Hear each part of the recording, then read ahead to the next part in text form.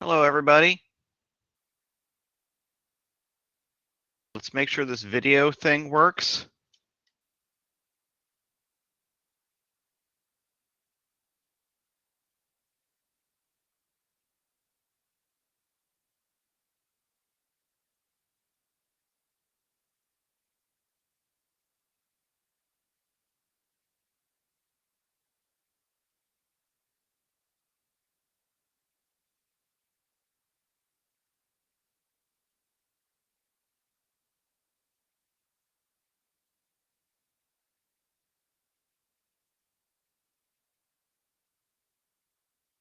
Yes, brand appropriate.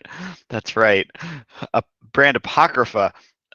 Wait, is that the right word? I think this is official. This is not apocrypha. This is just history, right? It's not been like, I think this is accepted. Let's see, what do I have? I've got other stuff to show off. Look, this is from the IBM campaign where they littered all over Boston with chalk, and the local coffee shop near Boston University had a whole stack of these, and they had no idea what it was or didn't want them at all, so they gave me an entire stack of them. That was cool. This is an unopened can of Open Cola, the open source cola from around the same .com boom.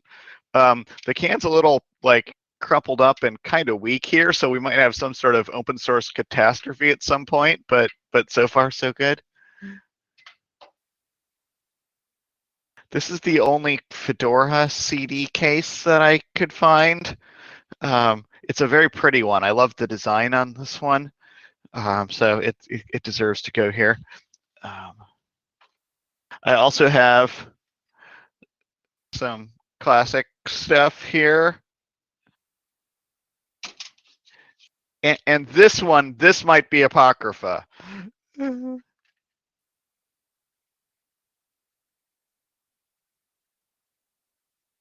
I don't think we made CDs for after 20. I think 20 is the last one we made, but maybe someone will have to correct me on that.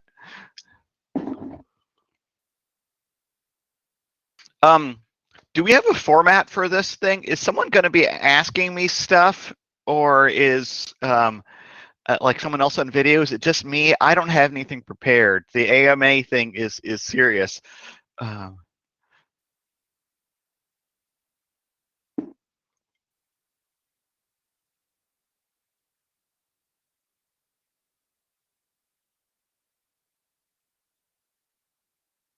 guess we'll find out. I'm not going to ask you anything, Matthew, but I can show up on video. Okay, showing up on video would be awesome. I don't feel so lonely. Where are you? Are you camping? I'm on my balcony. Okay, that's nice and sunny here. I was imagining you're like out in the forest somewhere. That'd be even better. That would be better. I agree. Luna, you have a Fedora 22 CD that does not exist? Possibly. I could be wrong on this. It's been so long. We're planning the schedule. Ben here is up through Fedora Linux 42 now. So 22 is definitely ancient history. Still not catching up to GNOME numbers.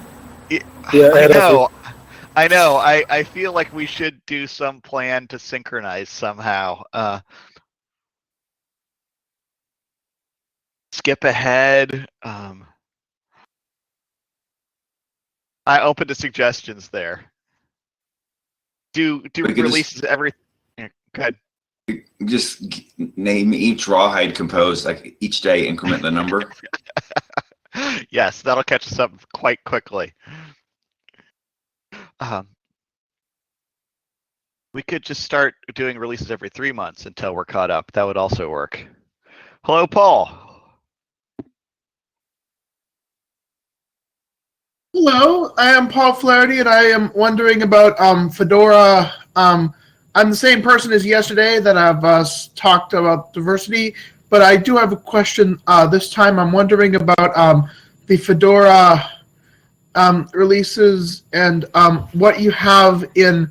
What are you looking to do in Fedora 35? Anything different? Any new features in the upcoming release that is going to be coming out soon? So we're kind of just putting together the story of things. I'm going to let Ben answer about features because he's the feature wrangler. Is there anything big that jumps out at you as a feature we're doing, Ben? I'm just scanning the list again. I did drop the link to the approved changes in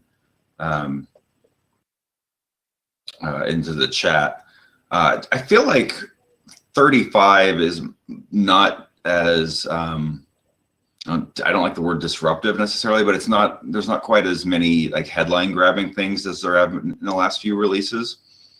I think part of that is because the one of the things that Fedora does is a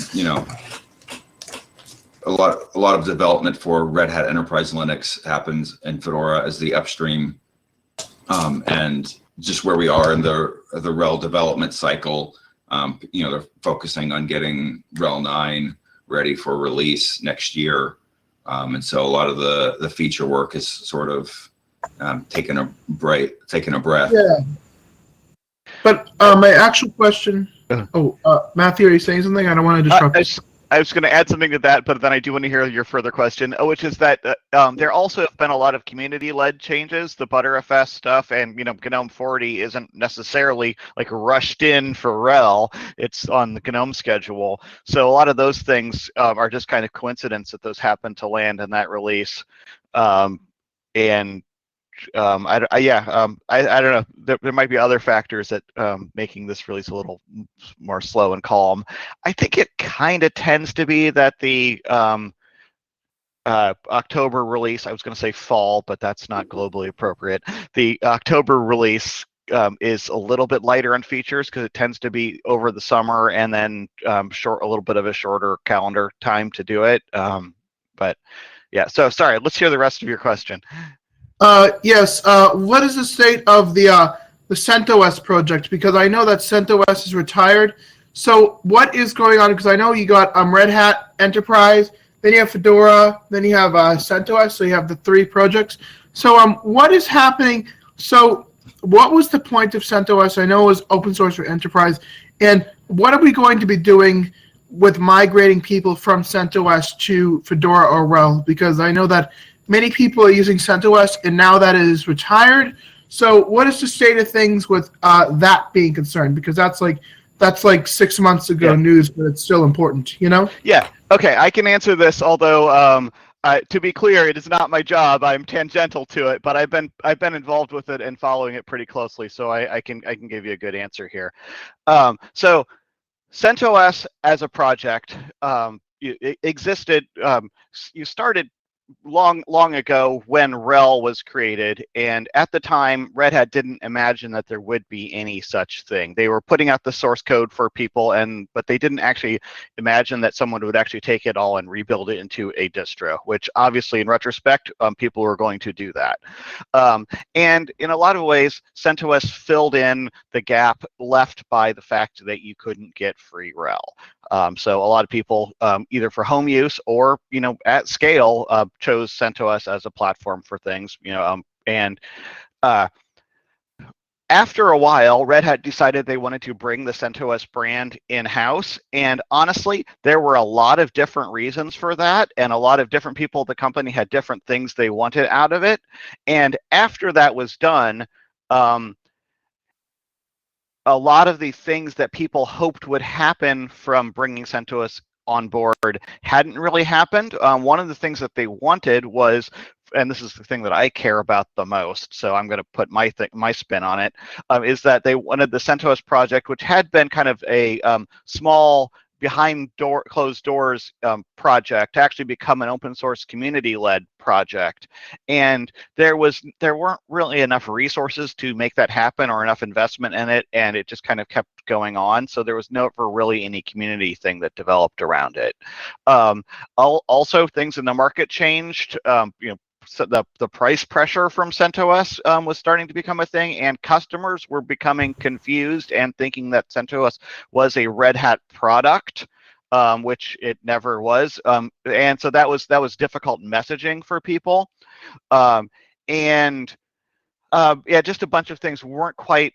It wasn't really helping RHEL development. It was very it was kind of a confusing path. So I don't know if we've done talks before. One of them that some Red Hatters have given showed the relationship between Fedora, CentOS, and RHEL as a MC Escher drawing, which if like that should have been a warning sign. So CentOS Stream is a basically an attempt to make that picture make sense and basically use the CentOS project and its strengths in a place that benefits the ecosystem instead of being this weird, twisted, four-dimensional picture.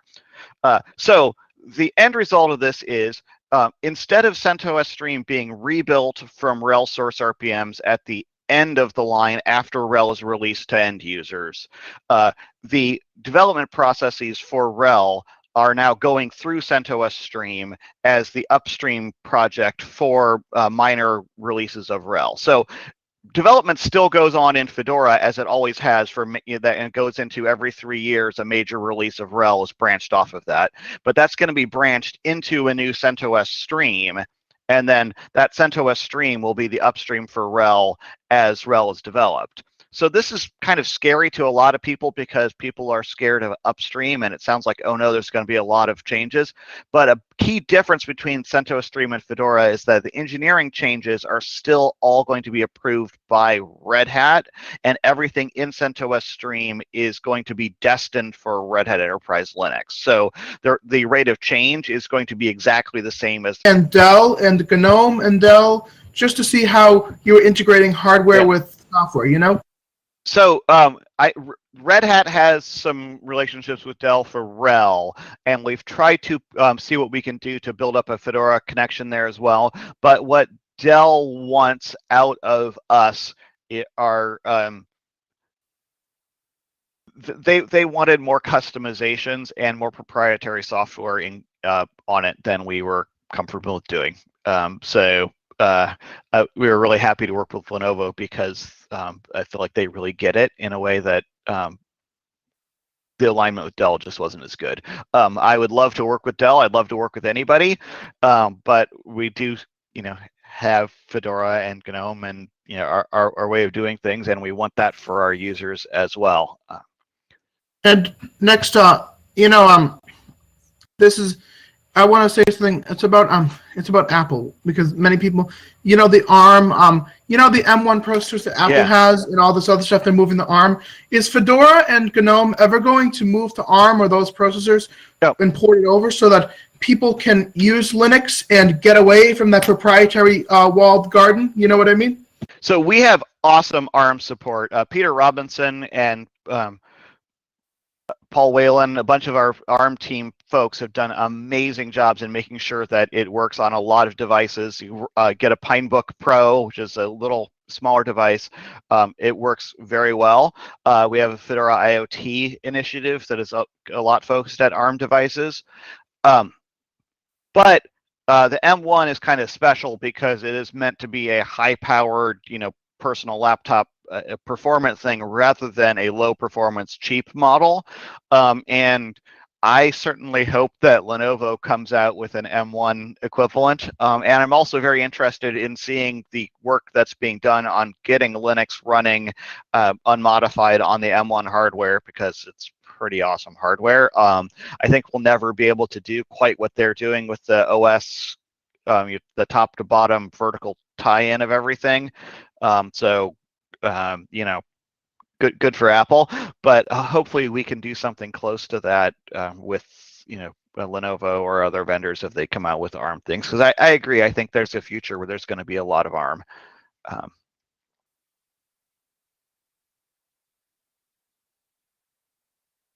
Yeah, Linux 5.13 has some partial M1 support from Markan and the Chassis Linux people, and I suppose they will continue to work at it to make it even better all the coming kernel version.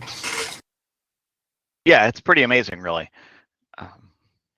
There's another question from the notes. Last year, Nest did not work in Fedora's Firefox out of the box, or at least I gave up right away.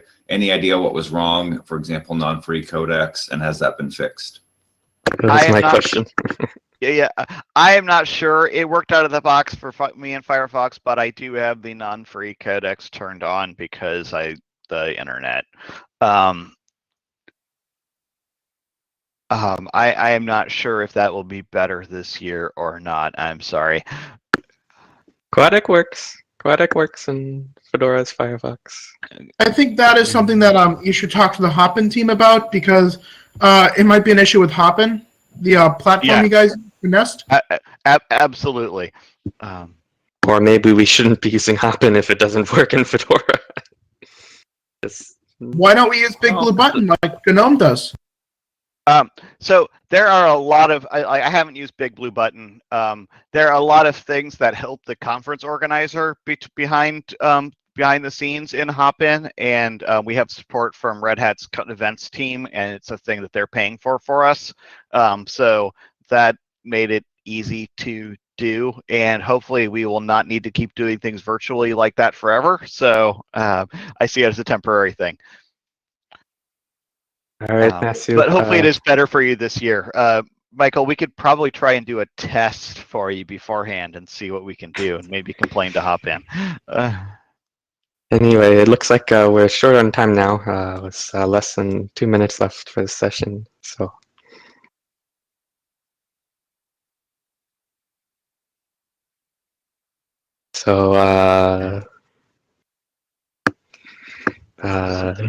Say your goodbyes, Matthew. Yeah, right. I guess. Is there something else? Comments. Fedora is awesome. Silverblue is awesome. Thank you. Thank you, shared notes, folks. Thank you, everybody, for your questions. I appreciate it. Thank you, Paul, for making sure we have no dead air. I appreciate all of that. And thank you, everybody, for showing up. I'll see you around today. Bye, Matthew. Thank you. All right. And let's remember to turn off our video feeds so that since the office hours are over.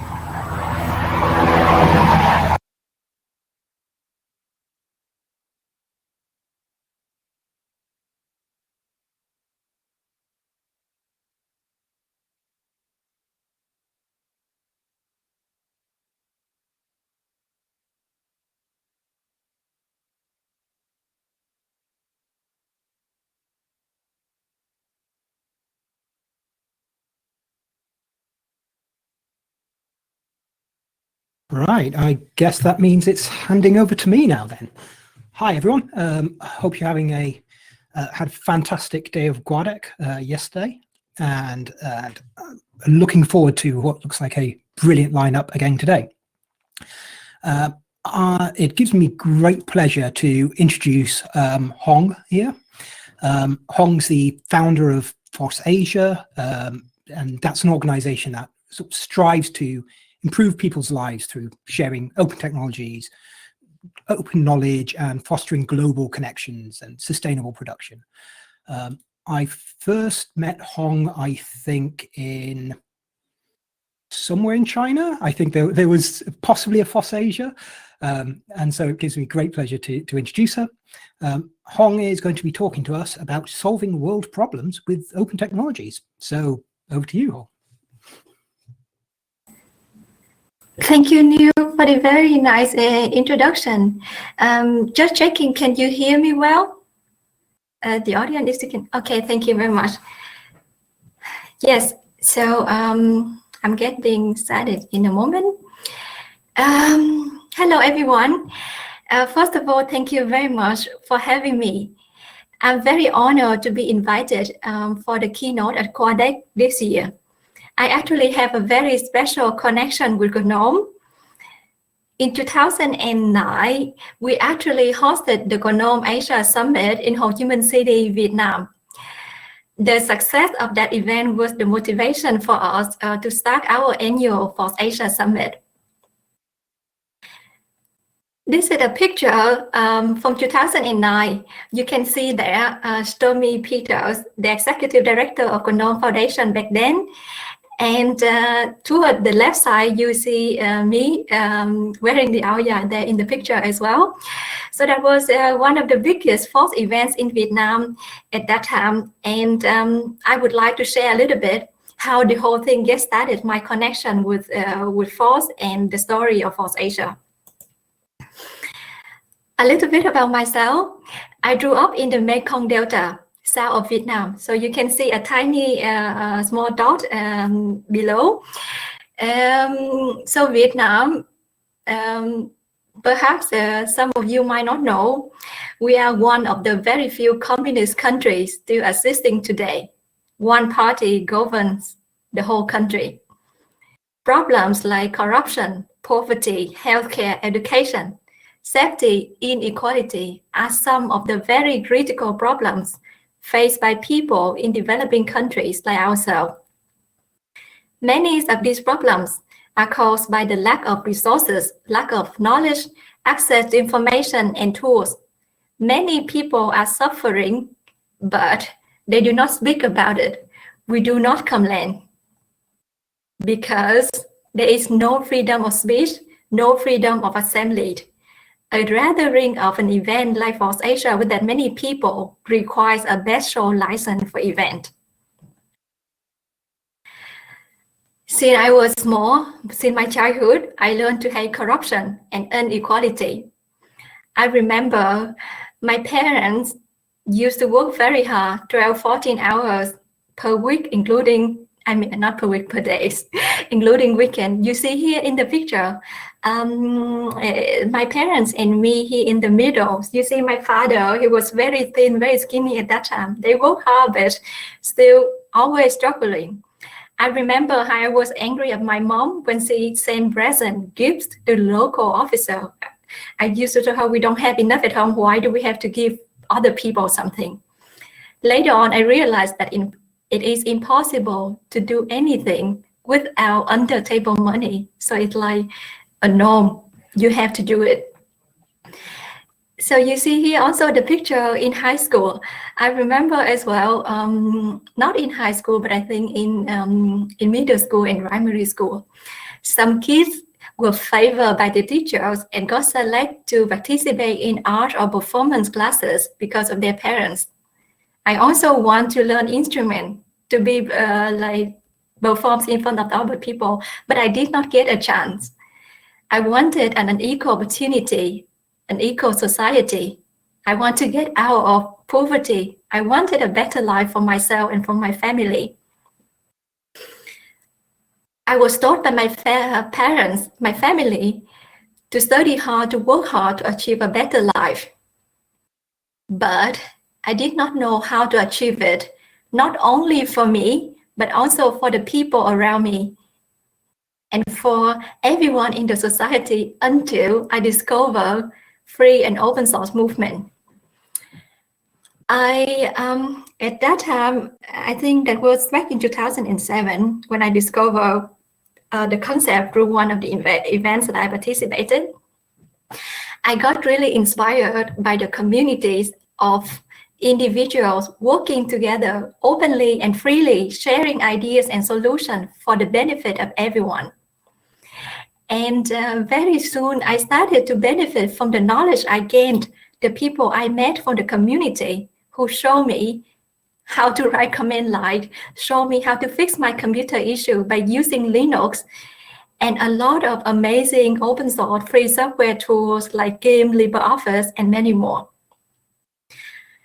At that time, my life has shifted to a positive and promising direction that got me really excited.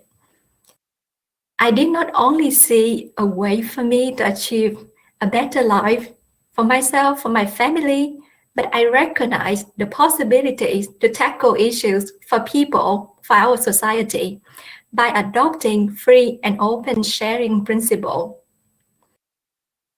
That was how I got into FOSS and later started FOSS Asia with the goal to introduce free and open source concept to more people in developing countries and most importantly, to empower people to turn ideas into reality.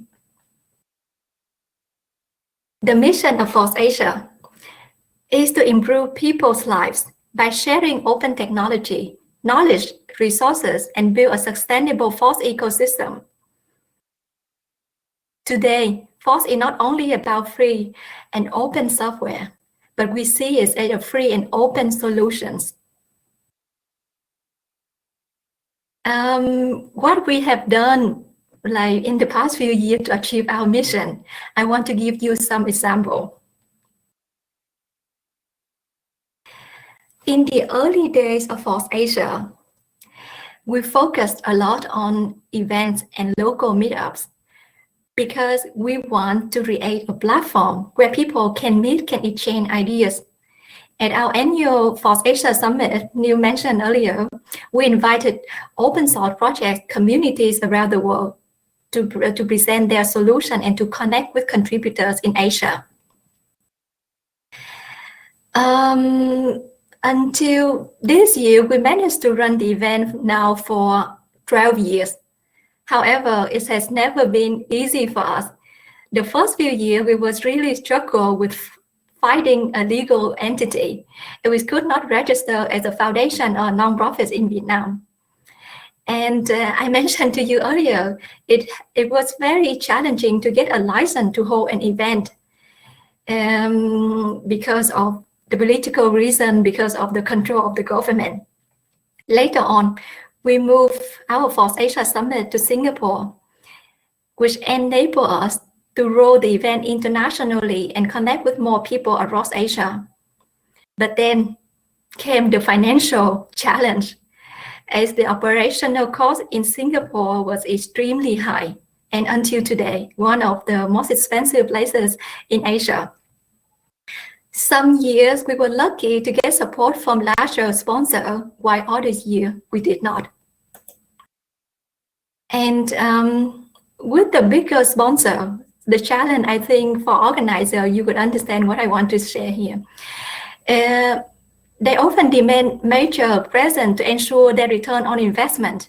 This can conflict with the spirit of the community and could even contradict to the goals of the events when sponsors focus on selling their solution instead of sharing technologies.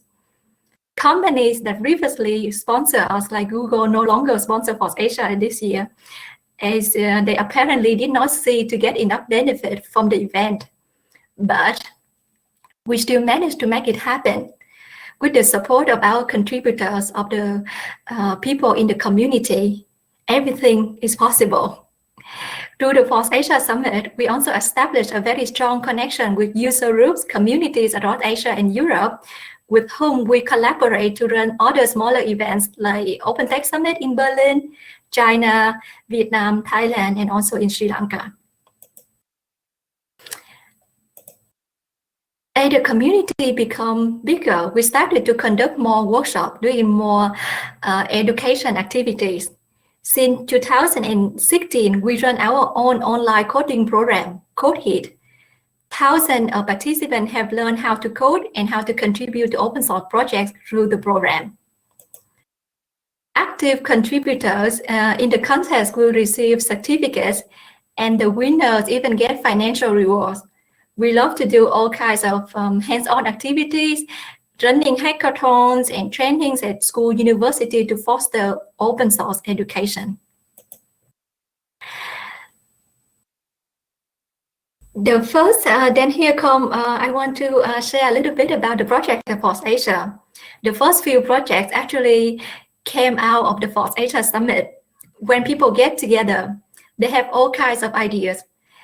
And then for some of these ideas, it will materialize when developers and designers start to code on them continuously. In 2014, we moved our infrastructure, the repository, to GitHub, and there the contributor base started to increase tremendously. On the screen here, so you see a few projects of Force Asia. So of course, over the course of time, we have worked on many projects: Linux distribution, game, search engines, image sharing app, personal voice assistant. Some projects get archived over the time, but others stay alive and develop over many years. Most of our well-known project is probably Event an event management system that integrated with other open source platforms like Jitsi, Big Blue Button, or Rocket Chat. Apart from software, we're also working on more and more on a combination of software and hardware projects like Suzy AI Smart Assistant in the recent year. And we are very proud of the Pocket Science Lab, following the idea of having a lab in your pocket. This is an open hardware project that combines various measure functions in one board, including oscilloscope, multimeter, signal generator, logic analyzer, and more. So basically, you just need to connect the device to your mobile phone or desktop, and then you can collect measurement and data. Pocket Science Lab or BS Lab works as well with many sensors on the market. So these are just a few projects of Force Asia. The reason I share them because I realized that the first decade of Force Asia has shown us that it is possible to solve problems we encounter together with contributors from different regions, no matter what background, religion, or political views they have.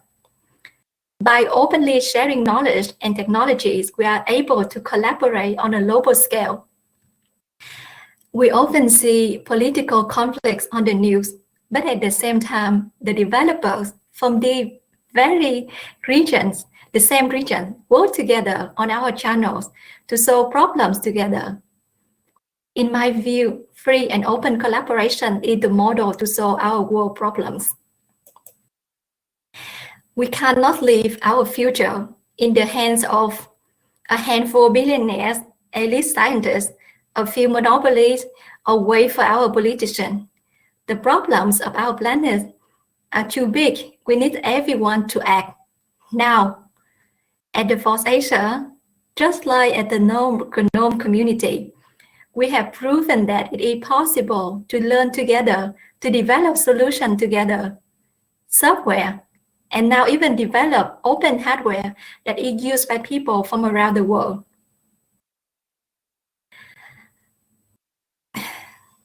Once again, this model of sharing, I believe, is the foundation for a better future where we use globally developed technologies to produce locally, to produce more environmental friendly, and to produce more healthy, which brings me to the first problem that I would like to discuss today.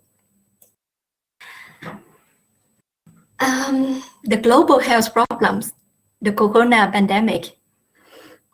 I'm sure that any one of us could relate to. Like many people around the world, this problem impacted my life personally and most of people in our community. If you are here today watching this video, you are among the lucky ones. You and I, we are not fighting for our life, while many people are at this very moment. I believe the free and open source model can address the problem, including the global health crisis that we are facing right now. 3 months ago, on the 28th of April, we received a news that our core maintainer, our good friend, Arif Chaman, passed away in Aligarh, India. He was 26 years old. He was one of the top open source contributors, top 15. So I remember top 15 at that time in the whole of India. You know how many contributors in India? Why did he die? It was a lack of oxygen. His brother, his friends traveled across the city, queued up day and night to collect some oxygen cylinders for him. When they finally got one, it was too late. When we heard this, we could not believe we could not believe it. We could not accept what happened to Arif and many people in India. We lost one of the most intelligent, genius people in the Force Asia community.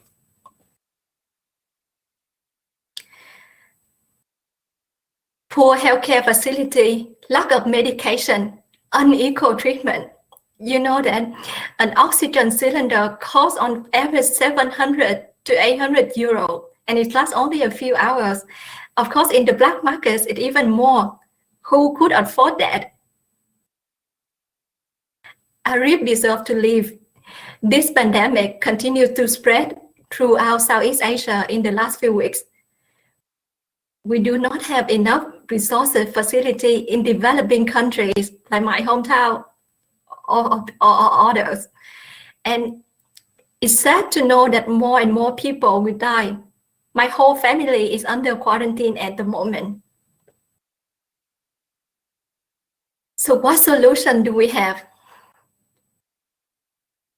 Many examples show the current proprietary design, production, distribution models cost actual lives.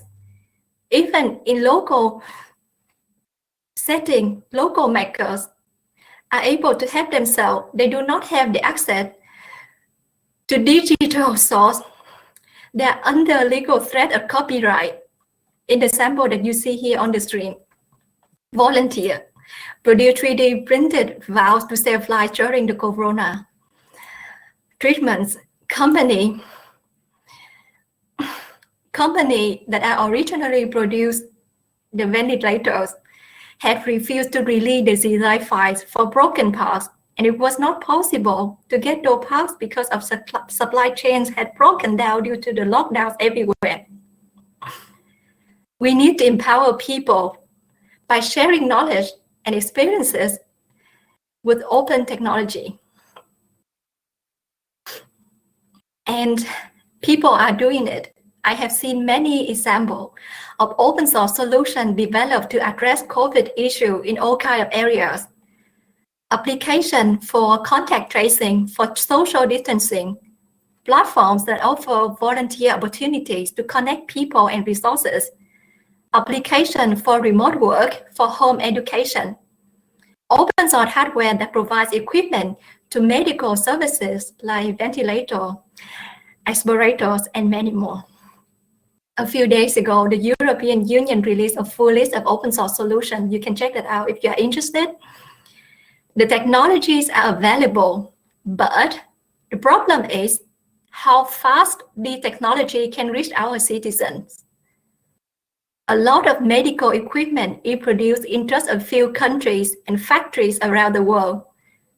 The global production is very centralized in many areas for many different kinds of products.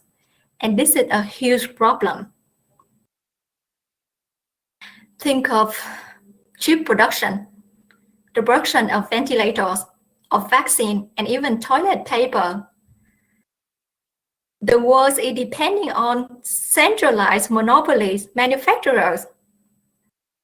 This problem existed way before the pandemic, but with the border closed, supply chains breaking apart, and lockdowns around the world, this problem become an existential threat throughout the pandemic for people everywhere. We already know for a long time the way we produce goods needs to change. The way we distribute our products around the world through big container ships needs to change. We need more resilient, more efficient, more humane way to address consumer needs. And it's now really the matter of life and death. So I'm asking myself, what is preventing us from not using huge human exploiting factories in China? What preventing us from not shipping goods around the world that damage our climate? What preventing us from sharing medical knowledge to create vaccine locally? What preventing us from sharing schematics of ventilators locally? If the industry were more open and if knowledge and technologies could be available, then we would be able to solve our problems locally. Only by being able to produce locally, we can act fast enough to help ourselves and the people we love in this pandemic. In our modest projects at Force Asia that I shared earlier, We have done it, software and even with hardware. If we can do it with a very limited resources, why can't everyone else do it? Why can we scale this idea up to do it on a global scale? The Pocket Science Lab is an example of how sharing is possible in an open ecosystem. The Force Asia community released the schematics, bills of materials, designs, casing, software, firmware. Anyone is able to produce it if you want to. We need more examples like this, but on a much, much bigger scale. The second problem that I already mentioned briefly before, which is the global environmental crisis and climate change. This problem that is very close to my heart, and I can tell you why. So the pictures that you see on the screen are the central Vietnam floods, take place every year during the monsoon raining season since I was 4 or 5. And this repeated disaster had become worse and worse every year in Vietnam. It caused a big losses in agricultural production. Thousands of people lost their homes, their lives. Many children lost their parents and were unable to have a normal life. We knew the floods could come back every year at the same season, but we were not prepared, never prepared enough for this. And the scale of the disaster is keep increasing every year. This is another flood in the Mekong Delta. So the picture is taken in Can Tho City, 1 million population city, my hometown. So the street here that you see is about 1 kilometer from my home. Yeah, my whole family, 3 generations have been living there. But expert, international scientists predicted that most of the Mekong Delta region would be eliminated under the impacts of high tide by 2050. Many challenge this assumption. People do not believe it. Until it happened, people do not believe the impact of climate change until it really happened. And I can tell you that this is happening. How many climate disasters have happened this year? Just 2 days ago, if you look at the news, what happened in Changzhou, China? The highest single rainfall on record. The country has never seen anything like this in 1,000 years, said some reporters. Last week, also record rainfall in Western Europe, almost 200 deaths and more than, I think, 700 injured. Of course, this is the number of the early this week. Many still missing. Then the North America heat wave not so long ago, about 500 people died in Canada. These events happened within the last 2 months, June and July. And other disasters are not yet forgotten. Again, the bushfires in Australia earlier this year, and also in the previous year. You can find a huge list of disasters on Wikipedia if you search for 2021 in climate change. So what can we do to stop climate change? Can we stop it? Well, I don't know. I don't know if we can actually stop it. These days, I often think about what I want to achieve. What is the meaning of my work? What am I striving for? When the world might just disappear before I know it. It might be already too late, but I'm sure you and we do not want to just do nothing. I read about open source projects that tackle climate change issue. And on the screen, you see a few examples. If you Google them, you can find them on the internet. Like software application for climate modeling and evaluation, many citizen science initiatives, application to understand and reduce your carbon footprints, software to measure air pollution, application that have to change our consumption habits, open source tools that collect and analyze climate data, And there are also bigger ideas like open source solution to improve power-rich infrastructure or open source in the energy industry. Then there is work even on an open source chip architecture, RISC-V. Yeah, it's gaining a lot of traction with its customizable open source design and lack of the licensing fees. Can this have to develop better and more efficient hardware to tackle climate change or the problems? Can we engage more people to find solutions for our global problem this way? I believe so, but we need everyone to support this paradigm shift from a closed proprietary competition mindset to an open, collaborative way of solving problems on a global scale. Some of the most well-known and advanced products on this planet are deeply harmful to the environment. Look at the products of Apple. It is simply impossible to get an iPhone repaired in a local repair shop. Lots of other products are not better either. They result in huge amount of electronic waste that will be exported to poor countries and harm people here. We need the right to repair, and we need access to the kinematics for that. Openness is not only a wish for free and open source free, but it is a means to solve our world global environmental problems. Imagine if all tech would be free and openly licensed, with the possibility to fix and operate so many devices around the world, can be repaired, can be reused, so we can avoid a huge amount of waste and climate harming production. I want to mention here planned obsolescence. What companies do to make consumers buy more and more? According to Wikipedia, planned obsolescence is a policy of planning and designing a product with an artificial limited useful life or purposely failed design so it becomes obsolete after a certain predetermined period of time. Apart from Apple and the famous scandal where they updated the software of iPhone that shortened the lifespan of the phone, other examples show us that this planned obsolescence has a long history practiced by immoral companies.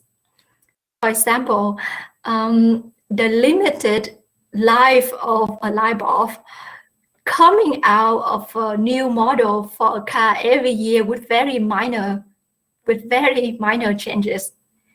The short-lasting nylon stockings, or even household products like mixer blenders that have that plastic latch designed to break after a certain number of deformation. And more recently, I want to also share this example. Farmers do not have access to the software that runs their equipment. Therefore, they are unable to repair them.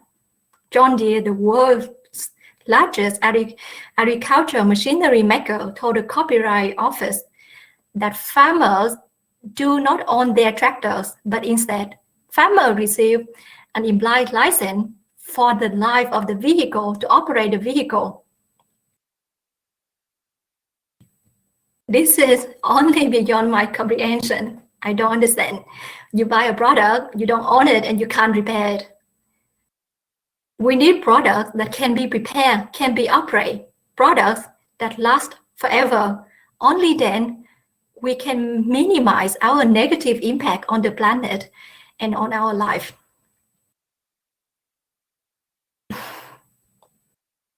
Open access to technical product details, information about production is very essential to achieve this. But we also need this openness to be enforced by the laws. Again, a complete paradigm shift is needed. So that brings me to my call for action. I talk about how we need open source on all layers now and how open source development model can help us to solve world problems. Now, right now is the time to foster global connection, knowledge exchange, and cross-border collaboration. Only by working together, we can make a bigger stride in solving the world's most pressing problems. So what each of us can do.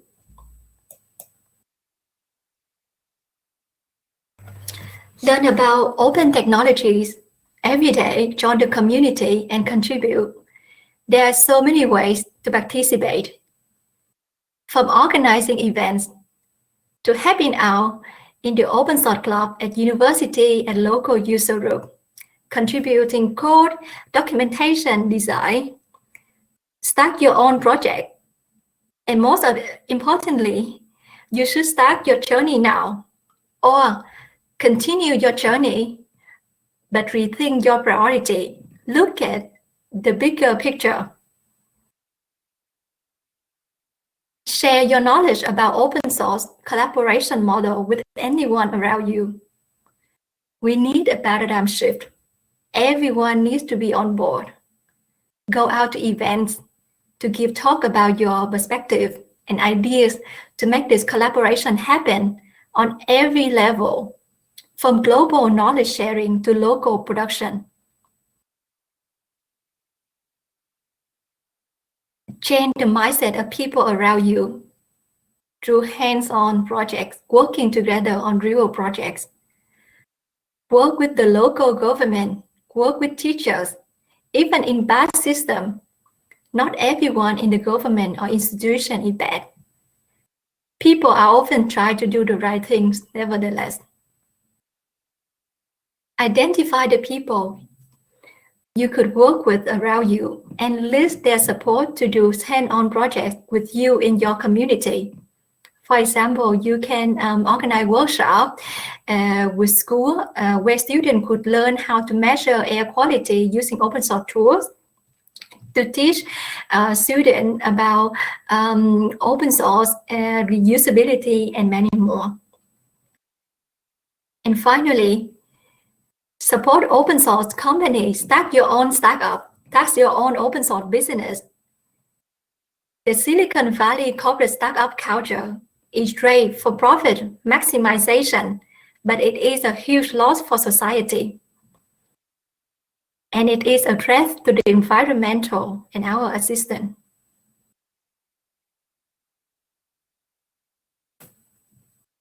We need business that works for the benefit of the society as well as the company itself. Open source business equivalent to, let's say, bio or organic products. They are good for us. So buy from open source companies, support them, or start your own company now.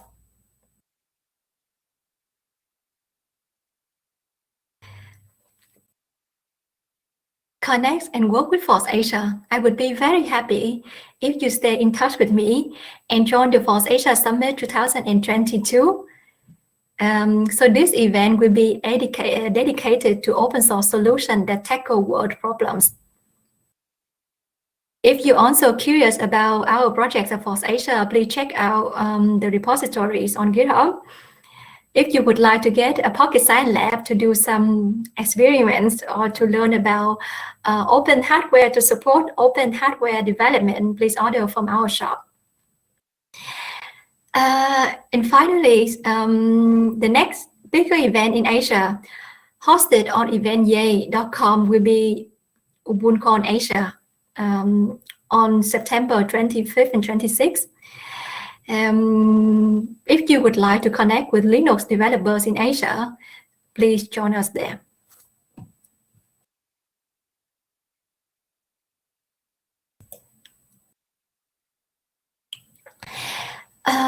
Thank you very much for your attention.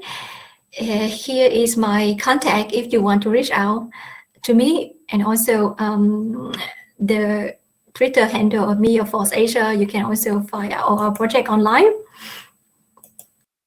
And yes, and the resources page, I will also share it later on the website. Thank you.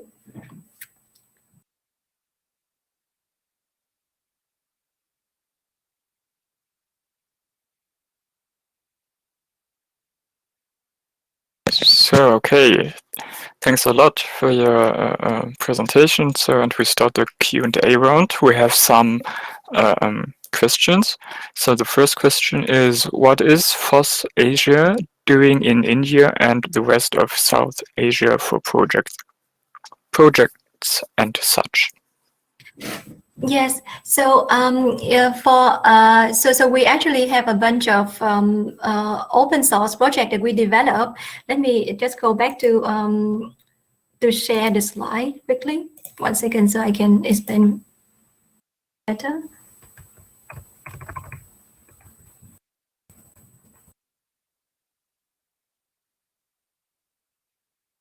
Okay.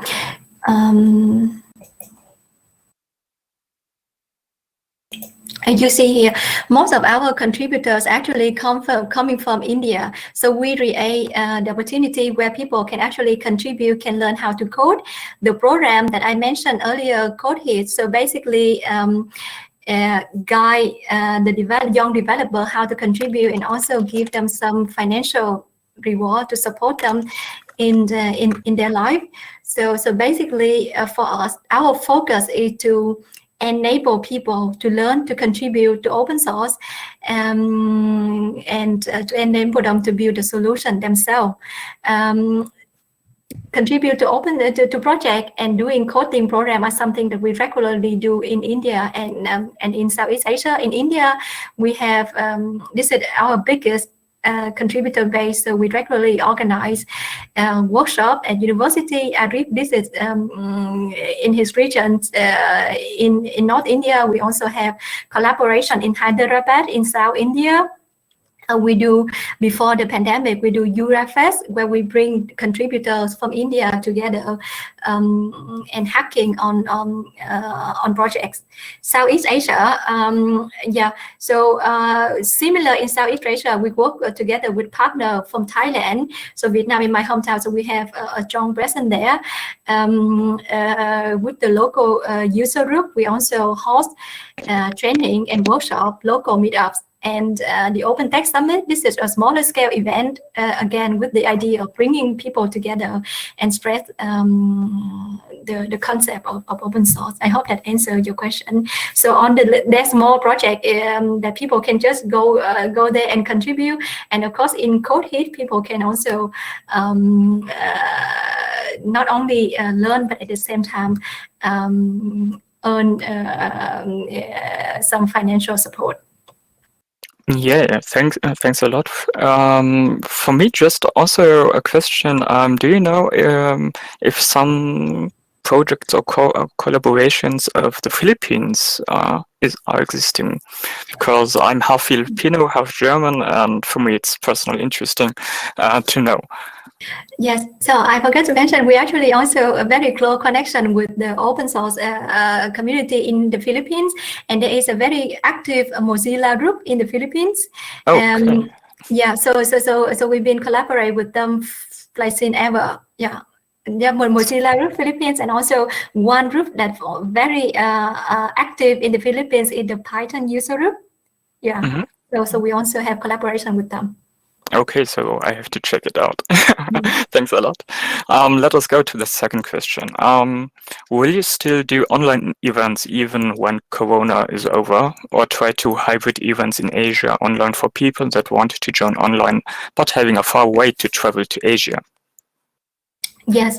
So what we learned from this pandemic is there's a lot of possibility and many like tooling have been developed that support the hybrid model, and with like looking forward in the future, we would like to continue the hybrid model, as like in the question you mentioned, not only for the people in that region, but also enable people to join online. But as we know, meeting people in person provides much more value and much more connection compared to online. I just wanted to mention here, also because of this, the event that I mentioned earlier, we also developed, because of this, we also developed the open source tool that enable online events and such. Yeah. Okay, the next question. Is there any open source hardware with a GNU GPL or some other kind of license to that we can fight plant obsolescence? Also, I'm wondering, is there any hardware that is purely free with no proprietary components? Yes, so so basically GPLs are for software, but there are also other licenses like CERN for hardware. Yeah, so there is a list of open source hardware license you can find on the Open Hardware Association website. So there's a list, and also on the IEEE websites. I can put you a link here. So there are specific license for hardware. And the second question is there any purely free, no proprietary component? So, so this is a good question, right? So, so I know the Cursor. I don't know if you know about this project. I would also be a link. So I believe this is fully open source without proprietary components. So the Pocket Science Lab, I would say that is fully open source. However, you pick 25 as a chip, but we plan also to shift to another open chip, because at that time when we started, it was the open chip were not available. But also, as you see, the Pocket Science Lab is only free in all levels. So the blueprint, the schematic, casing, everything you can find online. And it's really tiny like component inside, and we have planned in the future to replace it as well. If you want to get know, I would recommend to look up Precursor, and I would also put a link here. Okay, thanks. The next one is, you hit on it, but can you expand on how open source can gain from the narrative about environmental, social, and governance right now? Closed source seems to have a higher ESG footprint since people can't fix their devices. Is that a narrative we should use and gain more movement with? Maybe we should split the questions. I don't know what. Yes. So yes. So thank you for the question. So for the first part of the question, so I think the reason why you work on open source, I work on open source because we have our personal problem that we want to fix. Is the motivation of the people. So there's so many problems in the world. What is the most pressing problem for you? And I think that we need more people to align with us, that we cannot wait any longer to fix the environmental issue. So of course now you see, because of the pandemic, people care more about global health and more investment being put in terms of healthcare. But at the same time, what we see now in the recent disaster, it also puts a lot of pressure on the people, on the government to act. And I hope that people will soon realize this is the biggest problem for us. It's not about making more money. So there's also other problems out there that people think that is important, but we need to understand what is the priority. Whatever we do now, if the world disappear, if everything under the water, there's no assistance anymore. So it really depends on individual who recognize, and it's only changed by everyone getting on board. So I recognize, and I believe you also recognize how important it is, climate change, healthcare. So the problem that I mentioned today, that also the reason why I choose to only talk about the two topics. I think that we need more advocacy. We need to talk to our government. We need to talk to the people around us. We need to show example. And I think that by today, I think that we, the people out there, should understand already this is not something on theory is happening around us. Yeah. And then the second part of the question. Yes, yes. Closed source seems to have a higher ESG footprint since people can't fix their devices. Is that a narrative we should use and gain more movement with? Is that the narrative we should use and gain more? Yes, definitely. Yeah. So yes, definitely, right? But the answer is yes. But how? How we can gain more movement, and how we can write this negative individual people around getting on board, but at the same time, governments need to be on board as well. We need to change the law. We need to talk to politicians. And I don't know, the person who raised the question, I don't know where you are based, but if you are in a democratic setting, unlike us, then you have a chance. You have a much better chance than people in communist or developing countries. So talk to your politician, look what's going on, and use all the rights that you have to make the change. Yes, we can. I guess we can really encourage all the people here after your talk to do this. And the last question, actually, there is an answer added. Any open source processors that are used for computers due to Intel and AMD being proprietary? The answer is RISC. Yes. Yeah, 5. So I realized that perhaps I go too fast in my presentation, because I did mention RISC-V also in my presentation. I will share the slide later. Yes, so RISC-V recently gained a lot of traction. Yes, and I just want to give now to put the link in some example that I have here. Okay, 1 second.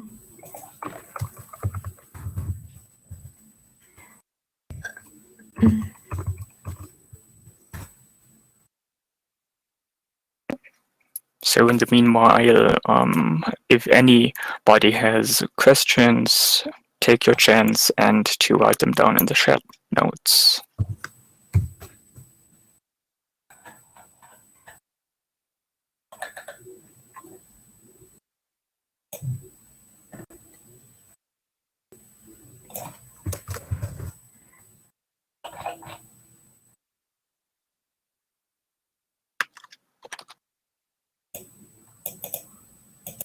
Okay, so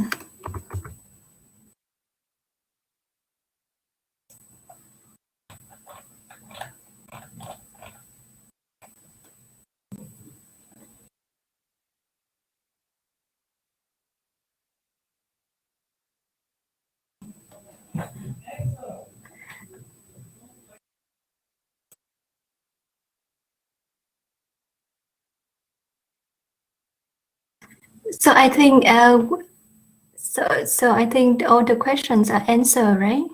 Yes, I guess there are no other questions so far. Then thanks a lot again for your amazing talk. And yeah.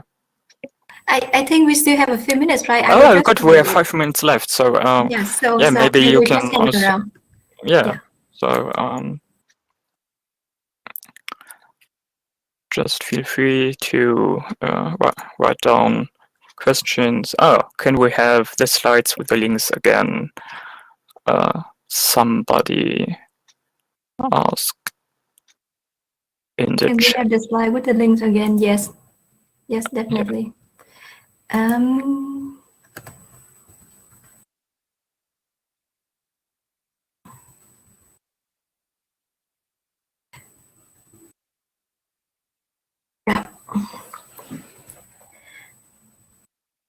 Yes.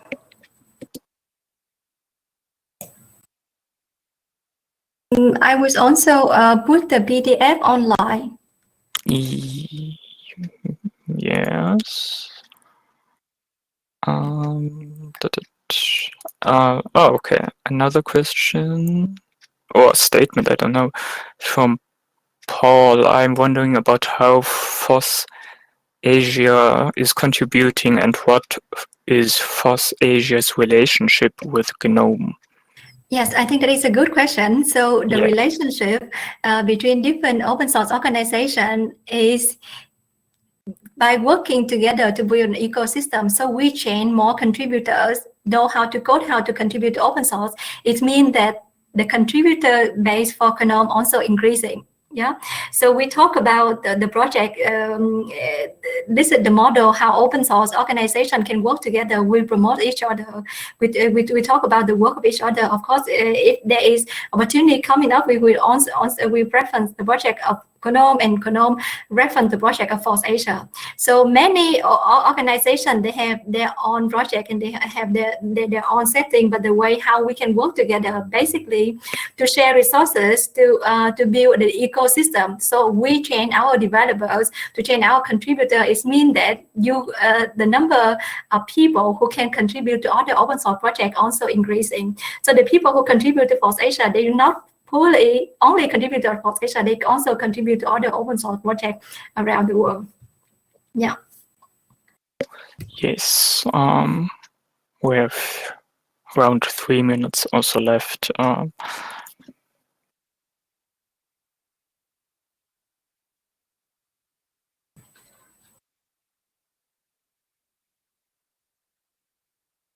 So just feel free. Okay.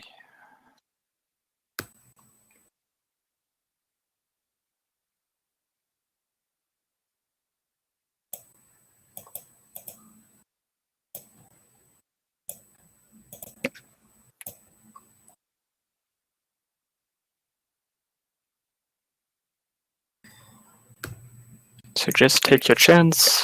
2 minutes left to ask questions, to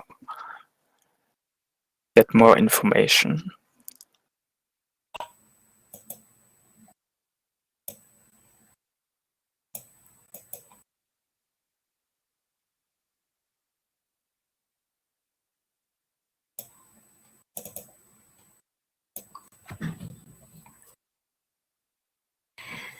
Okay, so again, I just want to say thank you to the organizer for organizing this event and for having me. Yes, so I just want to emphasize again what Paul says. We need more collaboration across different organizations. And of course, we're looking for future collaboration with GNOME. Hopefully in doing more projects in education, provide funding to future open source projects or using the products that we developed by each other. Yeah. Thank you. Okay. Then thanks a lot again for your keynote. And yeah. Thank you. Bye-bye. Thanks. Bye.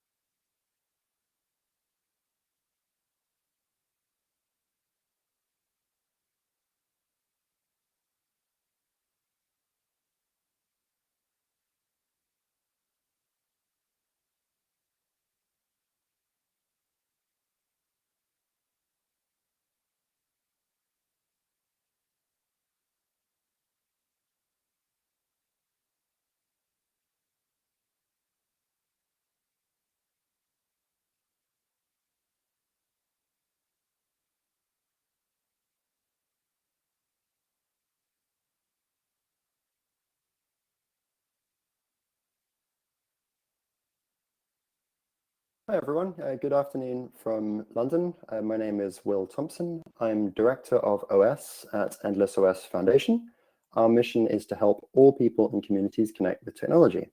I'll say a bit more about Endless OS itself later.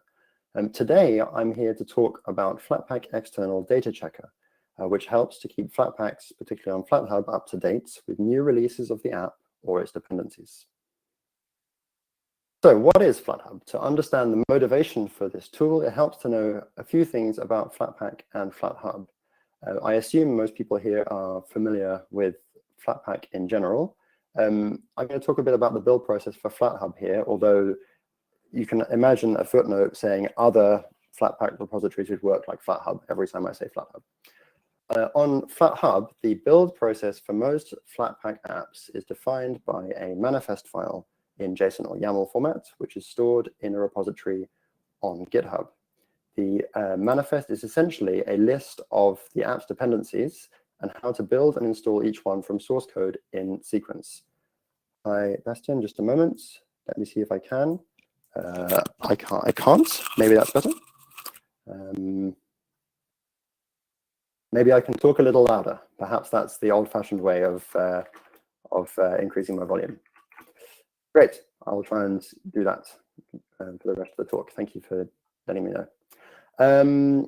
So the manifest is essentially a list of all the app's dependencies and how to build and install each one from source code in sequence, followed by how to build and install the app. The repository doesn't contain the source code for the app or its dependencies. These are fetched at build time, with one exception that I'll discuss in a moment. For some apps, the manifest is very simple because all the necessary dependencies are already present in the Flatpak runtime. And this might be true for a lot of GNOME apps, for example, which use the GNOME runtime. Some other apps have hundreds or thousands of dependencies, typically from PyPy or NPM or other language-specific package repositories. And those apps manifests are generated by other tools that I'll not talk about today. Most apps are somewhere in the middle, with a small handful of dependencies, and then a manifest file that is maintained primarily by hand. Just as an aside about other Flatpak repositories, one that you might have come across is the GNOME Nightly repository. That's managed in a totally different way, and this tool is not relevant there at the moment. So I'll talk a little bit about Endless OS, where this tool originally came from. Endless OS is a GNOME-based desktop OS with some properties borrowed from mobile OSs. Like iOS, Android, and Fedora Silverblue, but unlike most traditional Linux distributions, each release of Endless OS is an immutable OS tree snapshot. So although it happens to be derived from Debian and built using Debian packages, it's not possible to install new apps using those same tools, dpackage and apt. Back in 2016, around the time that Flatpak got the name Flatpak, we rebuilt Endless OS to use Flatpak for its apps. I borrowed this image from the press release that announced Flatpak back in 2016. Flatpak apps, as you probably know, are hermetically sealed snapshots, just like Endless OS itself. Among other things, this model is really great for robust automatic updates of the OS and of the apps. As an aside, GNOME OS also uses OS tree plus Flatpaks, and it uses the Endless OS updater for OS updates. And happily, that's already plumbed into GNOME software, which is nice. So Endless OS has many of its own unique apps, particularly for offline content, which are built and published in our own Flatpak repository. But of course, users do need regular apps too for productivity, creativity, and chaos. Back in 2016, FlatHub didn't exist, so we built a bunch of Flatpaks for third-party apps and put them in our own Flatpak repository alongside our first-party apps. In due course, when FlatHub was brought into existence, those apps were moved to FlatHub. And most of them were open source, but our users did expect to be able to use major apps like Skype or Spotify or Dropbox, so these were built as extra data apps. Now, normally, users download the complete app from the Flatpak repository as a single snapshot. But Flatpak has this somewhat unusual feature which allows apps to download and unpack additional files from third-party servers at the point where they're installed. And this feature mainly exists to support installing applications using Flatpak when the repository owner can't redistribute that app in modified form. For example, here's what happens when you install Skype from FlatHub. First, Flatpak on your computer fetches and installs the com.skype.client Flatpak from FlatHub along with its runtime. The Flatpak app contains the open source redistributable libraries that Skype depends on, like v4lutils and libsecret, which aren't in the runtime, but it doesn't actually contain Skype itself. Instead, it contains the URL of the deb package of Skype, which is what Skype releases, the expected size and SHA-256 checksum of that file, and a script to unpack it. So now Flatpak running on your computer downloads that file directly from Skype. It verifies that the deb has the expected size and checksum, and then it runs the script provided by the Flatpak app here to unpack it. It runs that in a strict sandbox and makes all the files read-only and immutable, just like the other files in a Flatpak app. So FlatHub didn't distribute Skype, but the end result on your system is almost the same as if it had. But maybe you can see the ways this will go wrong. When a new version of Skype is released, the URL to the old version will eventually stop working as they prune their repository. So if the Flatpak app is not updated before that happens, new users will not be able to install it, and existing users will not be able to update. Even worse, sometimes vendors publish a new version of an app at the same URL as the old version. So the new version will have a different checksum, and so we'll be in this broken case immediately. So we needed a way to keep these extra data Flatpaks up to date, ideally automatically. We wrote some scripts to do this, which gradually grew and grew, and they evolved into the Flatpak external data checker that we know today. In 2019, Bartłomiej Piotrowski, who is a DevOps engineer at the GNOME Foundation and one of the main admins of FlatHub, deployed Flatpak external data checker onto FlatHub's own infrastructure, and we moved the repository to the FlatHub organization. It runs every hour, and it checks any app on FlatHub that had the appropriate configuration in its manifest. It was also made a requirement that new extra data apps submitted to FlatHub should integrate with this tool. So together, these also led to more people contributing to the project, as well as adopting it in their Flatpaks. This pull request for Zoom seems to have been the first one opened by the FlatHub instance of this tool. You can see that it updates the URL and checksum, and also adds the new version to the app data file, which Zoom doesn't provide themselves. One of the nice things about this workflow is that FlatHub will automatically build every pull request and give you a URL to try it. So as a maintainer, when you see one of these pull requests, you just have to install and test that build, and assuming it works, accept the pull request. So when this tool was rolled out to FlatHub, something unexpected happened. The checker started to be used not only to keep extra data Flatpaks up to date, but also regular Flatpaks as well. So when I prepared this talk, there were 139 repositories which have been updated by this tool at least once in their history. And of those, you can see the blue line here, that's the extra data ones. There's only 40 of those. The remaining 99 are normal Flatpaks that FlatHub can build and distribute in full. And that's the red line in this graph. It really exploded in popularity for normal Flatpaks since the start of this year, 2021. A prolific FlatHub contributor who goes by the username GASInVain became a co-maintainer of Flatpak external data checker near the end of 2020 and contributed a lot of nice improvements. He was motivated by trying to keep up with the rapid releases of the open source Telegram app. And so he added several new ways to look for updated versions, such as by checking releasemonitoring.org and using a general purpose JSON parser. So as well as Telegram, these made it possible to check and update automatically many more apps. I have to confess that I've barely worked on this tool myself this year for various reasons. So I'd like to thank GASInVain in particular for keeping this project moving forwards over the last 6 months or so. Let's get some more numbers. Here I've plotted the number of repositories which had an update from the checker in that month against the number of months. So the blue line is the number of commits made by the checker in any given month, and the red line is the number of repositories that had those commits. So not everything has an update every month, so that's why this line is about 70 or so, which is about half of the number of repos in total. But the number of commits is consistently much higher. So it's updating some apps more than once a month. And the peak was in April this year with 317 commits across 81 repos. Here are the top 30 apps and runtimes by the number of commits authored by Flatpak External Data Checker. And again, I've colored the bars by whether the apps are extra data or normal. Of course, this will be biased towards apps which have been using this tool for a long time, but even so, you can see quite an even split between extra data and normal apps. The third most frequently updated app on this list is a PlayStation 3 emulator, which is released under the GPL. FlatHub tracks the master branch of the upstream project. I guess this is a fast-moving project, and being at the bleeding edge is worth the potential for the occasional broken build if it means better compatibility with more games quickly. And pretty high up this chart, we also see the Rust nightly toolchain, which is of course open source, and the nightly builds of Visual Studio Code, which are not.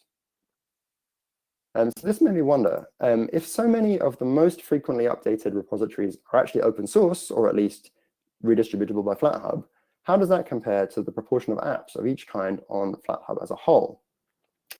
So the checker is checking almost 100 redistributable Flatpaks, which is actually more than the 83 extra data apps, which we see here, that FlatHub has in total.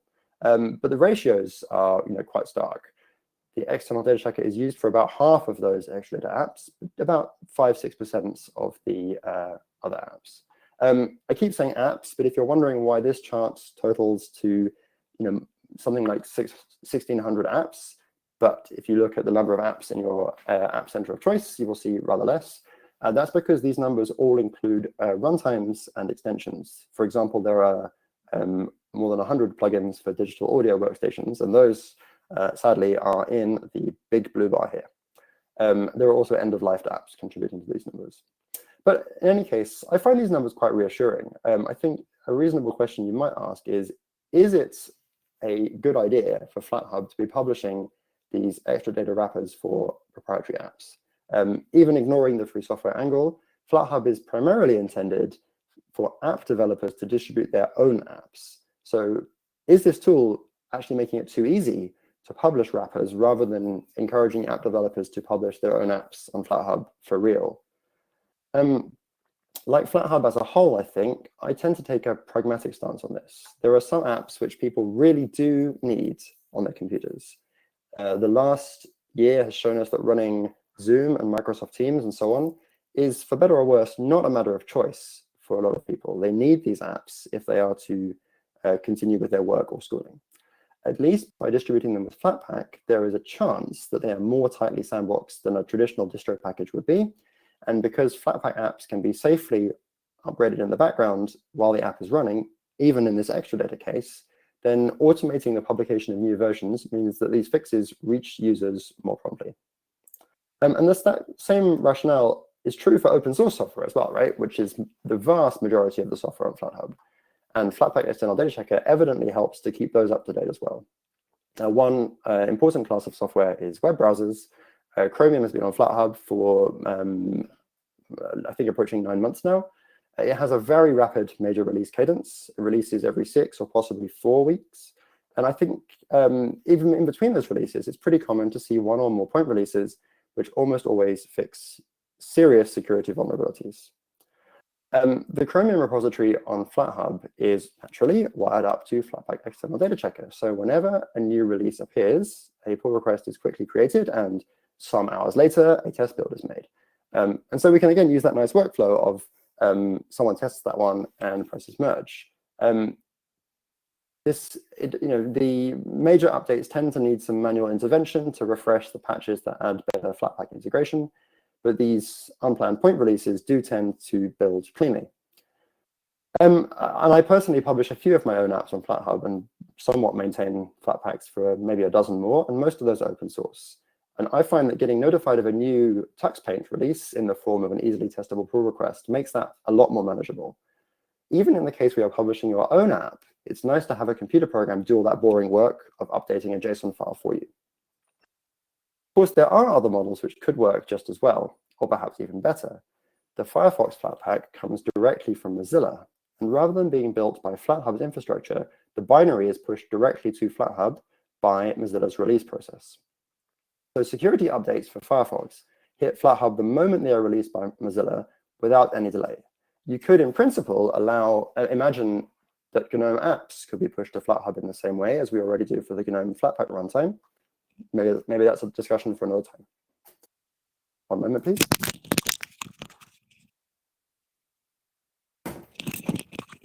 Okay, so hopefully I've convinced you that this tool is useful to you as an app developer or as the maintainer of Flatpak. Or maybe you're submitting an extra data app to FlatHub and you've discovered that this tool is mandatory. So how do you actually use it? The short version is that you need to add some special annotations to the app's manifest to tell the checker how to check for new versions of the app. It has almost a dozen different checkers for various scenarios. I won't describe them all here, but I'll give a few illustrative examples. This is GUADEC, so I will start with a GNOME-specific example. This is an excerpt from the defeat manifest. In case you're not familiar with Flatpak manifests, most of this is pretty standard. It's a paragraph from a JSON file which tells Flatpak Builder where to get the defeat source code at build time and what its expected checksum is. The X-checker data section is specific to Flatpak external data checker and is ignored by Flatpak Builder, which actually builds the Flatpak. So here we tell the checker to use its GNOME backend using the defeat module. And so it knows how to go and look at the GNOME download sites and find the latest tarball for that. The backend does understand GNOME's version number conventions. At the time I wrote this, it was odd even, and these days there's the alpha and beta and RC tags. But defeat, for its own reasons, doesn't follow those. So we set the stable only flag to false to disable that special behavior. That's all you need to do. Every hour, FlatHub runs the external data checker on this repository, and if it finds an update, it opens a pull request. You can also use this to keep dependencies up to date. So here's another part of the same manifest from defeat. In this case, it's using the general purpose JSON checker that I mentioned earlier to keep PyCairo up to date. There are 3 inputs to the checker in this example. There's the URL to a JSON file, which is the GitHub API for the latest release. It has a query expression to tell you how to get the version number out of that tag. And it has another query to tell you how to get the URL of the tarball out of that JSON file. You can also extract timestamps if you need those. The queries here are expressed in the same syntax as the popular JQ tool for processing JSON, and actually that's used internally to do it. It's a very powerful tool that can be used for all kinds of sources, not just Git ones. You might wonder, like, why can't you just look at the Git tags directly? And for very boring reasons, you can't always do that, but sometimes you can. Here's an excerpt from the manifest for Remina, an open source remote desktop client, which has many dependencies. Most of them have X-checker data annotations to automate updates. And this one here is using the Git checker to keep the Flatpak up to date with new releases of this library by checking for Git tags matching a given regular expression. I mentioned release monitoring earlier on. This is also known as Anitya and is maintained by Fedora. And people there have done a lot of the hard work of tracking new versions of various packages. So here's how we use it for Chromium, this time using YAML syntax. We need to give a numeric ID for the project, which you can find on the releasemonitoring.org websites, and provide a URL template with a placeholder for the version number, since Anitya doesn't have the download URLs for components. And that's it. That's all we needed. And then now one about extra data apps. So here's an example for Unity Hub, which is an app which can be used to download Unity, the game development platform. And it's distributed as an app image file, which, funnily enough, is a competing app distribution tool. Flatpak external data checker has special handling for app image files, and it can unpack them to find the version number within. And this is an example of the worst case scenario I mentioned earlier, where each new version goes to the same URL. So every time a new version of Unity Hub is released, the Flatpak breaks until it's updated. And at the time, this checker was running in a big Jenkins job at Endless, and we forgot to add this app to the list, and it broke almost immediately. We didn't notice for a few days. In general, a human being should check an update before it goes out to users, and that's why the checker just opens a pull request. But in this case, it can see that the existing version is now broken and can't be installed, and so it automatically merges its own PR. There are some other situations you might want to do that, for example, apps in the FlatHub beta repository. And users of the beta repository kind of expect more brokenness in exchange for early access to new stuff. So you can set a flag in a flathub.json file to tell it to always auto-merge its own pull requests, provided the FlatHub CI succeeds. If you're adding this stuff to your own app, you might want to test your configuration rather than just pushing it to FlatHub and hoping for the best. The checker is itself published as a Flatpak, and of course it keeps itself up to date. automatically. Having installed it using the command line, you can pass some flags to tell it how to get to your manifest and what you want it to do. By default, it just prints them up and out, so you can pass edit only to tell it to edit your working copy. And there's some other stuff which you can find in --help, but this is typically enough. If you prefer Docker or Podman, maybe because you want to run it in Jenkins, it's also available in a Docker container in the GitHub container registry. All right, so that's all I have today about the status quo. Maybe you're interested in contributing to this project. There are lots of ways to do so. The obvious way is to start using it and give feedback on how it works for you. You might also contribute checkers for new software sources or add some magic to some of the existing ones if it doesn't work for you as it is today. One thing I realized today by giving this talk is that saying Flatpak external data checker over and over and over again is quite clumsy. So maybe you can think of a better name. And I hear that even cron jobs get logos these days. So maybe you'd like to make a logo for the project. In terms of like larger projects for the project, one possible future direction is to teach the tool to update apps runtimes when they become end of life. This is a lot of manual work every 6 months or 12 months, well, 12 months or 18 months. And we have all the infrastructure to do pull requests and so on, so maybe this is a good home for that. You could also imagine doing more kind of language-specific manifest generators using the Flatpak builder tools to update those larger manifests. Okay, great. We have a couple minutes for questions. Just before we get to that, I'd like to thank everyone who's contributed to this tool over the past few years.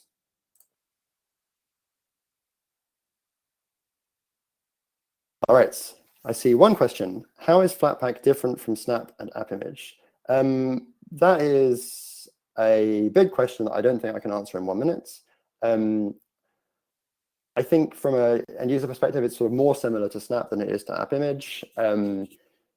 It has this concept of repositories, and there can be more than one repository. You can have apps and runtimes installed from multiple different runtimes on the same images, on the same computer. AppImage is designed around the model of you download a single file and run that in place, whereas Flatpak has more built-in management of stuff that's installed. Number two, are there computer-readable files that show the dependencies between modules that can be used to automatically write or signal needs for updates to packages? Yeah, sort of. The manifest files are computer-readable, and they don't always have dependencies. They're just linear sequence of build commands. But if a module appears in there and it has security updates, then probably it would be good to update it.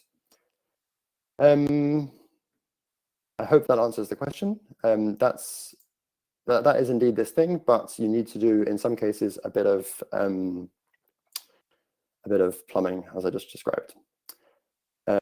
Rather than the polling mechanism, wouldn't it also be good to have a pushing mechanism in the GNOME apps CI instead? Yes, I do think that would be a good idea. I mean, I'm open. You know, I'm not really sure whether the right model is the Firefox model of, well, and also the GNOME runtime model of the Flatpak being built in GNOME's infrastructure and then just the Flatpak artifact pushed into FlatHub, or whether it would be updating a manifest on FlatHub. So yeah, I mean, I think this is kind of an interesting question, perhaps for the GNOME release team for core modules and for individual app developers. Would this be useful? It seems like it would be a nice thing to do. What would be my ideal tool for project maintainers to publish to FlatHub? I don't quite understand whether that is what tools do I wish were on FlatHub. If it does mean that, I'm going to answer the next question, which is, do I have a top list of Flatpak apps that I'm missing? Yeah, it's about kind of on the spot there. I've actually been pleasantly surprised lately that if I go looking for something, I've been able to find it on FlatHub. I'm constantly finding new good open source apps that I didn't previously know existed. So I think, you know, it's a really, I don't know how I would have discovered these before, and I find this whole ecosystem like really exciting. As it's more and more indie developers publishing small apps that serve a particular goal well on FlatHub. It sounds like that is all of the questions, there's just a note from the chat that there is an OCI image of the checker available, so you don't need to set up the deps and such yourself. I believe that is the podman/docker compatible image that is in the GitHub container registry. Cool. I guess we're out of time. So if there are no other questions, thanks everyone for coming along. Please feel free to get in touch with me if you have any more questions. The tool itself is linked here. The slides and a vague transcript of the talk and the tools to generate the stats are here. And if we go right back to the start, you can contact me on this email address or on most of your favorite chat services if you have any more questions. Thanks.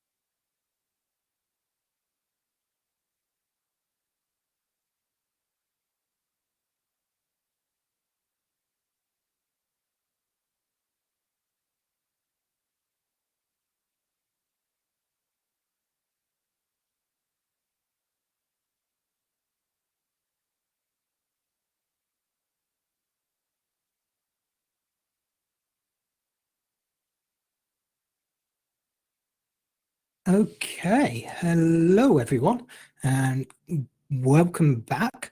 Thanks for coming along to this session. This is the GNOME Foundation's annual general meeting. So I'm going to be joined by Rob, who's the president of the board of directors, and possibly we might be dragging in some other directors as well to also talk through this.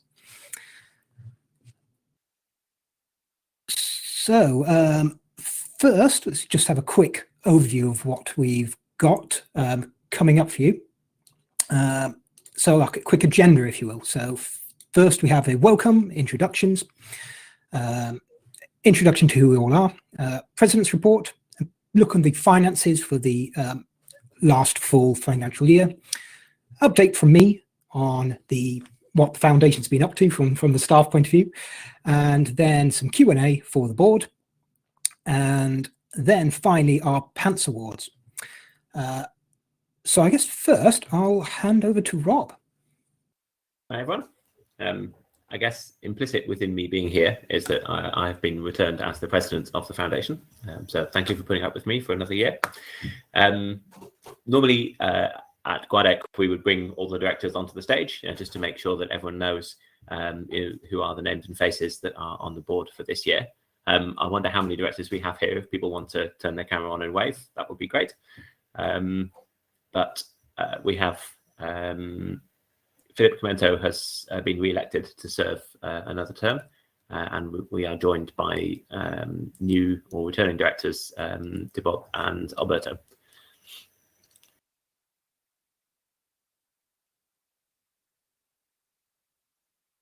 See some cameras that are attempting to appear.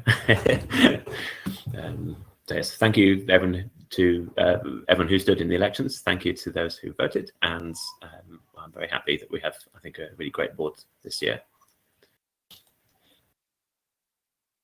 While people fiddle with cameras, I will proceed with the next slide, but as many directors as possible. Let's bring it in. As always, we normally give a huge thank you and a round of applause to the outgoing directors, Alan Day particularly, who's been on the board for many years, and I have really respected and appreciated working with him as the chair, and has brought a lot of consistency and organisation to the board. Federico, who's been on board in the past, joined particularly with a focus around the code of conduct and improving how sort of the GNOME community handled those things. So both of them a huge number of contributions in their time on the board. So yes, thank you to outgoing directors. As is normal, the board has had our annual meeting where we appoint the officers. So these are normally board directors, but they can also be esteemed guests who perform specific legal functions within the foundation, which is a corporation within the state of California. So myself, the president, is mostly ceremonial. I manage the executive director, and in the event that there is no executive director, then there are some signing authorities and things that roll back up to me. If I'm unavailable, then we have two vice presidents, Alberto and Regina, who can step in to perform those functions as well. We have continued with the chair being a separate role, so Thibault has agreed to step into that. There are tough shoes to follow, but I'm looking forward to working with him on keeping up a good pace with the meetings. We welcome Sean back as the treasurer. Sean has been on the board as a director in the past, and has not run fast enough. Gladly agreed to continue his great service as the treasurer, which he was fantastic at and continues to do so. We have Rosanna, who is in the foundation staff and is the assistant treasurer, and having that role allows her to just get some things done a bit more easily in the finance side of things. Kat and Philip are continuing in their secretarial roles. Yes, Bastien, I'm not very good at pronouncing French. I'm just trying to get rid of a few letters. You tell me which ones, Thibault. Okay. Good. We have a lot of people who help the board out in our roles in the foundation through the committees of the board. So these are delegated parts of the board. And take care of specific functions that keep the foundation working from a governance perspective. So that's allocating resources, deciding who gets to vote, deciding who gets to call themselves a piece of GNOME software, who goes into release.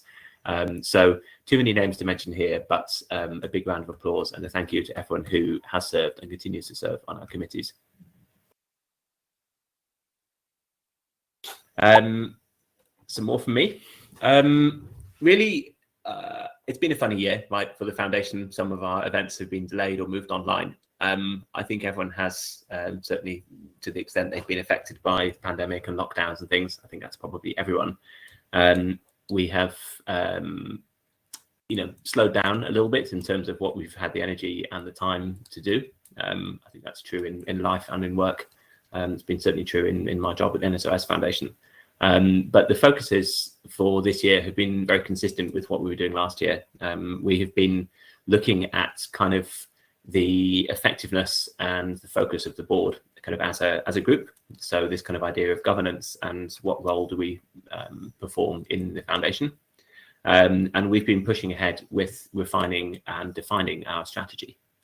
So I'll admit we got a little bit stuck with the strategy. We sort of sat down and wrote these huge lists of like, right, what should foundation be doing? And like, yeah, let's GNOME harder. And we would fill, 6 pages of like, yeah, we're going to, get 1 million more contributors and we're going to have all these modules and we're going to ship with these vendors and we're going to, diversify and get people from 100 countries. And okay. And then Neil would say, okay, now pick 3.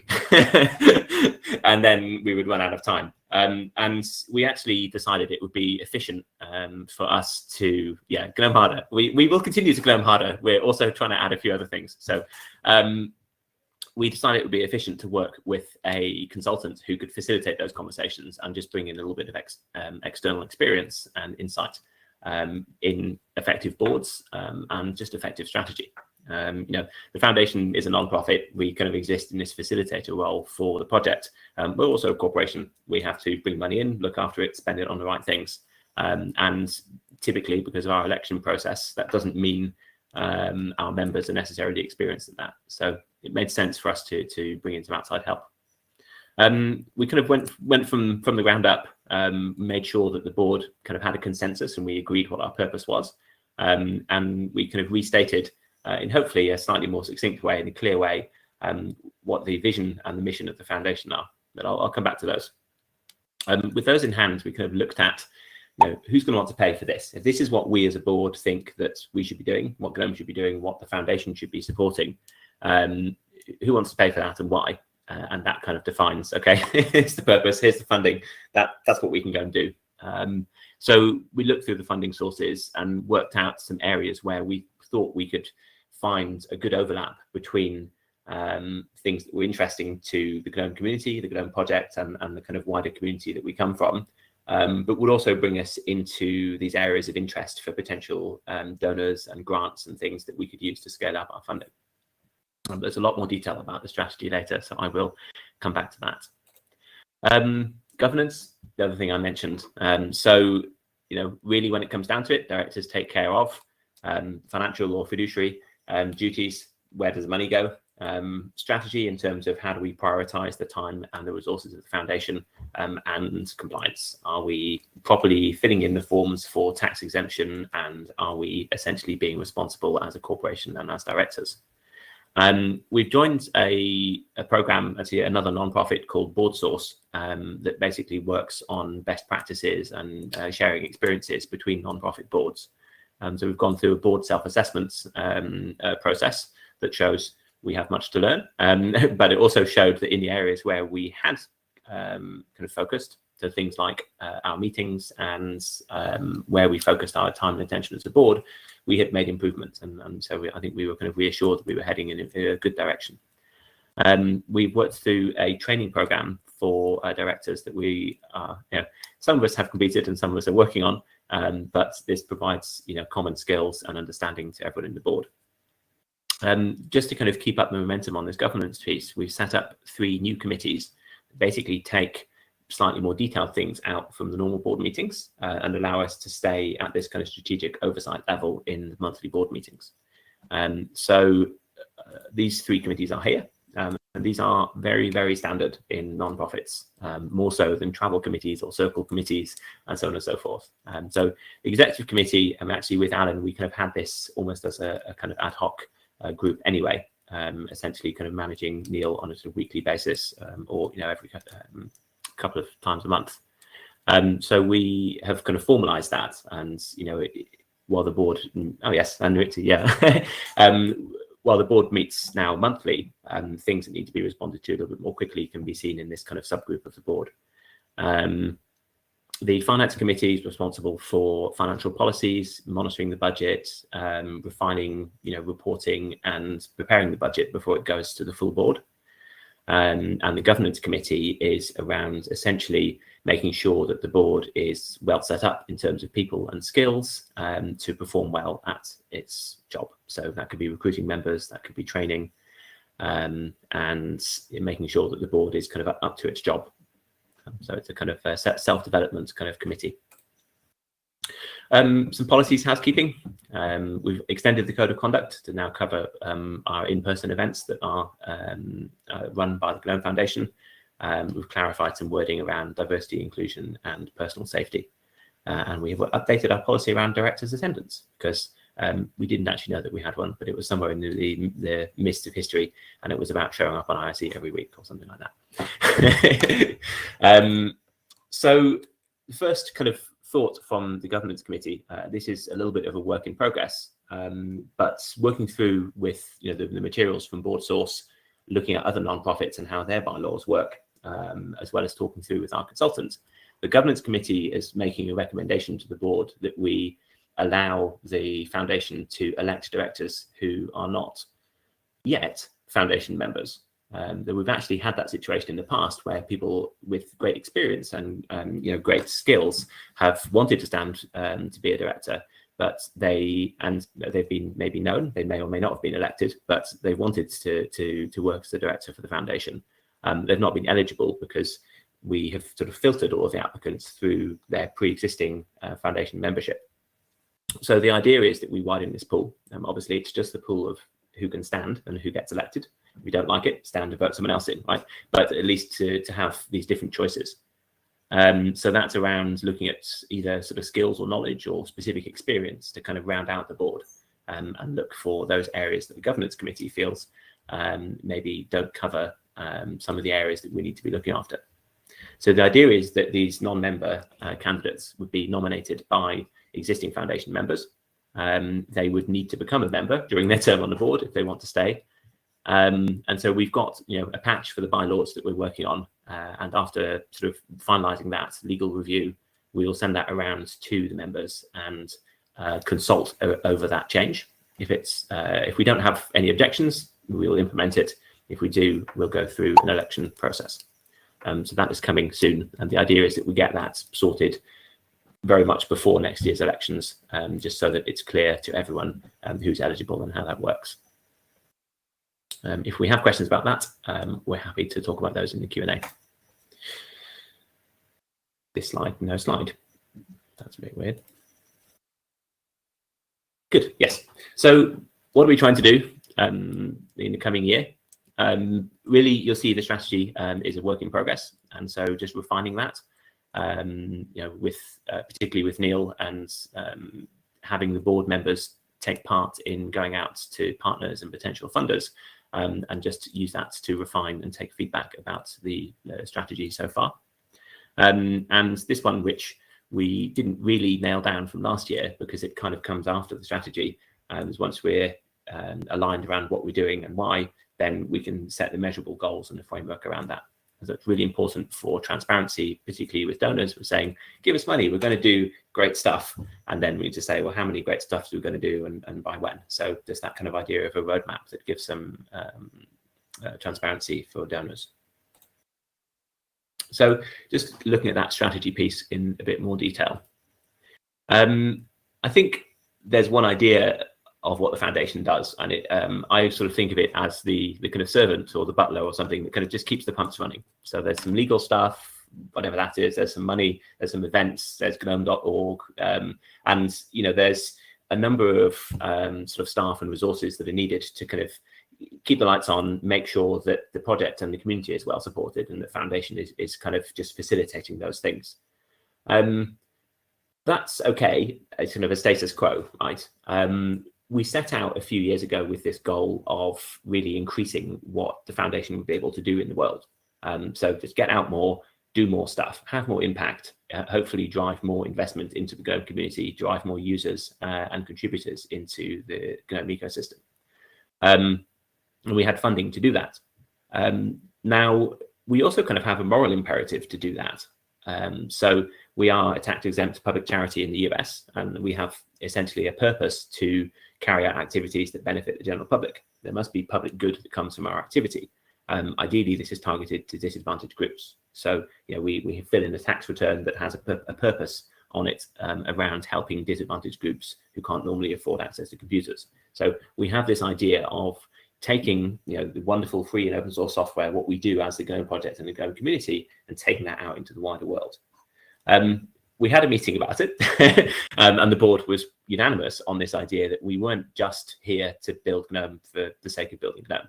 We were here because we wanted to see a wider adoption of free and open source software in the wider world. So if we take this software to people in need, we're sustaining and growing the user base, the developer base, and we're reaching more people with the software that we all know and love. So we had to check, right? It's like, are we happy to just sort of keep station, or do we actually want to go? So the decision is we want to go. We want to actually bring more money in. We want to be part of a hopefully increasing process of bringing GNOME into the hands of new people, bringing those people and those resources into our community. As I mentioned, we kind of looked at our vision, which is, in a sense, what is the world that we're trying to create? What do we believe in?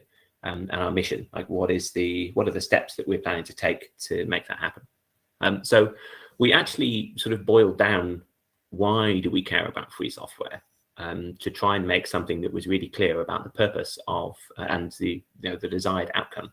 So rather than talking about free software in terms of you can see the source code and everyone can contribute and these kind of things, we thought about the idea of technology as an empowerment. So allowing you to do something that you were previously not able to do. And the other thing about free software and about us being a non-profit is the transparency and the integrity. So unlike a corporation that's selling you something, our motives are pretty clear. They're actually tied up in law. You can go and come to the AGM and you can hear me talking about why we're doing what we do. So this idea of trust was the other sort of underpinning principle underneath free software. So free software can give you better security or can give you better privacy. It can come from a non-profit. It gives you the ability to audit and to change, but really it gives you this accountability over your technology. So we looked for empowerment and trust in people's technology. There are not a huge number of non-profits that work in the space of this individual empowerment through technology. There are a lot of open source foundations that are there for the source code. And I think GNOME is very unique, and we should celebrate that we're there also for the user. I mean, don't get me wrong, we love the open source software, but we also are there for this idea of free software in the hands of users. How does the foundation do this? So we're not building the desktop, right? We're part of the desktop ecosystem, but we are trying to bring in diversity and sustainability into the ecosystem around personal computing software. So there we go. That is at least the board's take 2021 of our vision and mission. A little bit more succinct than what was on our Form 990, and we think is a good route for the kind of tree that we're building in terms of our other initiatives. I've kind of mentioned this a little bit already, that there is kind of the foundation has a role within the GNOME community, of course, right? There are foundation staff and functionality and things that are supported and run by the foundation that allow the project to continue and to thrive. I think as a non-profit, we also sit in another universe, and this is the thing that we've been kind of unpacking with this consultant. We sit in this universe of non-profits, and being a non-profit means that we can go and raise money in different ways that corporations can't necessarily do. And so there is a way for us to articulate our public benefits. Why is GNOME useful to this person here who has a computer for the first time? Why is GNOME useful to somebody learning programming in a college? Why is GNOME useful to somebody who really cares about who is able to sort of control or see their desktop software or cloud services they use? So there are audiences that are not the existing GNOME users or the GNOME community that the foundation can also speak to and articulate the value of GNOME and build programs. So, okay, we're going to partner with this university and we're going to teach coding to these guys using GNOME, and that's something that we can fund. There's an educational activity there. Some of that money we'll spend on our documentation and tooling, and we'll bring hopefully those developers and contributions and users into the existing community. So, on one foot, firmly planted in the community, we're working kind of as this the butler, the servants, keeping all of the fires burning and the pumps running and things. But then kind of we're looking also to this outside world and saying, how can GNOME go out and help people? And in turn, how does that then help the GNOME community? So you could add arrows here. Anyway, I would be overloading the diagram, but hopefully that makes sense. We thought a bit about funding sources, and I think something that we kind of identified is there's this idea that I think probably a lot of people in this room have, that the GNOME Foundation does the GNOME stuff, right? GNOME.org, and there's some trademarks and sponsoring travel and this kind of stuff. And generally speaking, it's done that fine for a very long time. Huge thanks to Rosanna, who's been kind of permanent fixture throughout the life of the foundation and has kept all of those pumps running, sometimes single-handedly and sometimes without even a pump. And generally speaking, the resources that the foundation has, let's say advisory board members and their contributions from those companies, the donations that we have from individuals, event fees and things, it's about the right amount of money we need to just keep doing that. For us to go out and kind of do more, we need to then look at additional funding sources. Now, a lot of the, so this idea that GNOME sort of just does GNOME means that a lot of people don't think that GNOME needs a huge amount of money to keep doing GNOME because there's no problem. When there is a problem, like someone sues us and we go out like, oh my God, someone's suing GNOME, then we can raise $100,000 in a week. So people have a sort of good feeling about what we do, but they also feel that at the moment we don't need a huge amount of money to do that. We're basically okay. It isn't, Endless or Red Hat's paying for that, and it's fine. So I think that there's a sort of pitch around individual donations I think is pretty hard for us at the moment, and we've tested that and that's what we found. Around corporate sponsorship, the corporate sort of actors within the GNOME ecosystem are already hugely generous, not only in terms of their contributions financially to the foundation, but just their contributions in design and documentation and code and evangelism and distribution and all of these things that they do that build and add value around the GNOME platform. So there are huge chunks of GNOME that just wouldn't get anywhere without the companies that kind of sit on our advisory board and kind of sit within that GNOME ecosystem. We certainly don't want to set up anything that would be in competition. Don't bite the hand that feeds you. And so there's a kind of limited additional ask that we can make. We go back and like, yeah, I know you already pay the salaries of these 10 people that work on GNOME, but have you considered giving more money to GNOME? Like, yeah, no. So we don't want to set up a commercial model that's in competition with these folks. And also these folks are also hugely supportive of the GNOME project and foundation already. So our kind of current focus in terms of funding sources and strategy, and these are tied. I mean, we can set up a great strategy list of 100 things that we want to do and then not pay for it. But unless we look at where the money comes from and we build these things together, then we don't have a strategy that is actually sustainable and we can raise money for. So this idea of GNOME sitting within the kind of wider philanthropic, sort of the wider kind of charitable universe, acting as a non-profit and building programs like the Community Education Challenge, where we're taking the ideas of GNOME or the ideas of open source software into different audiences. Those are things that you can raise money for because you can articulate a benefit that's not just we GNOME harder, but we can actually say like people learn to code and then go on and get great jobs because of GNOME, or people can afford a computer without a cloud subscription because they're running GNOME. So we have these values and benefits that we can take GNOME out into a wider audience. I was meant to hand over to Neil at some point, but this is actually the last strategy slide. So I don't know if I'll just finish it and then hand to you. I've essentially said all of these things. So we're kind of looking at these three areas of activity. And this is the hypothesis at the moment, that these things will fall into that intersection. Now, going back a couple of slides to my terrible Venn diagram, which I made Neil put in, that we can align the interests between, what would we like to see in GNOME? We would like to see better developer tooling, or we would like to see more apps being contributed. We want to see people making sustainable incomes by producing apps for our platform.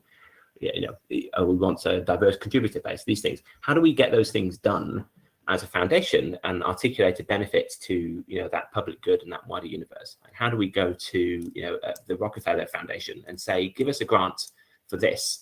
And we articulate those values not in terms of, well, wouldn't it be nice if GNOME had a better, whatever, source code inspection tool? We actually say, wouldn't it be better if people are able to learn type-safe programming using Rust and go on and earn millions in their job with IBM or whatever, right? So we have a story that articulates a public good, an audience that we can work with using the GNOME technology. So kind of meshing these two things and hopefully gain funding, do some good in the world, but bring money and eyes and users into the GNOME ecosystem. So access is one of them, just the barriers of cost. Well, I would like to be a graphic designer, but I can't afford the Adobe subscription. Well, we have something very interesting for you, and here are ways that we can actually take people into new opportunities and the empowerment we're looking for. Just education, literally the fact that everything we do is open source, puts this wide open. We can use what we create, and both the tools that we build and the stuff that we've built as the kind of platform and the very kind of subject of learning coding. And privacy kind of speaks to this kind of trust piece. It's a huge topic at the moment. There's only go a few weeks before some huge, data breach, hacking, malware, something. The idea that your computer or your speaker or your phone or whatever are not necessarily on your side is, I think, viscerally concerning to some people. And some of those also have lots of money. So building a story about, not building a story, but building a program where we can actually show value to improve transparency and trust in technology, using the GNOME technology, contributing into the GNOME ecosystem, bringing more people in. That's the idea.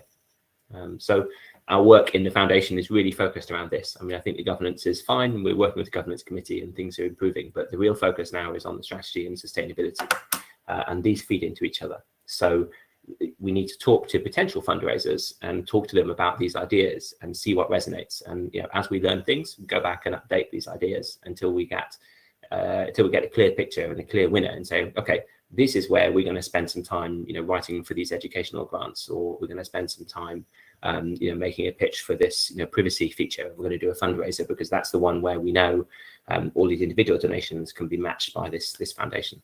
So that's where we're at with the strategy process. I'm sure there might be questions, but it's Q&A time if I shut up, which I will do now. So thank you for listening.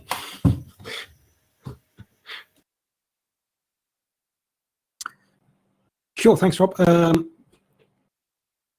Sean, do you want to do this, or should I? I assumed you were, but if you... Okay. Okay. Yep, no problems. There we go. Okay. A bit about our finance report. I'm sure this is the exciting bit which everyone is hanging around for. So just to bear in mind, these figures are for our last full year. So for those that don't know, our year runs from 1st of October to the 30th of September. So this is from the end of basically September. So we're a little bit into the current year as well. But this is kind of where we got to between 2019 and 2020.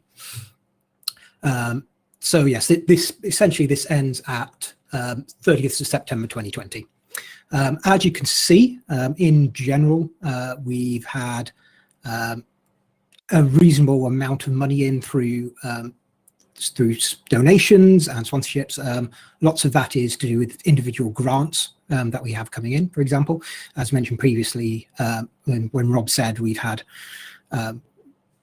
big philanthropic donors that have come in and actually given us things to do, programs, and to do some of those. So a lot of the sort of costs of some of those are still ongoing in this year, so it's kind of spread across some of those as well. As you can obviously see, within 2020, we also had quite an increase in the amount of cost we have.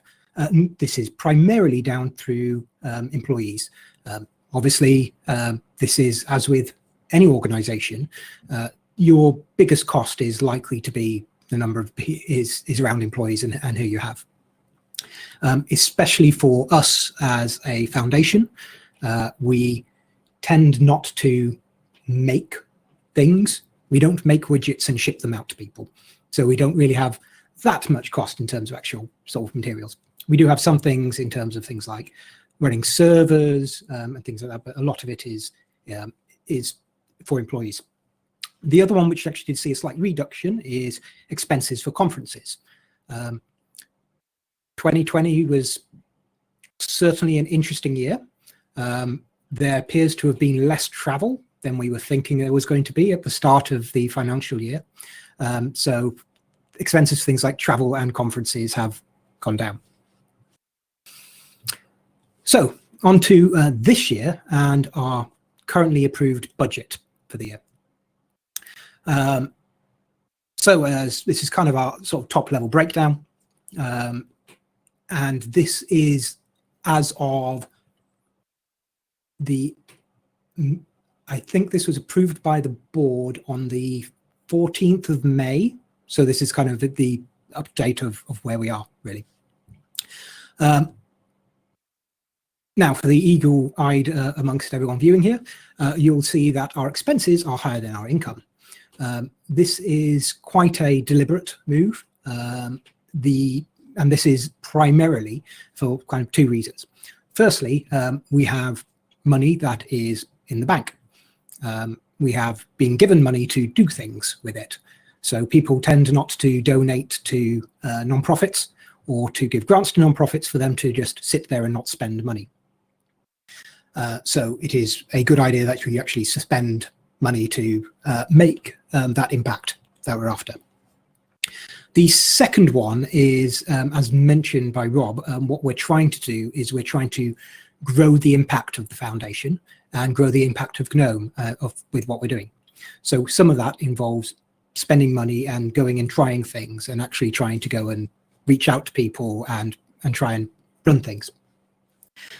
Example of that could be, for example, the Community Education Challenge, which I'll talk about a little bit more in a second. Oh, it is a thing where we're actually sort of reaching externally out rather than doing the usual things like just running GUADEC and keeping the servers running. A note on that third table there, this is our current assets. Our current assets requires possibly a little bit of explaining. So here we have basically our amount of essentially cash in the bank, which is current assets there. We have some bills that we've sent out and haven't been paid yet. We also have some fixed assets. So we have some servers, laptops, things like that as well. There's some things that we are expecting to have to pay for within the next so many months. And then we have something called restricted funds. Restricted funds is where essentially there's a direction on how we have to spend them. So it's we've got a grant in, or it's people have donated to GIMP, or there's a particular thing where, say, we raise some money for a privacy campaign, and so there are things that need to be spent on a specific thing, so they're not generally available. So we're now estimating our balance at the end of this financial year at being about $815,000 in the bank. And then we have this thing called reserves required. Our reserves policy mean basically we need to keep the servers running, keep our current staff, and be able to carry on with that situation for a full year without any income. So that's the kind of headline. So that basically gives a year's worth of run to basically sort things out, make sure we have enough money before basically things get serious. As an indication, this is quite a good figure. It's fairly conservative.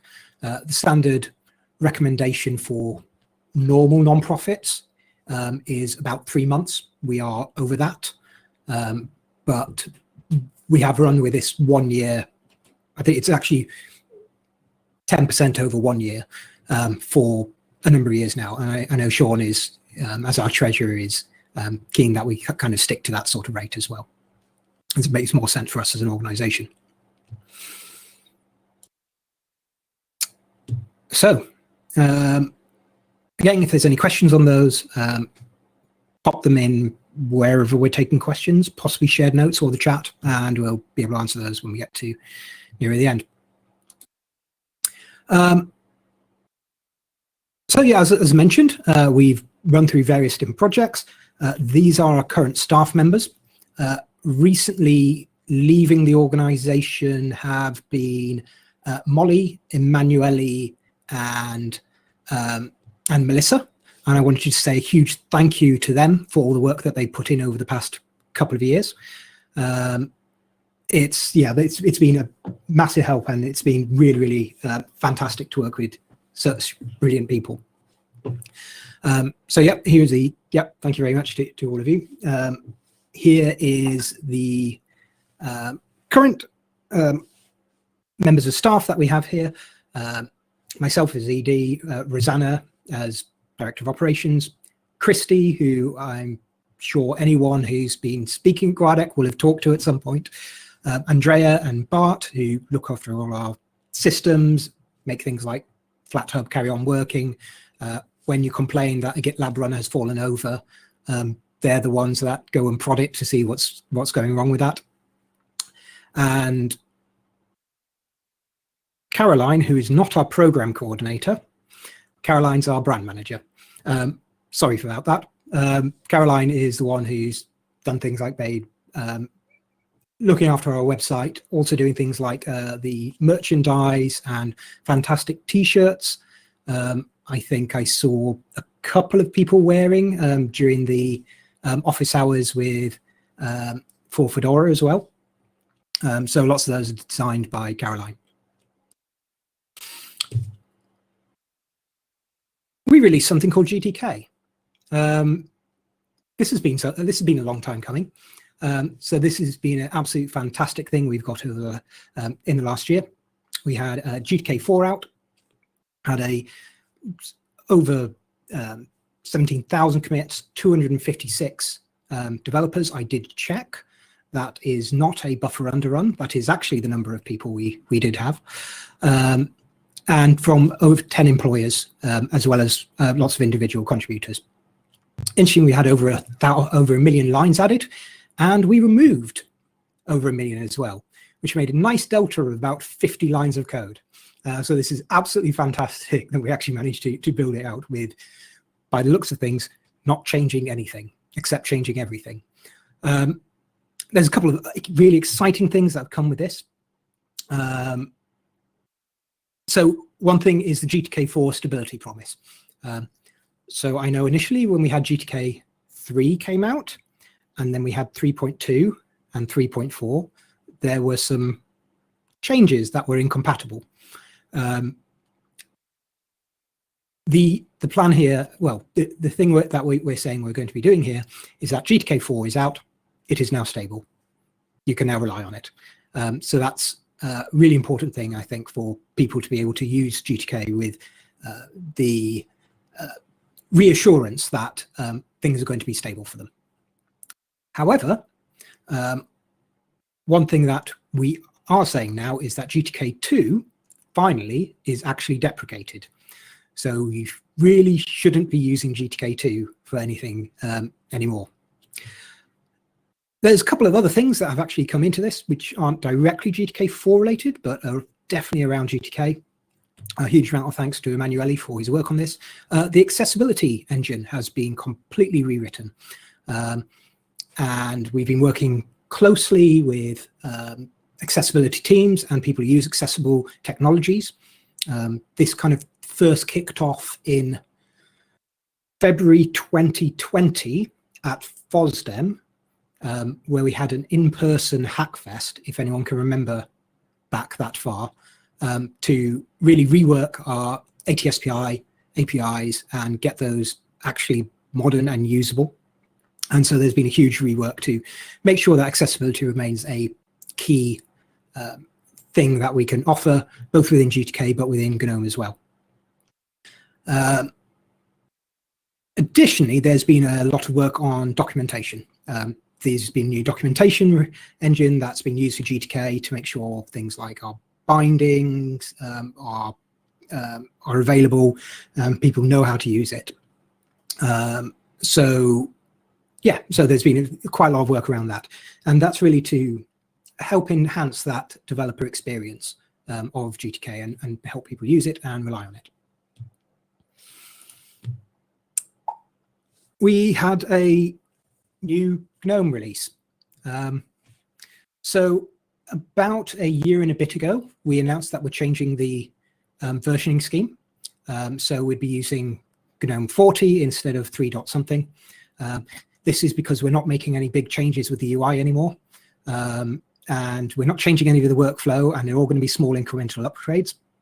And to be fair, it was not a big change, and it was not meant to be a big change.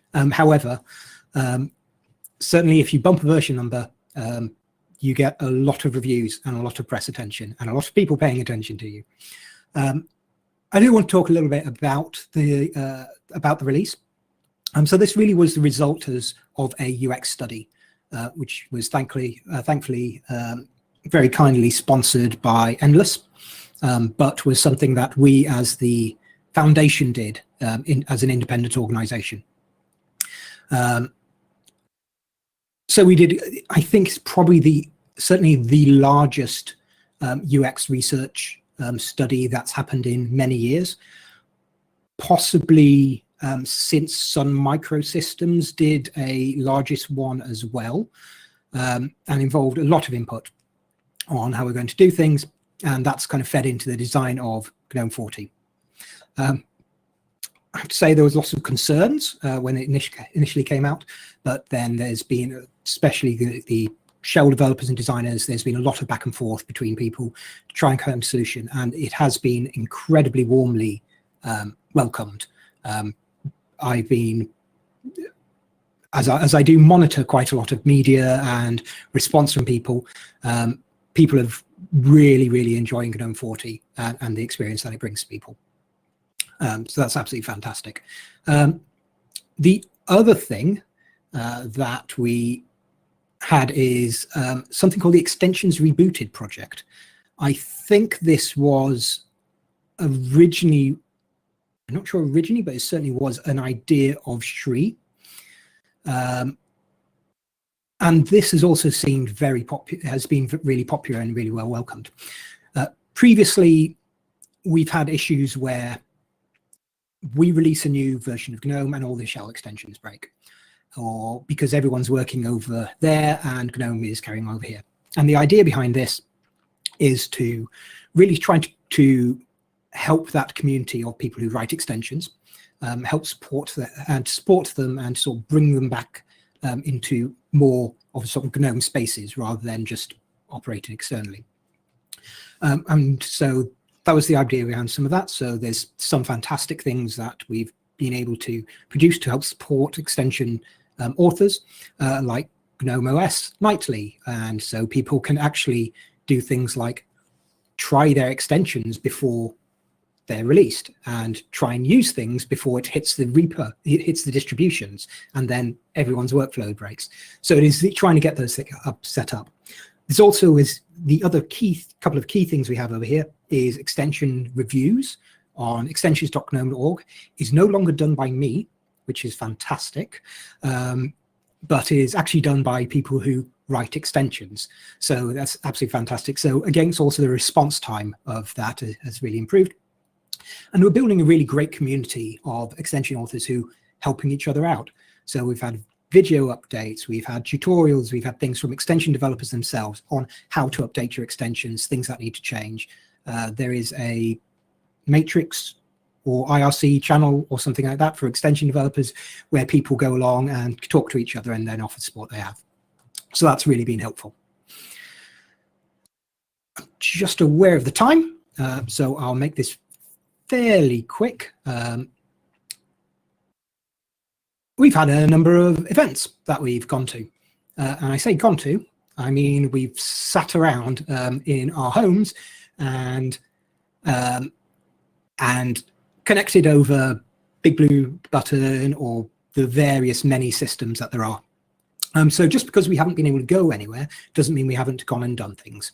So we've been to places like LibrePlanet, we've run GNOME Asia Summit 2020, the new normal edition as it was dubbed. We've had 2 Linux App Summits held with KDE, which is a really fantastic way of trying to create that thriving application ecosystem on Linux desktops. We've appeared at things like GitLab Connect, the Open Source Summit India. We've run a Pan-African GNOME Summit, GNOME Peru Fest. There was recently a GNOME LATAM, I think it was, so something in Central and South America, which is exclusively in Spanish and Brazilian Portuguese, a day of that. We worked with the Universidad de Catalunya, Paraguay. We've had LinuxConf Australia, which involved me getting up at 4 in the morning to give a talk at. We've had All Things Open, the Linux Foundation Open Source Summit, where I actually keynoted, and many things. So despite us not being able to actually go to places, we've been working quite hard at still getting the message out there that GNOME is the thing, this is what we're doing, we're here to try and really push use of Linux and free software desktops. Other highlights. We've done some other bits and pieces along the way. So we've had a new website theme and updates to that. It doesn't look vastly different, but that's primarily because the theme that we were using and the version of WordPress was going out of security support. So I'm sure that people on this call will be aware that running an out-of-date, non-security supported WordPress is probably not a very good idea. So we've had an update on that. There's been some changes there. I copied over from my last slide that there are issues with Free Software Foundation and the GNU leadership. I pasted that back into this because after that was resolved, that reappeared. I know that some members of the community are still unhappy about the GNU project claiming that GNOME is a GNU project. I can't say too much about exactly what's going on there because there are legal implications and we are talking to lawyers about that. And so I guess watch this space. Things don't happen quickly, but hopefully they will continue to happen. We've had a number of outreachy interns as well as Google Summer of Code. We have a new FlatHub mirror in China. There's things like an OSM tile server, which is in the middle of being set up. We're not quite set up with that yet. Just want to say here a huge thank you to Mapbox for their many years of support of GNOME maps and the price that they've been giving. Essentially, we've been paying Mapbox a very, very small amount for a very large amount of usage. And so now what we're doing is we're reconfiguring how that works so that actually we run a lot of the more common types of tiles ourselves. And so that helps reduce the load on them. We started a chat evaluation program. Unfortunately, that is not finished yet, partially because there's a couple of reasons. Primarily, there is has been a case of priorities of what sort of things do we go and do we look at. But we do have some data. It just requires a fair amount of looking at that and trying to weigh that up. It's not as straightforward as everyone wants. Everyone thinks this thing over here is great. It's more that proponents of this technology stack over there want that technology stack. Other people want that technology stack. And they don't want things that interoperate, that work with them and will reduce their experience. So it is a hard question and a hard problem, but is something that is still ongoing. There's a couple of other things. A payroll protection program where we received a loan from the US government as part of the coronavirus support. That has been written off now, so we don't need to pay it back. We get to keep that. We've deployed things like Red Hat Insights for analytics across our servers and better monitoring. For those who haven't seen our merchandise, we have shop.gnome.org. Fantastic set of stuff, and some really nice stuff which has come from Caroline and been designed by her as well and run by her, so it's fantastic. And we have started and getting near the end of the deprecation of bugzilla.gnome.org, finally. So that will be turned into a static site. We will look at options for like searching and things like that, but finally that's something that after quite a while on GitLab, we can now actually finally move on from that. I'll quickly pass over these. These are all online anyway. We had a Google Summer of Code. We have 12 different projects that have been running there. People who are particularly interested, you can pause the recording and go and watch this later. But these are all on the intern lightning talks tomorrow. Yes, yes. Tomorrow we have our intern lightning talks. We have a Google Summer of Code and our outreach interns. So we sponsored 4 outreach interns over last year as well. So that's absolutely fantastic, and it's really great to see some of those projects happening. Quickly, I'll talk about the Community Engagement Challenge. So this is the example of something, as Rob was saying earlier, this is an example of us reaching out to a bigger audience and not just reaching out to the standard free open source software people. Huge thanks to Endless for sponsoring this. There was quite a lot of money went into this, and we were able to generate a lot of interest. The real aims here was to connect the next generation of coders to the FOSS community. So there are lots of things out there that can teach you to write Python, for example, but very little out there that teaches you, but how do you write stuff for GNOME or for any free software project? How do you get involved with communities? What is IRC? What is a mailing list? How do you actually communicate with people? And so the idea was to generate ideas on how to do some of these things. And so there are kind of our challenges here. Kind of the overview, we had about 150 proposals, 400 inquiries, had 38 countries. I think we had every continent except Antarctica involved with the challenge. We selected a number of projects who went on to phase 2, 20 of them. So there was 12 teams, 8 individuals. 5 of those projects were then selected for the 3rd phase. And these were, again, very diverse. And it was absolutely fantastic to see those. For more information on kind of links between programs and funding, I will just give a big plug to later today. Rosanna and Melissa have a talk. So, challenge winners was Big Open Source Sibling, which is a fantastic group who, a Brazilian-based organization. They really aim to sort of take people and mentor them and show them how open source software works and reach it out beyond just not only GNOME, but more widely as well.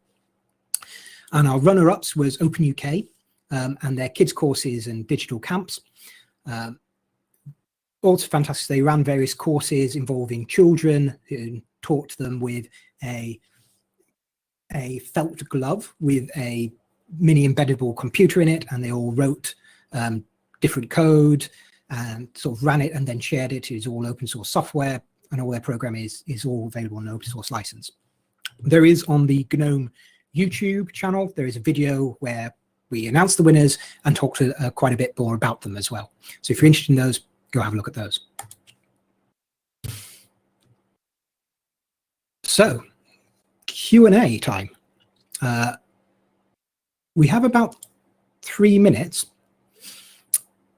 But I think we might be able to run slightly over because there is a break next. I think. Yeah. There is a break, but we can't run very much over, but we can run a little bit over. Very sorry to Christy and to our lovely captioners as well. We don't have too many questions, so unless any more come in, I think we'll be okay.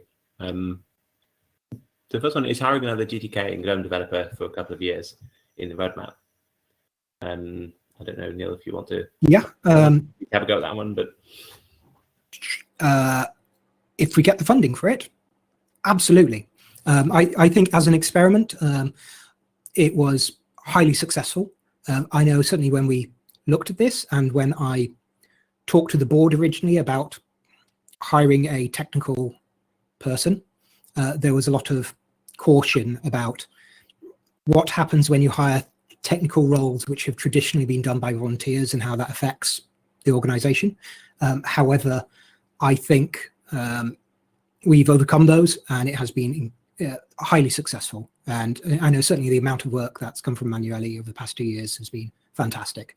But yeah, basically, if we have funding, or if you or any organization you know is interested in supporting the foundation and allowing us to hire people, then absolutely we're in a position to do that.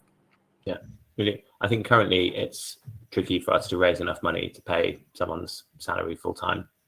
I think it might be possible for us to raise money for specific pieces of work, like if there's something that's interesting to, you know, a few kind of advisory board members or a few kind of companies within the ecosystem, and say, well, if everyone puts in a bit here, we can get this sort of almost like a bounty, right? We can get some bits and pieces done. So I think that might be a little bit more sustainable. It's quite hard to go out and tell people who already employ full-time developers on GNOME to pay us to employ full-time developers. Like, well, I have some. The question about how many people the foundation have employed or do employ. I mean, the 6. Yeah, I mean, the peak was 9 last year, and now it's 6. Is enabling payments in FlatHub in the works? Not currently. This is actually one example of one of those more targeted things that Neil and I have been talking with some partners about, you know, how and if we can fundraise. So that's a more specific initiative. I don't know if anyone saw my talk yesterday, but I think this is really important from a kind of you know, diversity and inclusivity perspective, that we as a foundation invest in sustainable ways for people to make money working in our ecosystem. Some of us are lucky enough to have a job as a salary. Some of us are lucky enough to have the time and energy to invest as a volunteer. There are a lot of people in the world who don't have either of those things. And unless we look at building sustainable financial models to keep people, bring people in, keep people in our community, then we just won't be able to have them in our community. And we're working on this kind of assumption of some privilege there. So I think from just a kind of mission integrity perspective, this is a really important thing for us to work on. I think it's great for the Linux desktop, you know, supply and demand of good quality apps, but being able to, you know, earn some money for your time. Will projects like XFCE and LXDE do something with GTK? Maybe, maybe not. They make their own decisions. What's the status of the chat evaluation? Well, I think Neil mentioned that a little bit.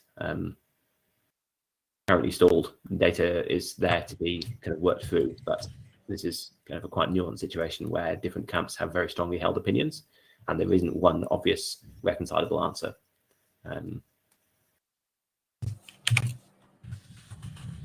Matrix is one of the possible answers. In light of the FSF questions, are we going to continue participating in Europlanet? No. And yes, no, it's a new Open UK. Not the one that helped us in Birmingham.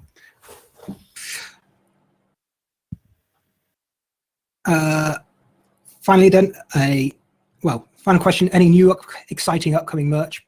Keep an eye on shop.gnome.org and check out our socials, I think, is what people say nowadays. So yeah, stuff will be announced around there if there is anything. Yep. There is new stuff. Oh wait, no. Yeah. All right. So since we are a little bit short of time, let's go to the pencil awards. We have this tradition of having the pens of thanks. In every single year during GUADEC, we recognize a contributor that has done significant work, a positive impact in our community, not just in software, but also in all the other community aspects. And since we are at it, let's play a little guessing game. I guess if folks can pass on the slides, we're going to be showing a bit of information about this person, and I guess people could be trying guesses on the chat. You have control of the slides, Felipe. All right, thank you. So our PENS Award winner was a GNOME Google Summer of Code intern. Feel free to make your guesses. Maybe that's just too many. We have plenty of ex-Google Summer of Code interns that became full-time contributors to GNOME. Board members cannot cannot win, so that's also a restriction.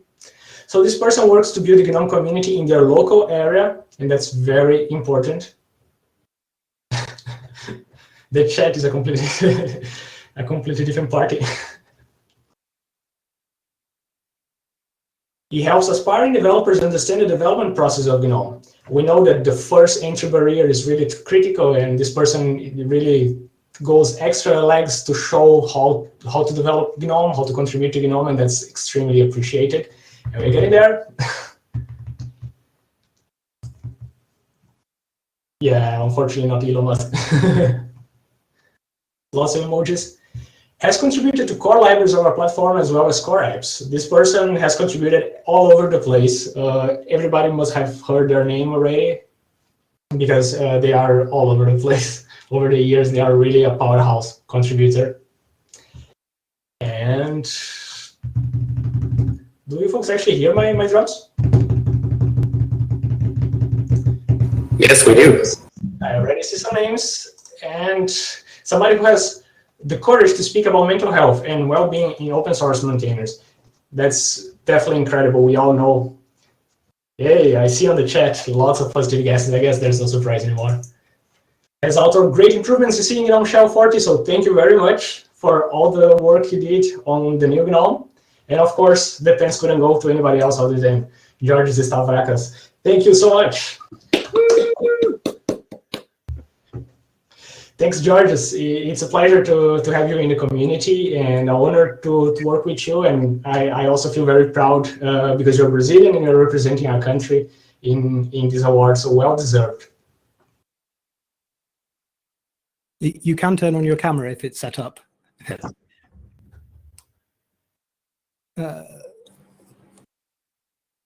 And we'll make sure that you get your pens delivered. From the new merchandise store. Secret stock code. We should have done like a pants filter for the webcam for Big Blue Button. Yeah. Yeah. Georges, congratulations. We have actually never had so many nominations for the same person. Oh my God. From the board perspective, this was just like, we don't even need to have a meeting. Like the answer is absolutely super clear. So thank you, folks. My team, so well done. I don't know how to react. Thank you so much. It's an honor.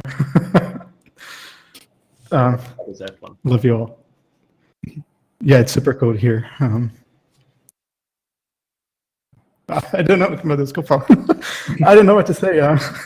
Thank you. I love you all. This community is fantastic, and this is really just a shared pens because you all deserve it as well.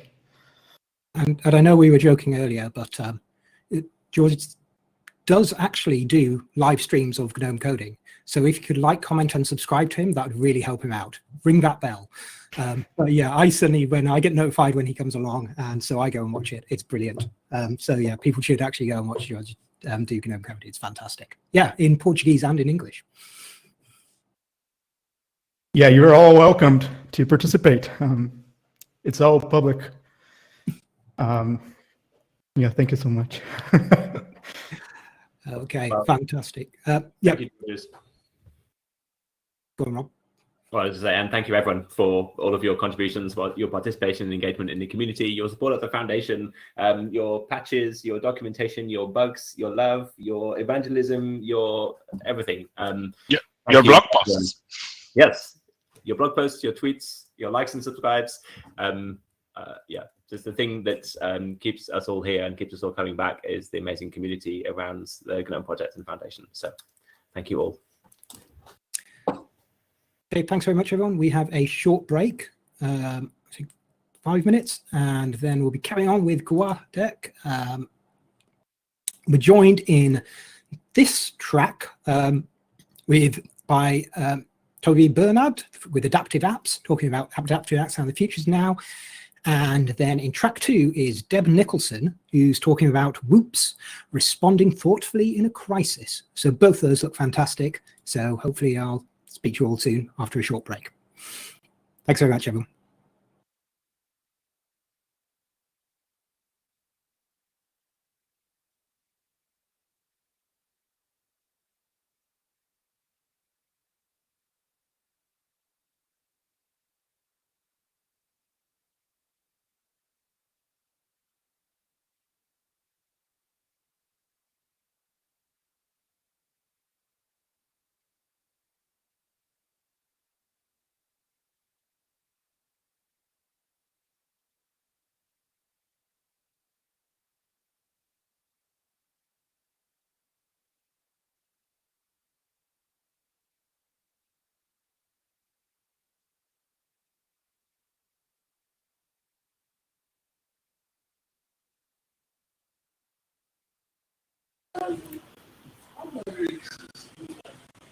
Hi, everyone.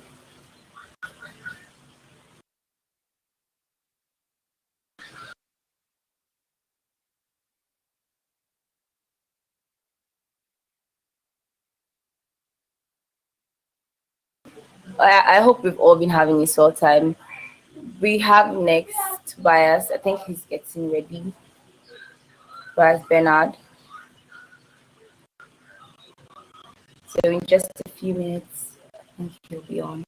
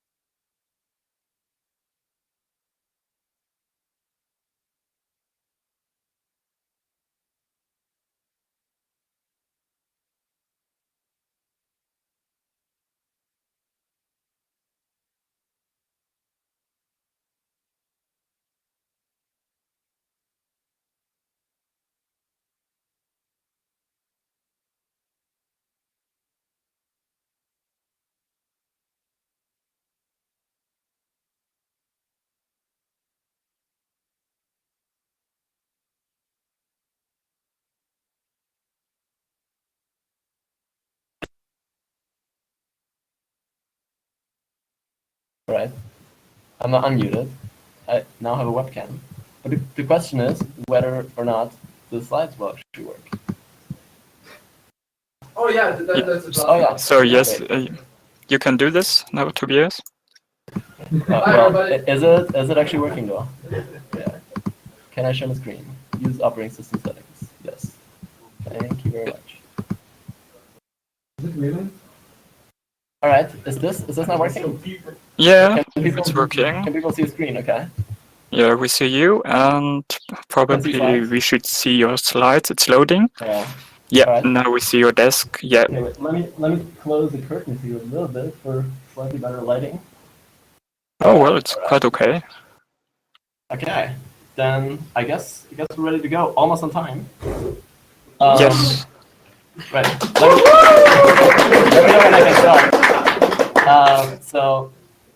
So for context, I'm here at the Berlin mini GUADEC satellite event.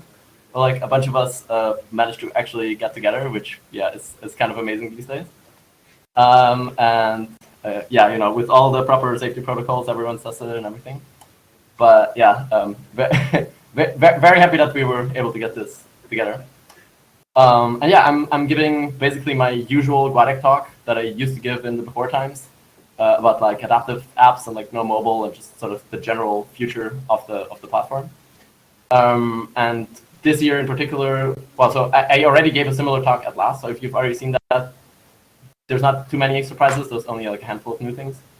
But like this year in particular, I think like the focus is on like sort of the future that's going to come with GTK4 and sort of like all the exciting stuff coming with that. But sort of like picking back up where I left off in 2019, there's sort of some high level stuff to update you on. Because yeah, it's been kind of a long time and there's a lot of sort of like high level things that happened since then. The first and probably most important of which is that there is some actual hardware out there now. Like real mainline Linux phones are out in the world and people are like using them, developing for them. And yeah, that's I think like a step that we've never quite really gotten to before with this kind of stuff. So that's really exciting. Like, I mean, not just the Librem 5, but also like the Pine phone. And I mean, hopefully in the future, other devices like this. I think this is a really momentous change. On the software side, we've gone, I think like in the last 2 years from libhandy being kind of like this thing that like part of the community was doing, and so like a cool thing off to the side, to really like a core part of the platform. Like pretty much all the core apps are like using it in some form or like are moving in this direction. And it's really like where it's sort of become the center of the app developer experience in a really cool way. And like, yeah, both core and third-party apps are adopting it very quickly. Speaking of which, basically over the last few cycles, we've just like slowly been moving all the core apps towards adaptivity. Whether that's, for example, Geary, which in 40 has quite a few like updates in that regard, where like finally like now you can actually fold the various columns into one. There's still a bunch of more work there to be done, but I think yeah, Geary is one of those apps that's really like getting to the point where it's more or less adaptive. Calculator is very cool because that's like fully adaptive upstream now, thanks to Adrian Paz's really good work there earlier this cycle. And I can quickly show you a demo of that. So basically, like if your window is very narrow, it's like a fairly simple calculator. But then as you expand it, it does this really nice thing where like the column actually like expands, and now you have like a little bit of a border here. It's even got an animation.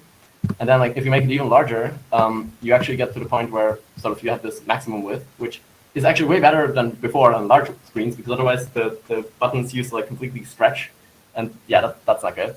So it's one of those cases where like making it adaptive for small screens makes it better for everyone. And yeah, it does even with all the like weird programming modes and stuff. So huge kudos to Adrian. It's really cool stuff.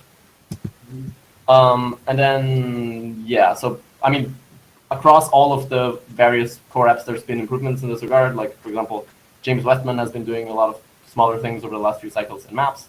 Bilal and Chris Davies have been doing stuff in, I don't know, I think like disks and characters and a bunch of those sort of like minor core apps. But also lately, like a lot of good stuff has happened in software. I think Philip already mentioned it yesterday in a software talk. So yeah, just like cool stuff happening all around. Third-party apps, as usual, are a little bit ahead of the curve. Like I think it's sort of a given now that like new third-party apps that where it makes sense for them to run on a kind of like mobile form factor, adaptive is just like the way to do it. One really cool one that I wanted to show you is this translation app, where basically like on a phone you kind of like have things above one another, but then on a wider size it just puts them next to each other. It's just like a really nice sort of like way to do this kind of thing. And yeah, this is something that like someone from the community came up with without like particular input from the design team, and it's really cool to see those ideas spread in ways that like maybe we didn't even expect. Moving on, there's also GTK4, which basically like at the end of like I don't know how many years of waiting, we finally got a release like late last year.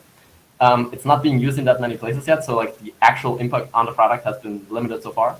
But I'm gonna talk a little bit later about why that's gonna be really, really cool in the relatively near-term future. Zooming out a little bit from GNOME and looking at the wider industry, I think one of the cool trends that we've seen over the last few years is that really everyone is moving in this direction, where like you have a single like code base and UI, and you're just changing a few minor things to like support various form factors. And traditionally, Apple was always kind of like the holdout where they were like, no, the iPhone like apps are completely separate from like the desktop apps. Like the desktop apps have a menu bar, and like iPhone apps like have completely of a completely different level of complexity and so on.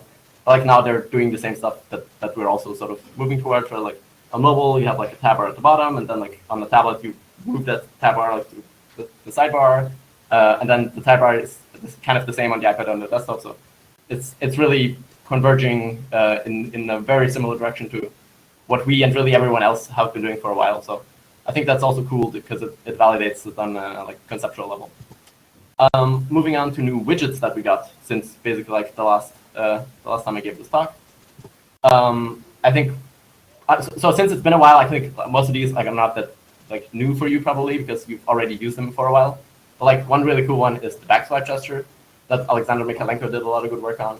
And basically, yeah, I don't think it's like really something I need to demo too much here, but like on a touchpad or a touchscreen device, you can sort of like swipe back from like sub views to the main view, and you can obviously like also press the back button. And this is a bug, I think. Interesting. But so basically, like yeah, you can go back via gesture, and it's part of like a general push towards like sort of like making it possible to use gestures to kind of like do these basic navigational things. Another one is a widget called H2I Flap, which is used for a pattern we call utility panes, and we don't like really. Oh, this thing should not be open. We don't like really use it in any shipped apps yet because it's fairly new, but like it's essentially like a smaller version of like the back gesture thing, where like you're only doing it like for part of the view. And this is a sort of like partial adaptive port of events. This is not like actually upstream yet or anything, but it will be in the future. And I think like everything that has this kind of sidebar, like Nautilus and so on, is probably going to be using this eventually. Another one that I think I already had like a demo for at the last GUADEC, but like now we're using it in an actual pretty cool app is the carousel. Let me find the carousel demo. So it's basically like a sort of paged scrolling widget where you can, yeah, with touchpad or touch gestures, you can page, but you can also like click the buttons and sort of animate.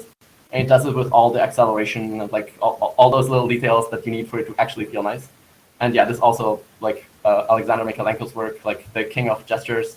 And you can use it for other things, just like these slideshows that we're mostly using it for. It's a relatively like sort of general, like just primitive to use for a lot of stuff. But yeah, I think so far we've mostly used it for like onboarding stuff. Another really cool thing that Alexander did is the new tabs. So historically we've always had GTK Notebook, but like that doesn't really like do most of the things that you want from a modern tab system. Now we have a new tab widget that's way cooler and just like does all the bells and whistles. Like you can pin tabs and like they can have like a little light when there's a notification.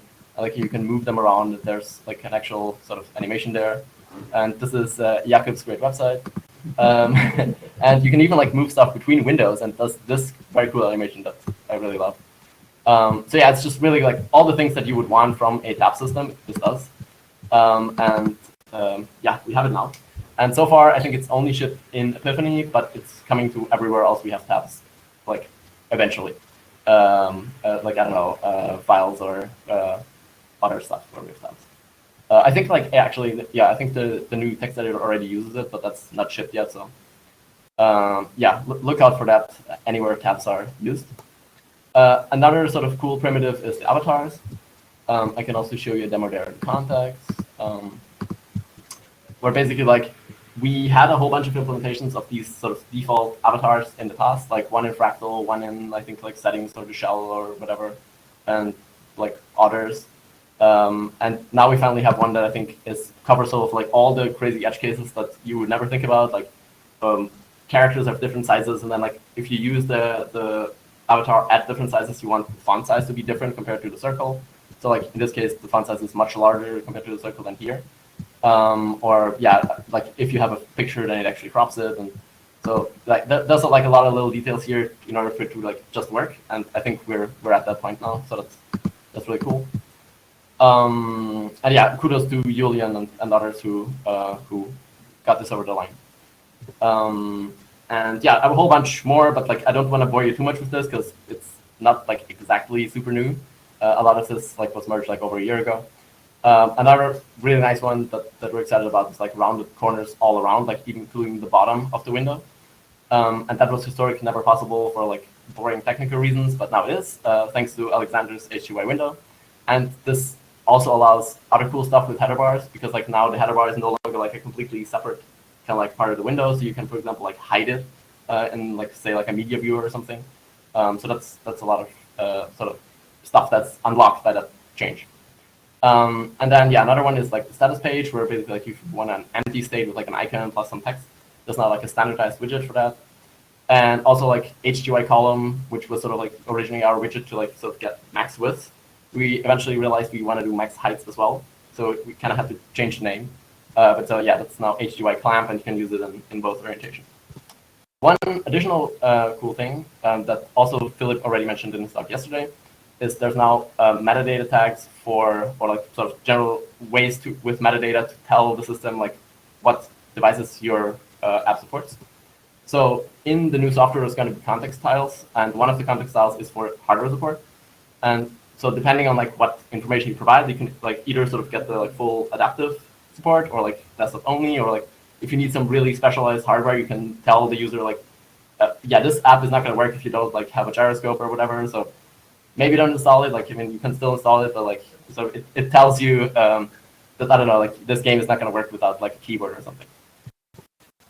Like the way you do that is basically like in your data file, like sort of you do something like this, where basically like you tell it sort of the minimum size that that your app supports. In this case, I think like this means like greater equal like 360 pixels, or like I don't know which pointing devices, or like if it supports pointing devices or keyboard or whatever for input.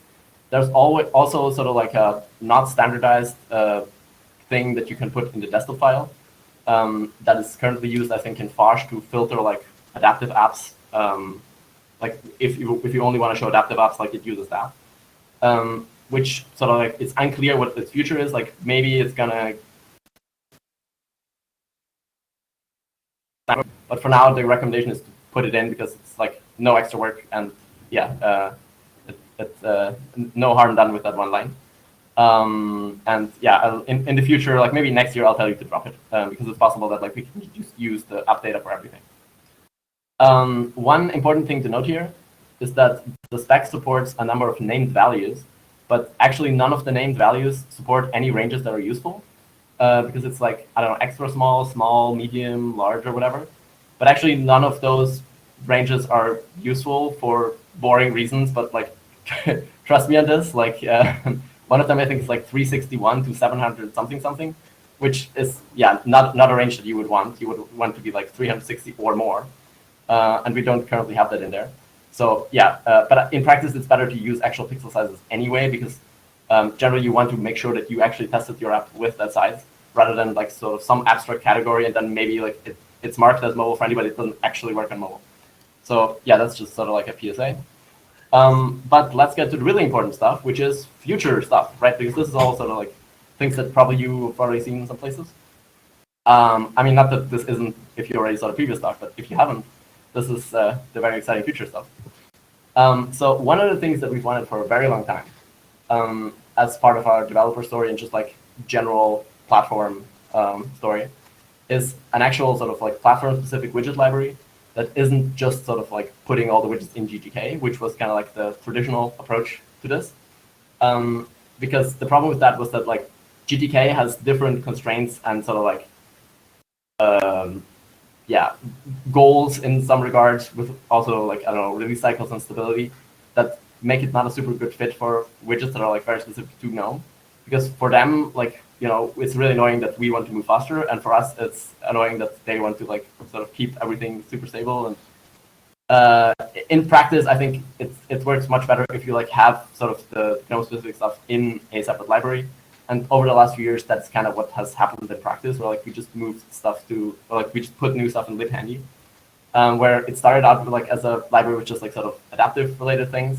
But then eventually, like I think now most of the things in there are actually just like general widgets to make good GNOME apps. But then for GTK4, we sort of like wanted to have something nicer also in terms of the branding. So we're reusing the Adwaita brand.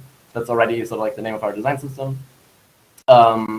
yeah, basically like we use it for the icons and the style sheet, so it sort of made sense to use it here as well. Initially, this new library is just going to be like the lib-handy sort of GTK4 part, plus minus a few things that were moved to GTK or whatever. But going forward, like our idea is that if you're sort of a developer and you're using for the canonical widget to do a specific thing, you just get it from libadwaita. And the cool thing is that this also ties in with another effort that is a new HIG. And also the goal for the new HIG is to like sort of document all these widgets that are actually in libadwaita, as opposed to like what we've sort of like had with the old HIG, where like some widgets only exist as like sort of copy-paste snippets that like various apps share in not so nice ways. And so yeah, we're really hoping to like pull the developer experience together there and make it much more cohesive. Right, that covers sort of like this high level goal in terms of like where the widgets come from.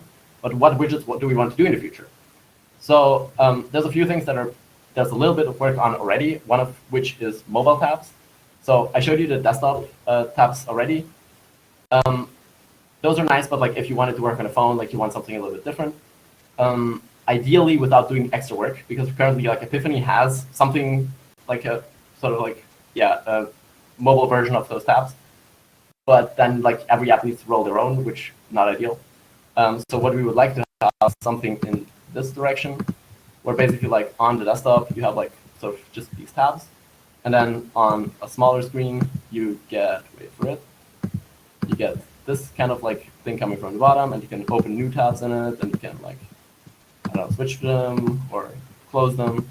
But it's built into the same system, and you don't need to like do extra work on the application side.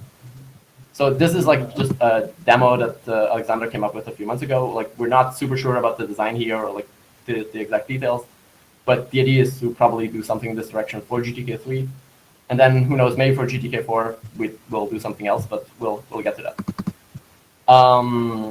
Another one that's actually seen some very recent movement, which is very exciting, is list row entries. So as you've probably noticed over the last few years, most of our layouts have moved towards list rows because it's just like a very nice flexible pattern. But yeah, that does all the things we want to do. Like it looks nice. Yeah, list rows are great. But there are a few widgets that if you put them in list rows look a little bit weird.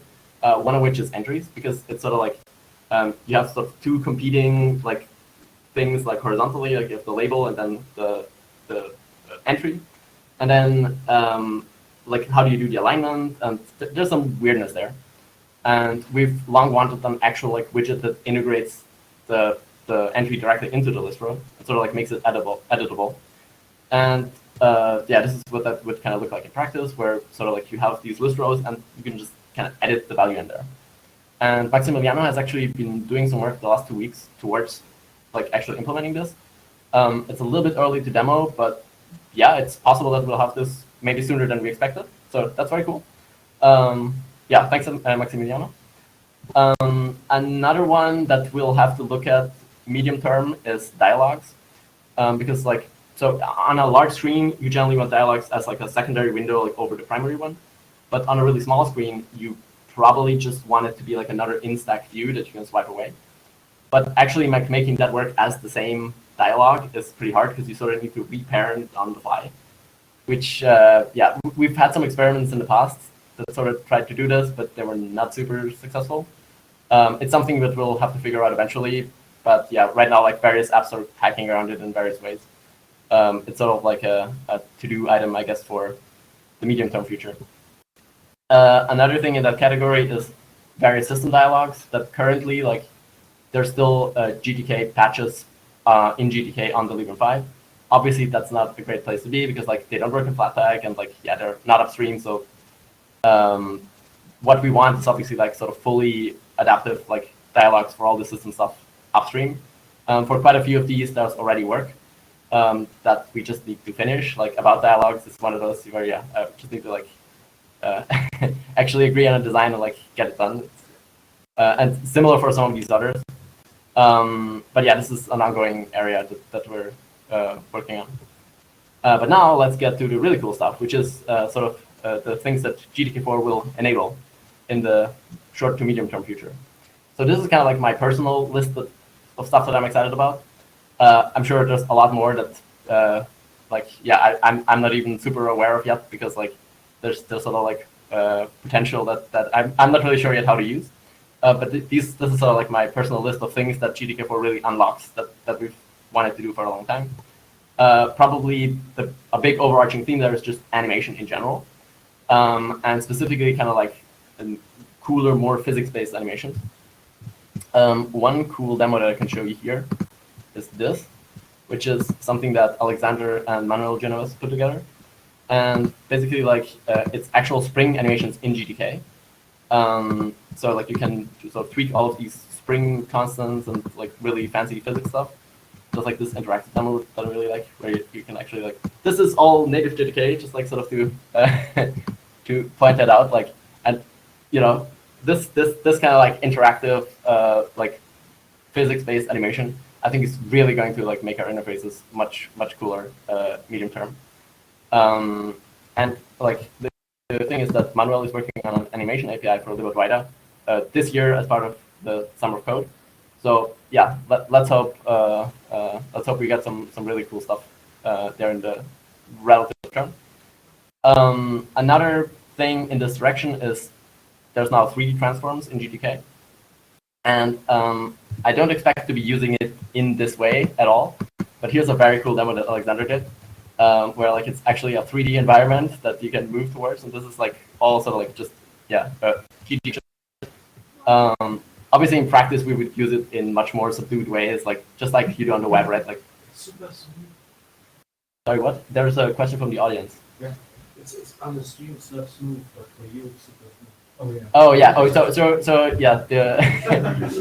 The local audience, thanks, points out that for me here, all of these animated things look fine, but yeah, the stream like the stream frame rate is probably terrible, and at the end of the slides, there's a link to the repo with sort of like where I'm going to be putting the slides.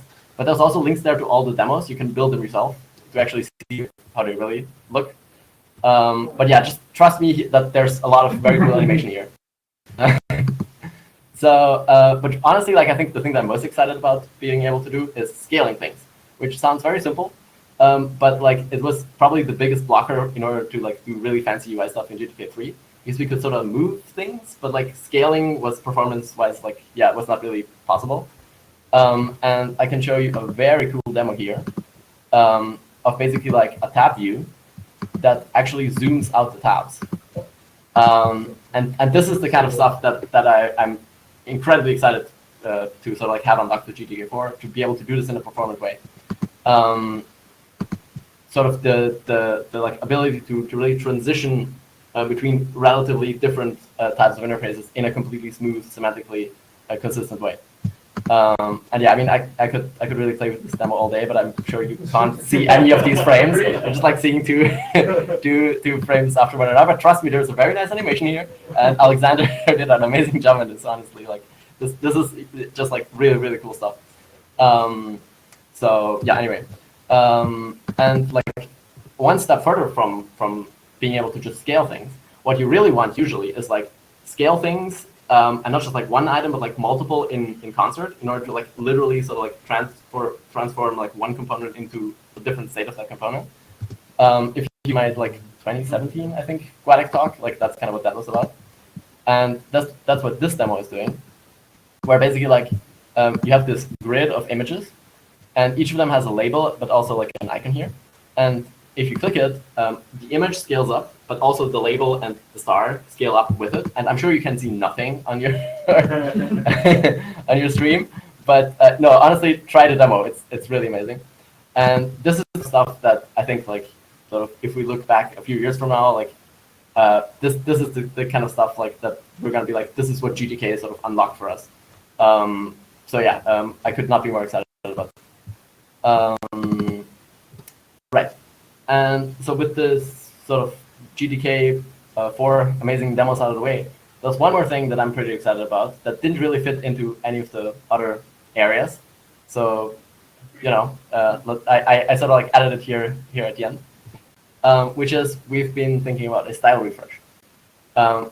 style as in like the style sheet and sort of like the way applications look. And there's a few motivations there coming from like a number of different angles.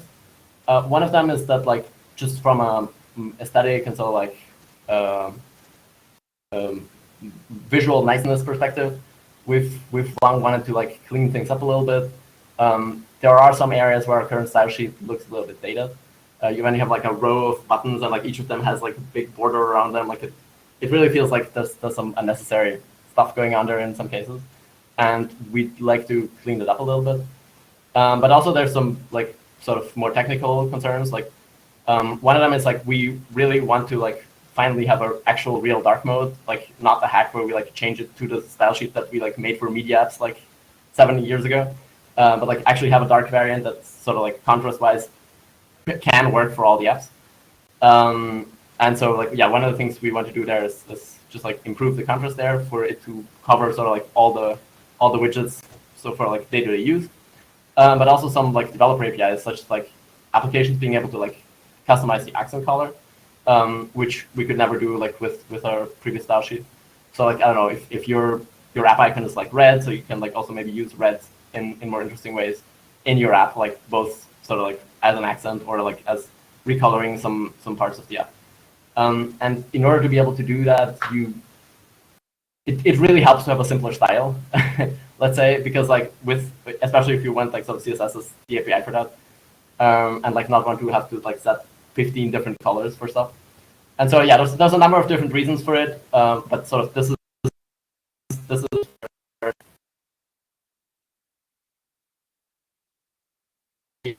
more rounded, like fewer like borders everywhere. But I think no like big structural changes or anything. Yeah, I think like probably a lot of people won't really notice, other than like it's just like feels a little bit nicer. But yeah, I think we're very excited about this. This is sort of all still work in progress, by the way. Like there's a number of open questions that we're still working through, but there's still a few more months sort of to work through stuff. So I'm not super worried about that. So yeah, summing things up, like mainline Linux phones are a real thing now, and yeah, I think that's a huge step, and we can be very proud of that, and like sort of it's a thing to build on.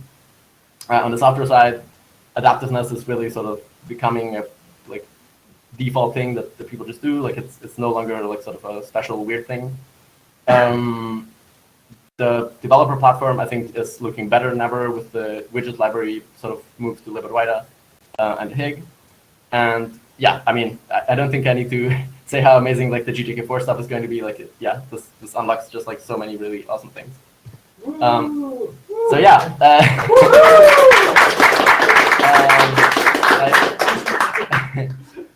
I think yeah, this is all looking really amazing, and thanks everyone for helping make this happen. A few words for like developers, like if you're thinking like how does this impact your app? So it's worth noting that libadwaita is still in development. The API is not yet stable, but like the developers tell me like this is not my opinion. I asked them in detail like what I should tell you here. But like basically it's far enough along that like for a new app like you don't want to start with GTK3 because like porting is way more work than just like dealing with a little bit of API instability for a few months. Because the plan is to release libadwaita 1.0 well before GNOME 42 like in March. We're sort of shooting for before the end of the year. You never know, but I think like we almost made 41, or like the plan was 41, and like it we sort of almost made it. I think it's fair to say that we're gonna probably be able to do end of the year. Yeah, I don't want to say too much because like I'm not the one who has to fix all these bugs. But yeah, I think everyone's sort of optimistic about that. And yeah, I mean, like there are already dozens of apps actually just using it, and if you're using Flatpak, it's really not a problem. Like you can use it today. Like plenty of apps on FlatHub like just ship some version of libadwaita, and like it's not like it's gonna break under you. You just like the next time you update it, you're maybe gonna have to do a little bit of work there. So yeah, that's kind of like the state of that. But if you have more questions about this kind of stuff, also yeah, especially to the people who like actually do this development, not me, the designer. There's going to be a GNOME mobile Q&A next week. This is the link and time and date. In retrospect, like, yeah, we sort of realized we should have organized a bot for this, but we didn't. But the nice thing about online conferences is that you can do it whenever. So we're doing it next week. And if you're interested in this stuff, like especially from like app developer point of view, come join us. So yeah, a few or like a lot of thanks here at the end. I think I would like to especially thank Alexander Mikalenko. Not only I think you've heard his name mentioned probably like 20 times or whatever. Like a lot of the stuff that I showed you here is thanks to Alexander's work, and yeah, huge kudos to him. But obviously not just Alexander. Like, I mean, Adrien, Guido, Julian, like the other people at Purism, like have also done a lot of amazing work. Because yeah, I mean, it takes a village, and like you need to get reviews done and like sort of make releases, and that's like a lot of invisible work that's being done by a lot of amazing people. And yeah, like from the community, there's obviously also like a lot of really cool people. Like often like the widgets that eventually like make it into Lipandy or libadwaita are started by like someone working on it on an app. Like for example, Xander and Felix, like I think initially did some widgets for their own apps, and then they like made it into the library sort of in a second step. So it's really a collaborative process across the whole community. So yeah, thanks Xander, Felix, Andre. I mean, as I mentioned earlier, Maximiliano. For example, also one of the developers of the Twitter client, like what's it called, Corebird, recently contributed a very cool thing to the view switcher, like a batch numbery thing. So yeah, it's a really cool and vibrant community. And yeah, thank you everybody for helping make this happen. And I'm really proud of like working with you on all of this. And yeah, also yeah, the rest of the design team, like Alan and Jakub, like they did most of the work on the HIG. I only helped a little bit with the styling. So yeah, if you want to be part of this amazing community, here are the places to do that. Like all the development is in GitLab. There's also matrix rooms if you want to come and hang out. Yeah, it's all there. Please come join us. So yeah, thank you very much. And if there's any time for questions, I was not looking at the time at all. Then I'm happy to answer them. Is there time for questions? Yes, we have time for questions, Tobias. Wow, I felt like I was way over time. Yes, great time, and greetings to Germany, to Berlin, from Gießen, next Frankfurt. So many questions. Which distro do you recommend for the best GNOME experience? So some well, people have replied. You know, no flame wars or whatever about Fedora. Yeah, Fedora. Yeah. Yes, Fedora. You know. The second one. No other distro will be accepted. No, we don't do flame wars here. What's the state of? I'm sorry. GNOME OS, obviously. I mean, come on. Yes, GNOME OS. There are no distros with GNOME OS. This is the future. GNOME OS.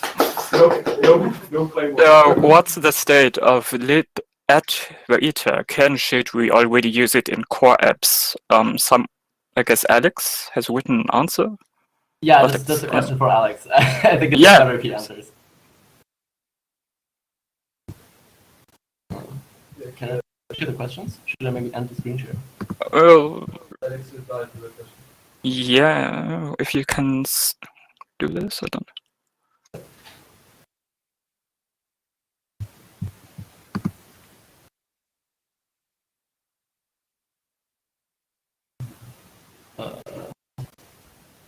What's going to happen to other GTK-based projects? I don't know. That's also a question for Alex.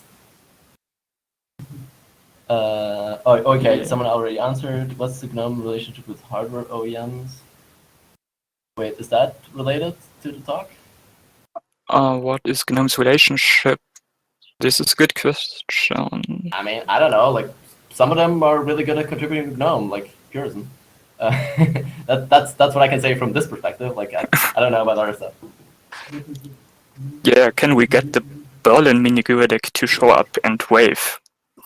I think we can. Should we do that? Do people feel comfortable with that? Sure. Sure. All right. Well, I'll try and not break things as I turn around the Laptop. So greedy. Hi, everybody. Hey. All right. Is it visible? Yeah. Yes, it's visible. It's amazing. Right. All right. Cool. So someone asked, what is the Berlin mini GUADEC? It's just like a few of us decided to like use the current like low number of COVID cases to actually like have a little in person like conference. So like actually watching the talks rather than attending them like in person. So far it's working out pretty well. I mean, we're also doing some hacking because like during the day there's no talks and so on. So it's been cool so far. Yes. Will GNOME make a phone app? This Alex also answered this.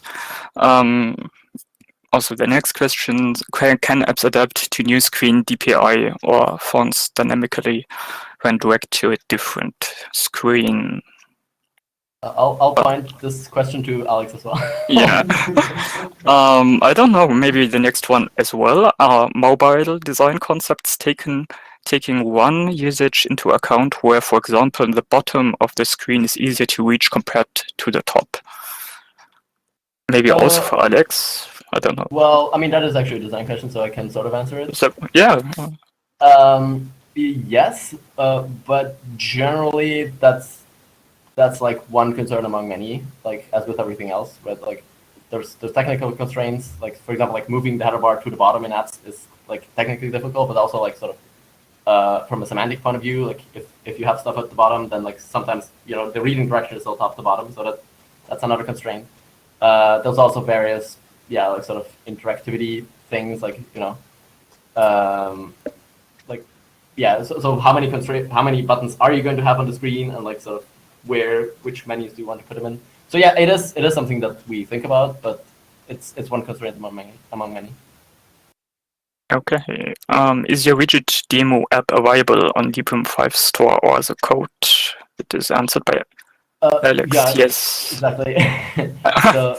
so all of these demos are like on the last slide that I guess you can't see anymore.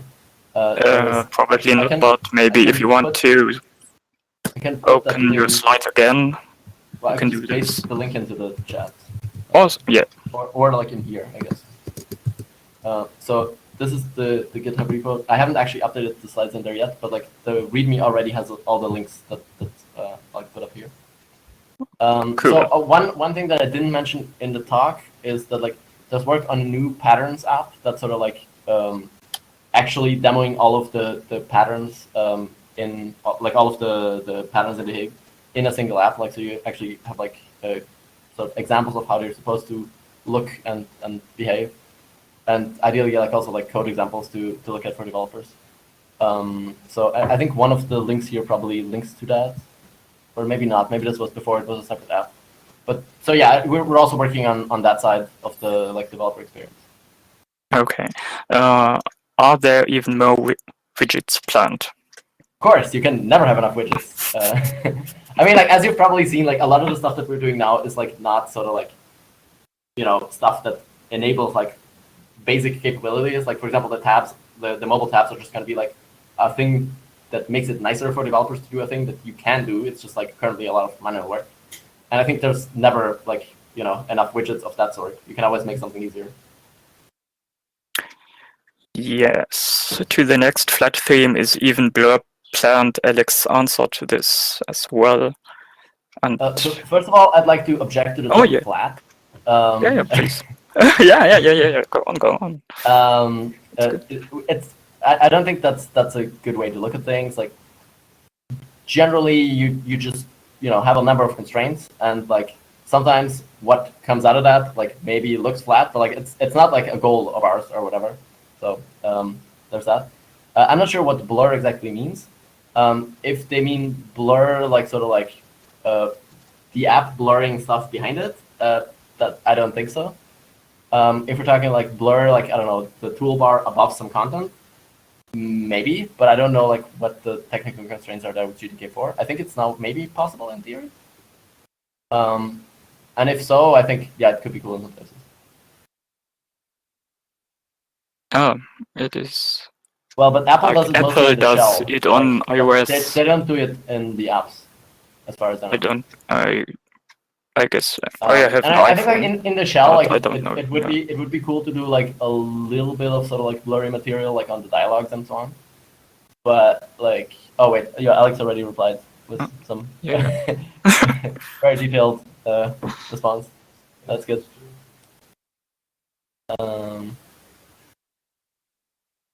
Are there news about rubber banding in GTK scrolled window? Yeah. Unfortunately, not that I'm aware of. I mean, what I find interesting about rubber banding is that like literally every other platform has it.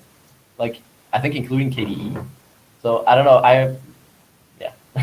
I think What's should have it. KDE? No. So. No, I'm just saying like there are other free software projects that do it. I don't know if like they have a better legal department than we do, but if anyone is interested in like pushing this forward, like yeah, I would be very happy to help in any way I can.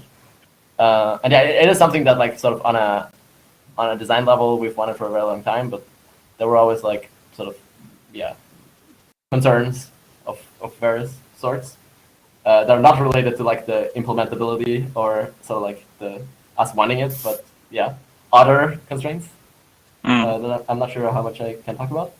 But I mean I don't know, like I would really like it if we could do it. Yeah. So. I guess that's it. That's it. All right. So yeah, we are just in time. So because we have now a short break, and then in 8:30, I guess I have to look. There's the office hour with OpenSUSE. All right. Well then, thanks so much. Well, everyone. thanks a lot, Tobias, and greetings again too, and have a nice time. Thanks. Wave everybody. Yeah, wave again. Bye. Bye. Cheers. Cheers. Bye. And thanks for your talk, Tobias.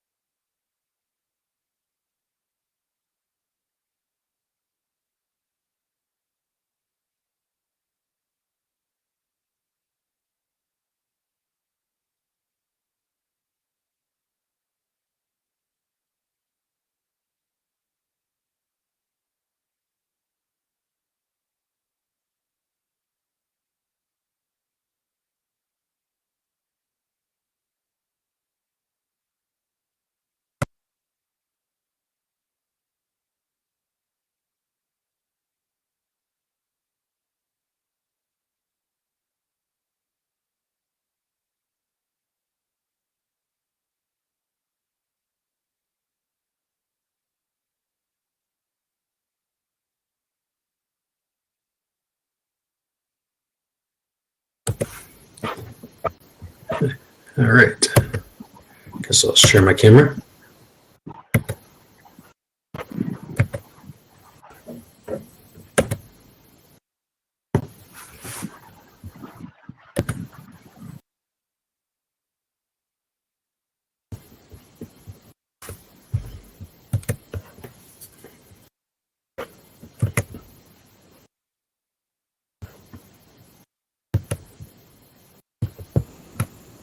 Hello? Hey, Paul. Yeah, the office hours starting? Yeah, it looks like it. Yes. Now for next 1 hour, there is an open office hours for OpenSUSE. Yep, that's correct. Yep, that's why I'm here. Welcome.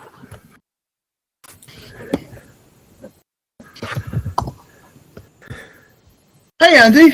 Long time. Yeah, hi, Paul. Hey, Doc. Hey.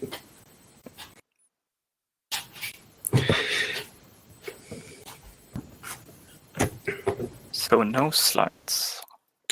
I actually have. I have some slides. I just don't have the option to. Yeah, therefore I'm asking. I do have some slides. Yeah, if you want, you can show them. Then, you can do this now. Andy, I think a good idea would be for them to present the slides, and then at the end, after presenting, we'll ask questions, so I do not monopolize. You know what I'm saying? Yeah, yeah, Paul, like as usual. Can you repeat what you said? I couldn't hear you properly. I'm having issues with my connection. Could you repeat again? Good question. What I said. I said, yeah, it's now open office hour of the OpenSUSE, and if you have questions, as usual, put it on the chat notes or yeah. Okay, I'll wait and I'll wait a little while, and then I'll ask them verbally, or if I have questions, I'll put them in the chat notes. Okay? Yep. Exactly. Cool. Y'all can see my slides? Yeah, yeah. So, surprise, surprise, the name of this is OpenSUSE Office Hours. So, well, I guess I could go back. I'm Douglas DeMaio. Probably know quite a few of you. It's good to see you all here. And I can't wait till we can actually finally see each other physically again at some point. So I do PR, marketing, community management, a variety of different things for the OpenSUSE project. Here's my email. You can reach me anytime you'd like. So I just kind of put a little agenda together just to go over a few things. I don't want to take up too much of your time. I know that frequent breaks throughout the conference is a good thing, and hope you all are actually doing a bit of a hallway, doing the hallway track. Anyway, yeah, just what is OpenSUSE for those of you that don't know? What's new with OpenSUSE? I put in some stuff about a survey because I think that some of you might be interested to get the results if you didn't participate, but you might have seen the survey that we did this year. So, yeah, what is OpenSUSE? Well, I kind of put this together. First off, OpenSUSE is really about the people, and you kind of view it as sort of the umbrella. There's so many different projects within OpenSUSE. It's a rather dynamic project, and I put sort of the OpenQA logo, which is right below, I guess, between the Tumbleweed and the Open Build Service logo, and as well as Open Build Service. I mean, these are our two sort of key projects within the OpenSUSE project that help us with our distribution, or distributions. OpenSUSE is really has a few different distributions or variants of, like MicroOS is a variant of Tumbleweed, and then you have like a stable distribution, which is Leap, and then Tumbleweed is our rolling release. So it's these tools allow us to provide provide people with the distribution. And OpenQA is something that allows us to have a tested distribution, allows us to roll out a variety of different snapshots within a week or over the period of however long you're using it or whenever you update. And it's pretty seamless. I think someone said that recently I saw some Twitter post where someone hadn't updated it from a Tumbleweed snapshot in like 6 months, and didn't break anything. So it was really interesting. And there's a variety of other things also under the OpenSUSE umbrella, and we have a lot of conferences and we participate and sponsor a lot of community activities, and that's rather important for us. It's just like everyone who's here that's a part of a project. I think part of our responsibility in open source is that we are advocating for it and trying to at least educate and get people to join in and to actually contribute, or at least understand it better and see perhaps if they could donate or whatever. Everyone has a purpose to serve. So the next one is sort of what's new with OpenSUSE. Well, this time is actually quite interesting because we have a lot of everything's new. Almost everything that you're looking at there really is. Our Leap distribution, we just released 15.3 last month. And of course, Tumbleweed and MicroOS is our Kubernetes flavor. And then MicroOS also is, Cubic is our Kubernetes flavor, and MicroOS as well. All of them tend to be relatively new and frequently updating, with the exception of Leap 15.3, which is really roughly minor versions come out once a year. And so with that, the news with that is really we've reached a point where it's in step with SUSE Linux Enterprise. So it's fully compatible with it. And we've done that over the course between 15.2 and 15.3. And that has actually also brought on a few different things with the OpenSUSE project. So a couple of the things that we have are one's called OpenSUSE Step, which is really kind of like looking at our v7.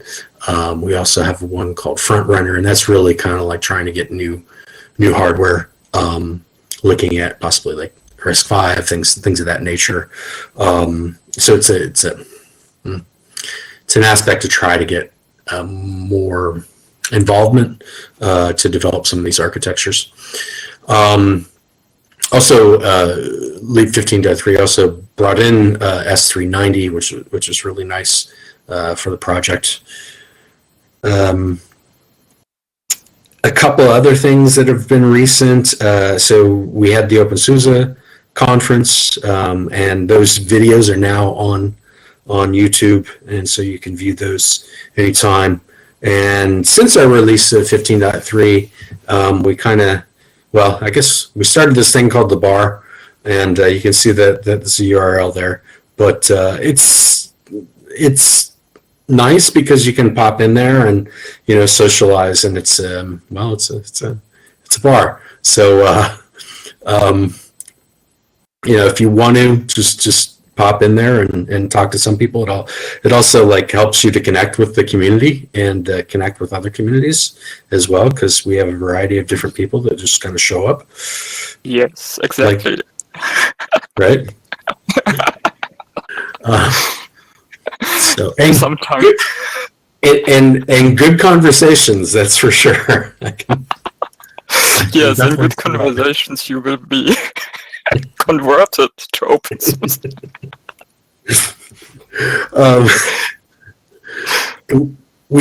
We also started this past year, we started a survey. It looks like we're going to be looking at also doing a mid-year review survey. with that, I'm working on that with Adrian from the community, and we're fine tuning sort of the feedback that we got from the end of year survey that we did. So we're gonna put that information out there pretty soon, and hope to have the mid-year review survey up. And we've started a regular community meeting because we as a project, there's so many projects within the OpenSUSE project, and they all do their meetings, but this is sort of like something where we're gonna do on a regular basis and try to have like just topics that people would be interested in, and also like even if you're not within the OpenSUSE community and you have something that you want to bring to their attention, that's a good opportunity to do it, and we look to do that on a regular basis. Right now, it's scheduled for Saturdays, and we have 2 different slots. One at 11 UTC, and the other one's at 1700 UTC. Is that on UTC? Yeah. Yeah, it is. And we'll be doing that at the link there below at meet.o.o/meeting. And you could check sort of that information out as well on the mailing lists, and we frequently will post updates on that. So survey, I did want to go over just a few things because I think like there might be of interest there. So contribution wise, this is sort of the numbers that we had. We had, I think it was like 700 full responses, with like 1,200 or so responses, but some weren't completed. But this was sort of the breakdown of contributors. So, I don't know if that's something that each of your projects are doing, but I definitely would recommend it, because it does give some insight into your project, and maybe even, we should have the documents or the LSS files or whatever that could probably help you out so that we're all measuring the same thing. I'm sure that we'd be willing to do something like that where we can collaborate on these things so that we can have like a unified measurement for all of us. Would be interesting. So the other one was like motivators. That was a bit, I guess it's not a bit of a surprise that word of mouth really is like the top thing that would have people start with your distribution or start in Linux or whatnot. The music videos was an interesting one, but also you look at the magazines, you look at DistroWatch, schools. I think there are probably areas that we can improve on. Schools. I think schools would be something that we would like to improve upon. A lot of these things, at least from what I've noticed being in this as long as I have, is that we have a lot of conversations with one another, and sort of like how do we appeal to those people that just don't know? How do we onboard people that really are not, I guess not looking to get into Linux, but that's a conversation I think we can have the next time we see each other at FOSDEM. And then let's see here. Yeah. So this was, I just sort of did an overall map of numbers. Like we used the PWIC, which is now I think Matamo. And so this was sort of like just visitors to, I think it was our, I think it was like a week's time or something like that to search.opensuse.org. But the positive thing, the good thing is, look at the map. At least, I think there's a few countries that really, I mean, from this it looks like we're really one country, but there's probably a few in there that had no visitors. But I think, the important part is that, it does show that that this is global, and I think that given our time that we're in right now, it's a good reminder of how connected we are, and how much we could probably benefit with working with one another, and accelerating the knowledge of open source, and also increase usage, but increase participation, increase contribution to open source. And in the numbers, that was these are sort of, again, local numbers for OpenSUSE. I think each project, I would love to see like Debian's breakdown. That would really be interesting for me. And I think everyone here would be interested to see, because there are regional distros. Endless might be another one that would really be nice to see all the different how that breaks down categorically. With the survey that we used, we actually couldn't break down by country because there's a bug in, I think it was Lime survey that we used. So it doesn't allow for the countries to be put in. So we just broke it down by continent. But overall, I think that was good. And comparatively, it would be nice to measure numbers against one another and see if we're actually actively all together hitting areas that are good, and where we can actually all kind of like identify areas where we could probably grow together in a certain region would be nice. So that's pretty much all I had for the talk. If there are questions, we can I can go over those. But I see the first one, which is what happened to SUSE Studio.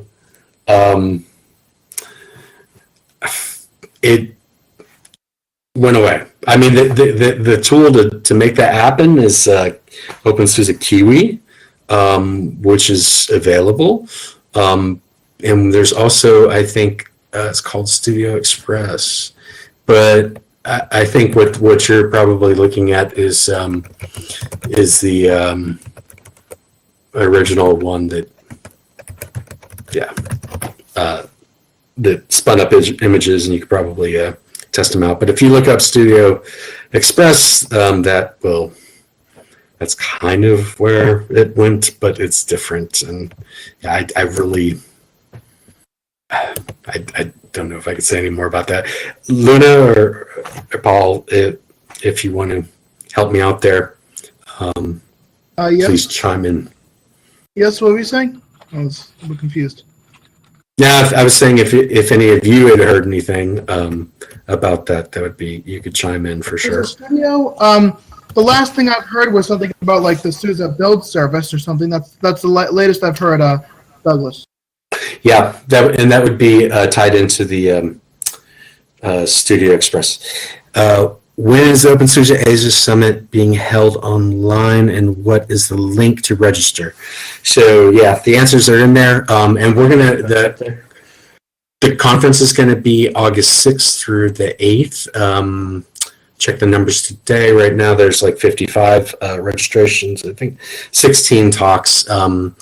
Currently, yeah, and the time is going to be, well, I mean, the group that's running it is primarily in India. Of course, the team is really spread out all over Asia, but I don't have the exact times because the schedule has not been posted from what I can tell. But we should be using the same, I believe, the same tool. So I've been talking a bit with the team, but I don't have the full details on that just yet. Oh, so you don't know when they check the which talks are granted? I don't. I do not know Yeah. that. I mean, because that's one thing about the OpenSUSE Asia Summit. That's run by the OpenSUSE Asia board, and it's up to them to determine those. So it's not my. I support, and that's basically what I do, and I help where I can. But it's their event, and I'm help where I can. Yeah, thanks a lot, Doug. And then how do I get started volunteering with OpenSUSE project? How do I connect with the rest of the community? So a good way of doing that would be getting on Matrix, Telegram, IRC. There's some bridges established, and that's a way to at least start getting in touch with the community. So that at least, it's always difficult with communication channels is people are going to communicate the way they're most comfortable communicating. And so that tends to be something that is a bit, so you can't necessarily control it, but having these bridges does help for people to be on the same page, which is nice. And then, mailing lists are there. Not everyone wants to communicate that way. But that's the way some of us do, Yeah, some of us. Some of us. He knows. Yeah. But there are a lot of ways. Attend the OpenSUSE bar. You can. That's one immediate way to get in touch with the community. Yeah. As far as helping out, if you want to mentor, I think that's another. Some of you that have those skills where you could mentor in the community, that would be helpful. Google Summer of Code, we have quite a few people. And the years that we don't get accepted, we try to work across the different projects that are out there. I think OpenSUSE had some projects under GNOME a while ago, and FOSDEM had some projects under OpenSUSE, and it's just the way this works. But that's a way to volunteer in a sense. The conference every year, that's also something that I know, since I kind of been organizing that, I think that's a very helpful thing to have people involved, because there are only certain things that the people are involved think about, and it's nice to have new, fresh ideas from people coming in. And a couple of the OpenSUSE groups are having different meetings on Jitsi as well, and there's a bunch of Telegram groups where people hang out as well. Yeah. Or maybe the community meeting may be also a good start for interested people who wants to get in touch with OpenSUSE members. We have 2 time slots, as you mentioned. Yeah. So. I also think, one of the things is really like giving a talk, submitting a talk to the conferences, whatever the conference that is, these are the ways that you get in touch with community members. And we're all interconnected. There's so many of us in this room that we have met, or we know each other, or we've had a few beers at the bar together. It's virtual. Yeah, virtually and physically though. Some of us. Yes, some of you. But that's really, I think, a good way to intimately get involved with people and get to know them. That's something I would highly recommend. What is the yellow discs? Are those for events? The yellow discs. And they show the face OpenSUSE box. You can buy them at a German web shop. Yeah. There has been some paper ones, like cheaper versions that you can get at some events. Yeah. If you wait a second, I can find. Yeah. Actually, I just got the shipment of that a couple weeks ago. So if you want one, just email me. But the open source press provides us those DVDs for free. They're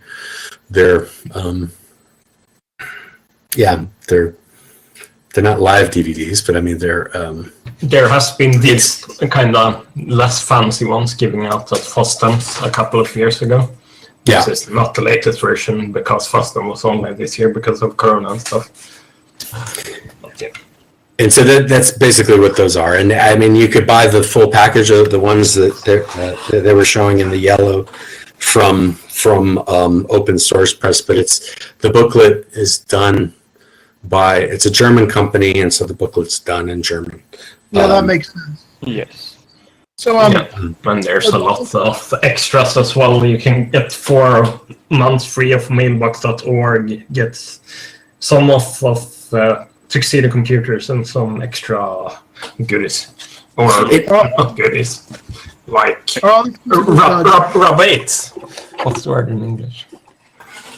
Rabates? What for?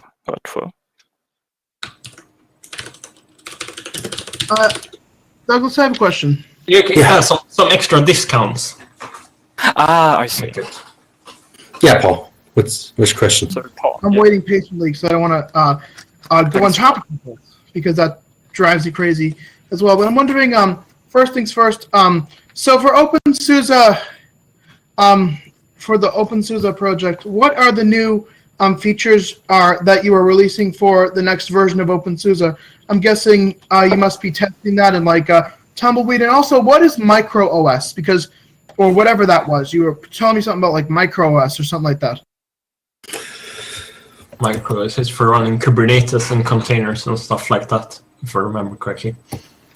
Yeah. Do you want to say? No. It's a lightweight. It's sort of a lightweight image for big deployments, cloud deployments, whatnot, and it's immutable. So it has a read-only file system. So basically, it updates or it doesn't. And there is projects.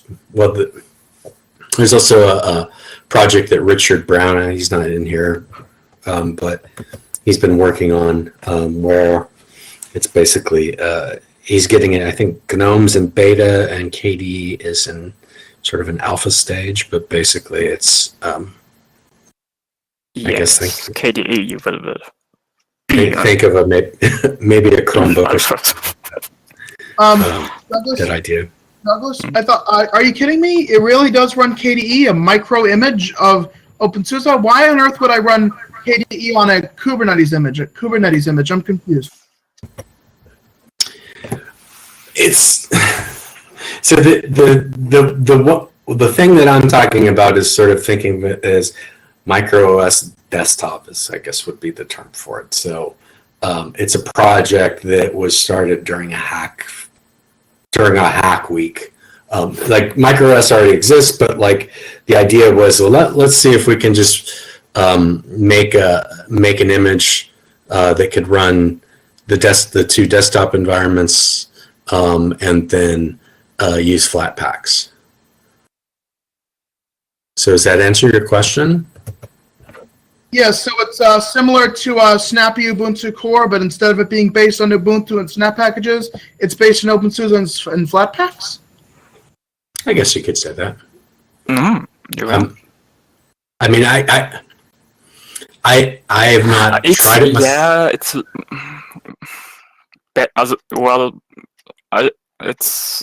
it's a bit similar like Fedora Silverblue, but I mean Toolbox. We have Toolbox.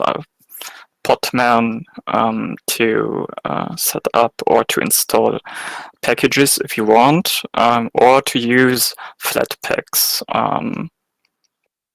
The main goal is to have an immutable system, like Silverblue's approach as well.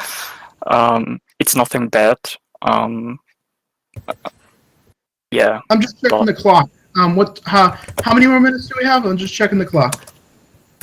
We have much time left. We have 30 minutes. 30 minutes. So, what was your first question, though, Paul? What was my first question was that question about the disks, which I already answered. But my first question was, how do I get involved with the OpenSUSE community and volunteer with the OpenSUSE community and contribute? And the second question was, any new features? How is OpenSUSE integrating with SUSE Linux Enterprise? Yeah, so then it was the new features. All the other stuff we kind of answered with that. We answered that already. But so the new features, when you look at, I mean, Tumbleweed is a rolling release. So basically, any upstream updates are being tested, and if they pass the testing, then testing and it functions within the distribution, the snapshot comes out. So I try to write like a weekly update on what the new packages are that come in. I think Systemd just updated a couple weeks ago.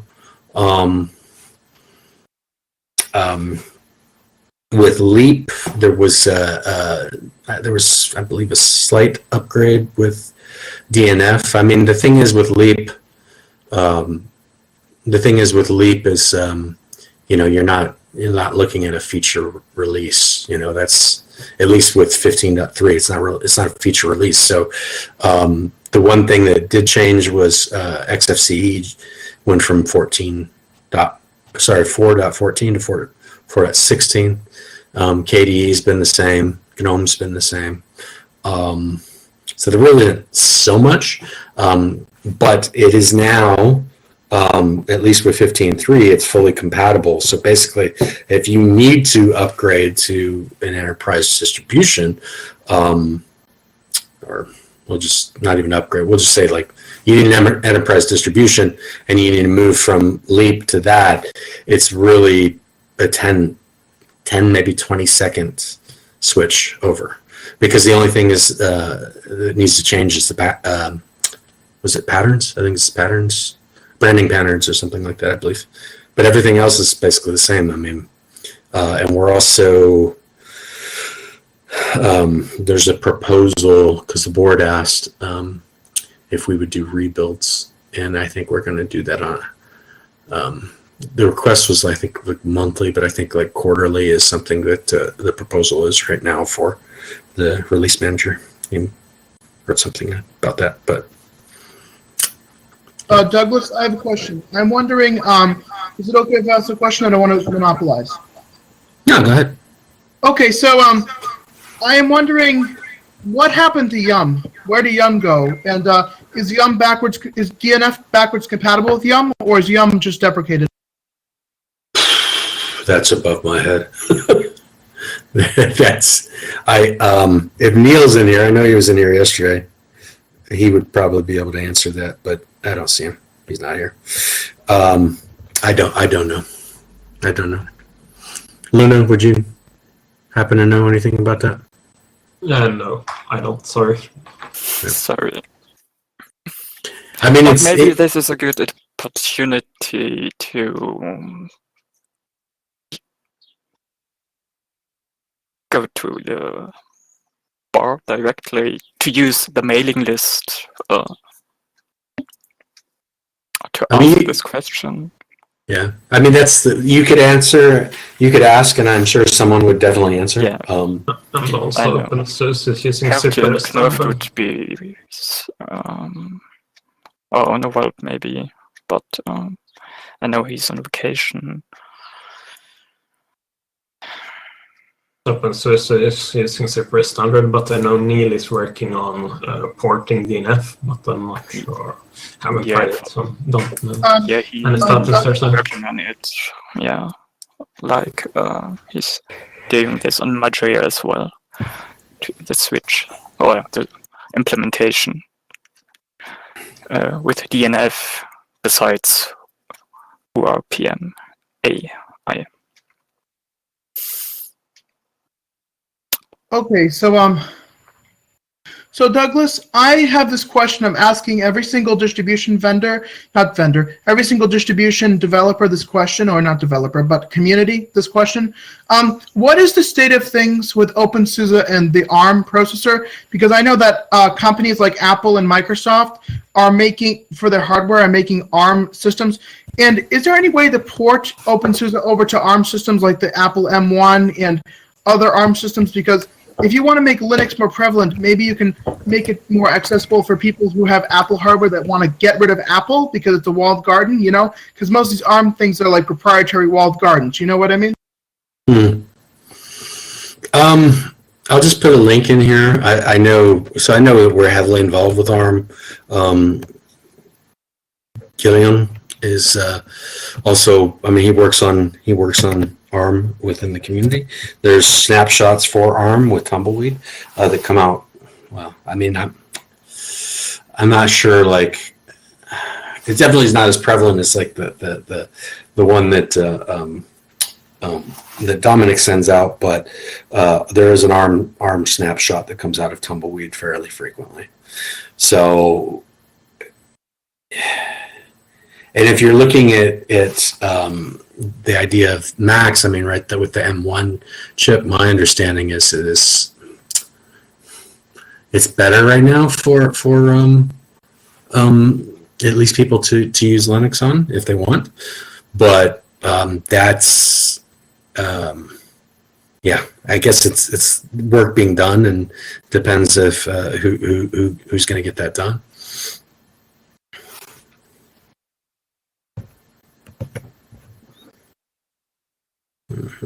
Yes, I read the Ashai Linux people has committed some experimental early support in the latest Linux 5.13 kernel, so I think it might take some months until everything is fully supported and working. And all the distros, that's my guess at least. Yeah, actually right on the page here it says M1 based system work in progress upstream. So yeah, I mean that's and actually let me see, when was the last time this was updated? May. So yeah. Yeah, two questions. One, just because we were talking about discs before, is there any way you can get an English version of that disk? And the second question, which is way more important than discs, is that how is OpenSUSE integrating with GNOME? And what is your relationship with hardware vendors like HP, Dell, Lenovo? How are you interacting with the hardware OEMs to get SUSE and OpenSUSE on that hardware without people having to be confused on, oh, my audio driver doesn't work, my Wi-Fi driver doesn't work. How are you talking to those OEMs who love to do proprietary stuff? You know what I mean? Yeah. I mean, I'll just straight up say when you're looking at like Dell and Lenovo, I mean, I'm not reaching out to them. Community's not necessarily, there's no one in that position that does that. You know, I'm basically, I think, the only one fully 100% employed for OpenSUSE, but we do work with Slimbooks, we work with Tuxedo Computers, so on the hardware side we work with them, but some of the bigger companies, that's kind of like, in my opinion, that's SUSE's aspect to deal with, you know. And obviously they participate. I know that that SUSE is sent hardware to integrate some of this stuff. So I mean, that's a good example of working with ARM, as a matter of fact, was a company called Soft Iron, which actually started out doing stuff with OpenSUSE Tumbleweed and ended up getting it to work with Leap and Red Hat, and that was a ARM development server. So I mean, like, there's nothing stopping people from doing that. And when you get into like the NVIDIA stuff as well, I mean, that's sort of one of those things where, you know, when they have the drivers, we've kind of set up some, I think it's, what is it, Nuevos? We have some repository that's actually supposed to be helpful for that, snapshots that get updated when the drivers haven't been released, but there's obviously some sort of communication happening. But I mean, I'm not a developer, so I don't know. And I only know, there's only so much I know, but I get that through being a part of the community and actually interacting with the various people in the community. Does that kind of answer your question, Paul? Yes, and I'm just wondering about if, does anybody else have any questions? I don't want to this isn't the Paul show, this is GUADEC. So I'm just wondering if does anybody else have any questions? You know what I'm saying? I know that HPE works with SUSE on enterprise stuff, SAP, storage solutions, and SUSE enterprise server and so on. Yeah, I don't know, Lubos wants to do something as well. What to work out, to ask. You know. But I mean, yeah, some of these things, like for example, it was last year at Fedora, not Flock, but Fedora NES. You know, there was I believe it was the Lenovo. Yeah, it's Lenovo. Lenovo, yeah, and the person that actually. Yeah, and Fedora, and the person that actually did that, you know, he worked for Lenovo, and he helped for those interactions to happen. I mean, communities would like this. I no doubt. I think a lot of communities would like this. It just is like, who is the Linux person for this OME? Douglas? Lenovo will talk at this year's NES too. The same guy. He sent an email to the Fedora Devil list, so it's public. And he will talk at WebConf the same month. So Lenovo will speak their Linux stuff at both the Fedora and the big conference in August. Yeah. Douglas, I have a question. Mm-hmm.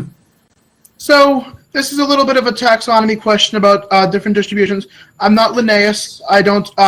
I'm not Carl Linnaeus. I'm not classifying stuff. But I want to say what I know that SUSE and Red Hat are RPM Linux distributions. So so they're similar, but I'm using my biology knowledge again. So how are they similar? And they're like the same genus as RPM distributions. But what makes them different? What makes them tick? That makes OpenSUSE different than Red Hat and Fedora. You know what I'm saying? Like packaging systems and stuff like that. I'm just wondering what makes them different, because they're both use the same package format, but what's the difference, you know? Well, I think there's a lot. There's actually, if there's at our conference that we had, we did a cross collaboration with Fedora with people, you know, from both communities, kind of like talking about these differences. And it's kind of like tool sets. It's also like what you get down to version numbers, like kernels, for example, you know, because each, like Red Hat's going to have a LTS kernel. It might not be like, you know, Linux is LTS, right? But if you get into this whole factor, you can go talk to Greg Cage about it. He talked about this whole thing. So there are variances by how it's built, the different packages they're using, and that's kind of where convergent. You know, I mean, well, not, you want to try to get that convergence out, but that's kind of what the differences are, you know.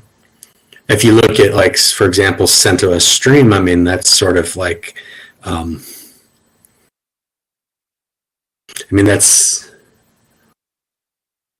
a similar approach, I think, to, it's not identical, but the idea is a similar approach to how we have, like, our factory, which is, I mean, it's a bad example to use, but it is, you're trying to shoot at a forward-looking target type of thing. See what I mean?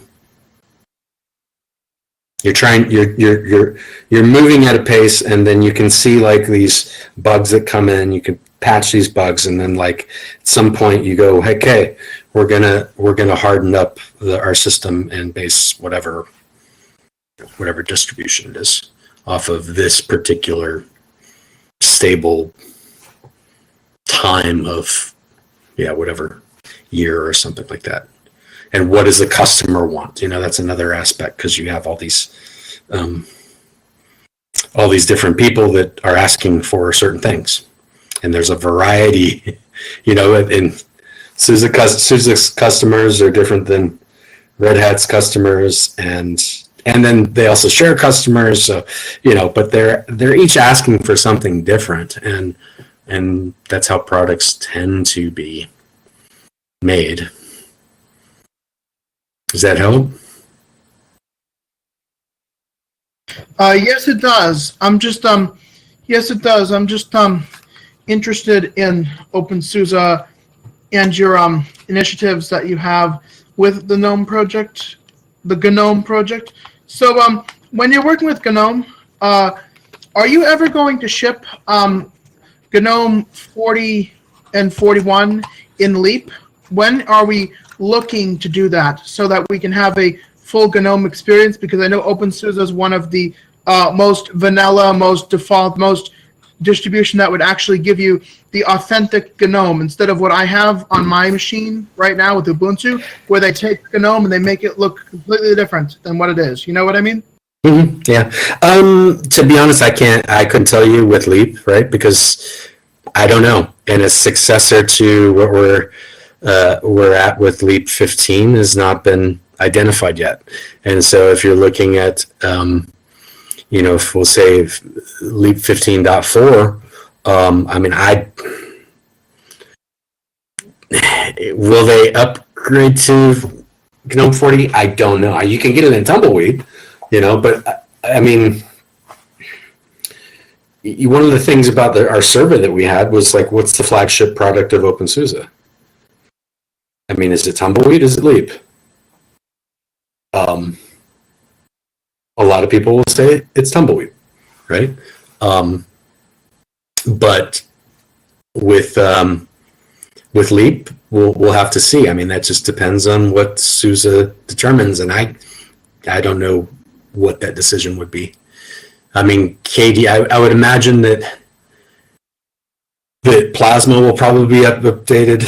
And I also assume that GNOME would be updated. To what version that's going to be, I don't know. Little question. This is more aimed at the GNOME people watching who actually are working with GNOME. But KDE has KDE Neon, which is like a rolling release distro that is based in Ubuntu and gives you the most latest version of KDE. Will GNOME do the same thing with like a GNOME distribution that has Ubuntu at core but has the latest version of GNOME? I'm just curious about that because I know that I'm just wondering if you'll have something like that. Not GNOME OS testing, I mean like an actual OS that has the latest version of GNOME but is based on something that is stable on the bottom. You know what I mean? Who are you asking, Paul? I'm asking Andy and Luna if they have any input on that. Well, it's kind of a personal, I would say, use case, what you define, what's stable, and if you want to get the latest and greatest, go on Arch. Yeah, so you get the latest GNOME stuff, but maybe you have to live with some bugs, or which is quite kind of normal. Otherwise, I would recommend Fedora. In the bicycle release case, so in October we have Fedora 35 with GNOME 41, and it is always stable to use it in my experience. Not to share or spread Fedora propaganda, no, but it's the pure vanilla experience of GNOME, yeah. GNOME, I know Tobias said about something GNOME OS also, but this is something about future, yeah. Yes, but I am just curious about what OpenSUSE is doing to assist. What did OpenSUSE project do to help during the pandemic? Did you guys assist like making like more software or helping out with anything during the pandemic? How was OpenSUSE impacted during the pandemic? Did anything change, Douglas? You know, because I know pre-COVID times everything was like normal, and then during COVID, our technology usage changes. Now it's like now it's dependent. It's like our lifeblood right now. So how did you change for? How did you guys adapt? Because I know you guys' slogan at SUSE is "We adapt, you succeed." So how did you adapt to succeed? You know what I'm saying? Well, I mean, I don't get your question. Or did you get it on? I got it. So we're no different, I think, than anyone else that's in this room right now, in that you know, we're remote. A lot of us are spread out throughout the world. You know, I mean, not a lot changed for us other than we couldn't go to the conferences. You know, because we already were in that state where we actually do work remotely and we do communicate remotely. And I mean, I don't really see that much has changed. You know, other than, you know, Leap 15.3 was the only big change that I could say, but that had nothing to do with COVID. And then also with your question about the integration. So we have, with OpenSUSE, we have quite a few nightly builds. So we have GNOME Next. If you go to OpenQA, or openqa.opensuse.org, you can see the images, and these get tested constantly. And so, you know, the one interesting thing, or the one cool thing about OpenSUSE is that we do have that OpenQA, and that helps. That helps Plasma. It helps KDE Neon. It does, because I mean, I talked to Jonathan. He's like, oh, you know, you guys catch the bugs that we, you know, before we do sometimes, and it's the same thing with GNOME. So it's not like we don't have these processes already in place, and you know, we've been building this for years. It's not been around any time recently. We've been doing this before Neon came around, and we've had GNOME Next for, I don't know, 5-6 years, maybe more. I really don't know. So that you can get a nightly build there if you want. It's just downloading the image, which you get with OpenQA tests, and you can see what failed, what passed, things like that. Yeah. Or for Fedora Warhide. That's exactly the same. Yeah, we're also using OpenQA, you know, the same system, to see, to analyze where bugs are not and to improve them. So both are good ways to go. With OpenSUSE OpenQA nightly builds, or with Fedora, good choices in my opinion. It's absolutely. Well, I think we should give people so other people maybe who may have questions. Don't get fear about just Just you can join with Well, your micro or video if you like. Or I was thinking actually, Andy. I was thinking like Oh. the next talk starts in 6 minutes.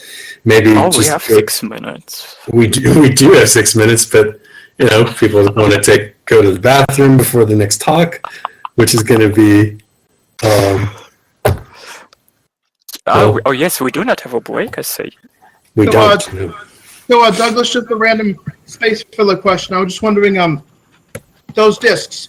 You said you get all those millions of discs. Why do you Email get me. those?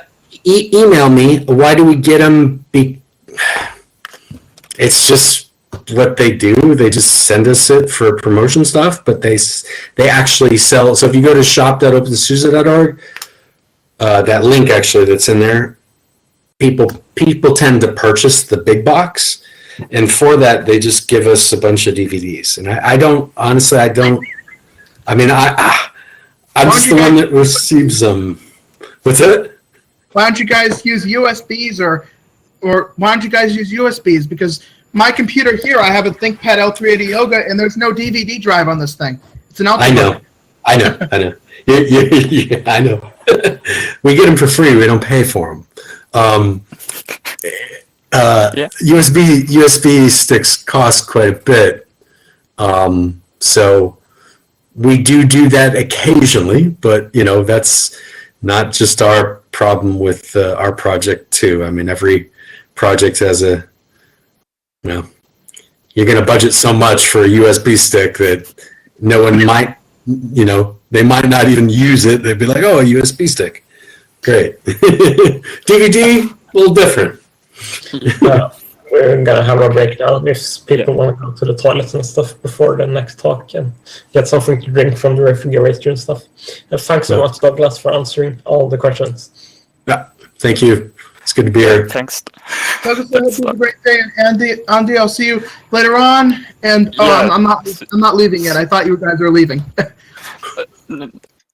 We are going to leave Paul because now we have a 5-minute break. And thanks, Doug, for your talk for the office of OpenSUSE. And I don't know where we see us on Saturday, I guess. Yeah, Saturday. Yeah, on the second slot. You're. Yeah, first slot I got to do sushi with the in-laws. Adrian, yeah, I said to Adrian, I will try to go with him in the first slot, and maybe I will come to the second again. I have time. I'll be there. So, are you being there tomorrow? Yeah. Well, tomorrow we do have actually a workshop starting. And feel free to join my workshop about Mageia GNOME, presenting this distribution and how to install it. I'll be there. So feel free. I would be happy if you would attend it. If not, I'll be there, and I'm always at the GUADEC, the entire thing. I'm going to start with the Ubuntu talk. I'll be talking to the Canonical people tomorrow. Is that right? Yeah. Tomorrow? Yeah. Tomorrow is Ubuntu office hour starting. Yeah, the first one. I'm so sorry, guys, to interrupt. Can we please drop off and we'll be back again? Yeah. So thank you. Need some rest as well. Yeah. Bye.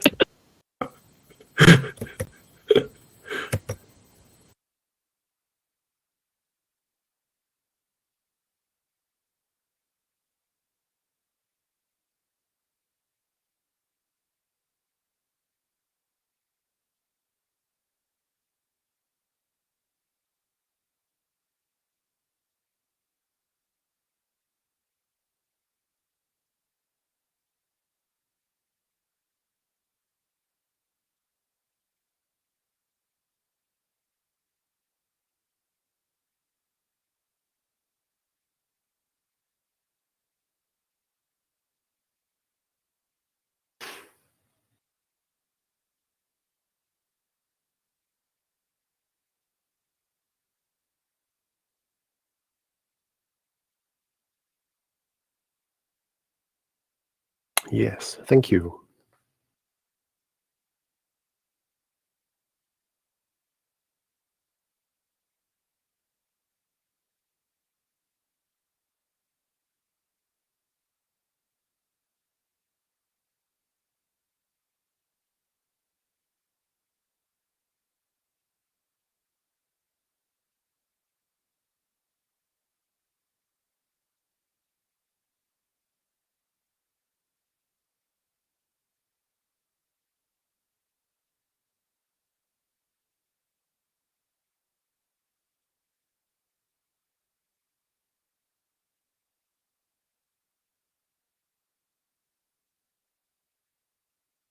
Hi, everyone.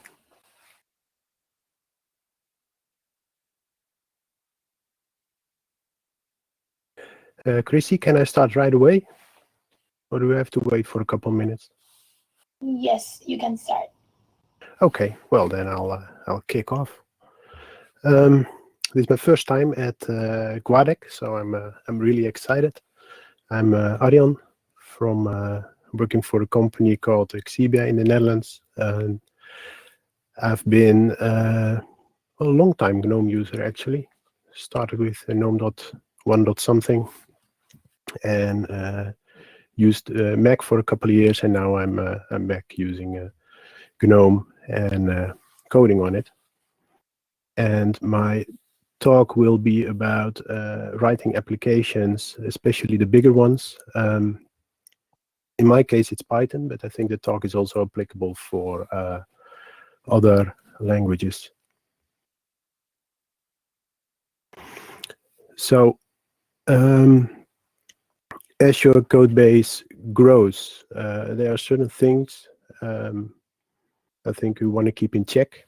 That is that your code is accessible for developers, so it's easy to work with. In the case of Python, Python is a dynamic language, and as your code base gets larger and you want to be extensible, you need to do some extra work to help with coding. And secondly, your code base, you want to have it modular, which allows you to work on one part of your application without the knowledge of the other parts. And basically, extensibility kind of follows from modularity, because once the code base is modular, it should be easy to add new functionality. The case I use for this presentation is GAV4, which is a modeling tool that supports languages like UML and SysML and C4. It's been built over the past decades. It started in the early 2000s with PyGTK and GTK2, and it's been ported to work with GTK3, and currently we're in the works of getting it ready for GTK4. I initially started this project because I was kind of disappointed with tools that would help with modeling, for example, rational rows. And well, I simply thought I could do better. This is a small 101 for GTK, but I think you guys know it. What is important here is the GObject part, where which adds OO, object-oriented support to C, and it supports signal handling.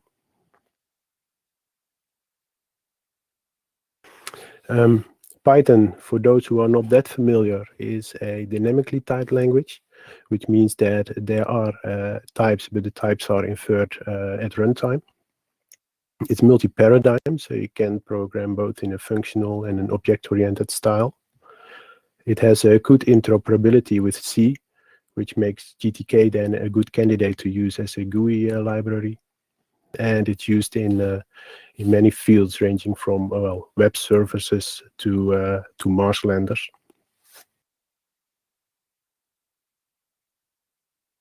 So when you dive in the first item, that's accessibility. To make the code more accessible, we made some changes over the past few years. We introduced type annotations to help us and others in coding. So, for example, IDEs profit a lot from using type annotations, and we did some work on the package structure. So let's have a look at type annotations first. Like I said, Python is dynamically typed, but that doesn't mean there are no types, and the types do exist. For example, if you call a method, then still the objects that you pass in have types and have certain methods that you can call on them. And it helps in larger code bases to leave out the guesswork and type methods. So especially at component boundaries. So the internals do not have to be typed per se, but at component boundaries, it is nice to have types to help the IDE find its way and to help you and other people also find their way in the code. Initially, I was a bit skeptical, but after a while, I found it a good addition because it made us well, it made for a better understanding of the code. Python also has a concept of protocols, which is kind of like interfaces, but not statically bound like interfaces. So you can define a protocol for an object that should have a certain method, for example, and that can be type checked. But you don't have to inherit from that protocol to actually make it work, like you need in strong type languages. The tool to use is MyPy in this case.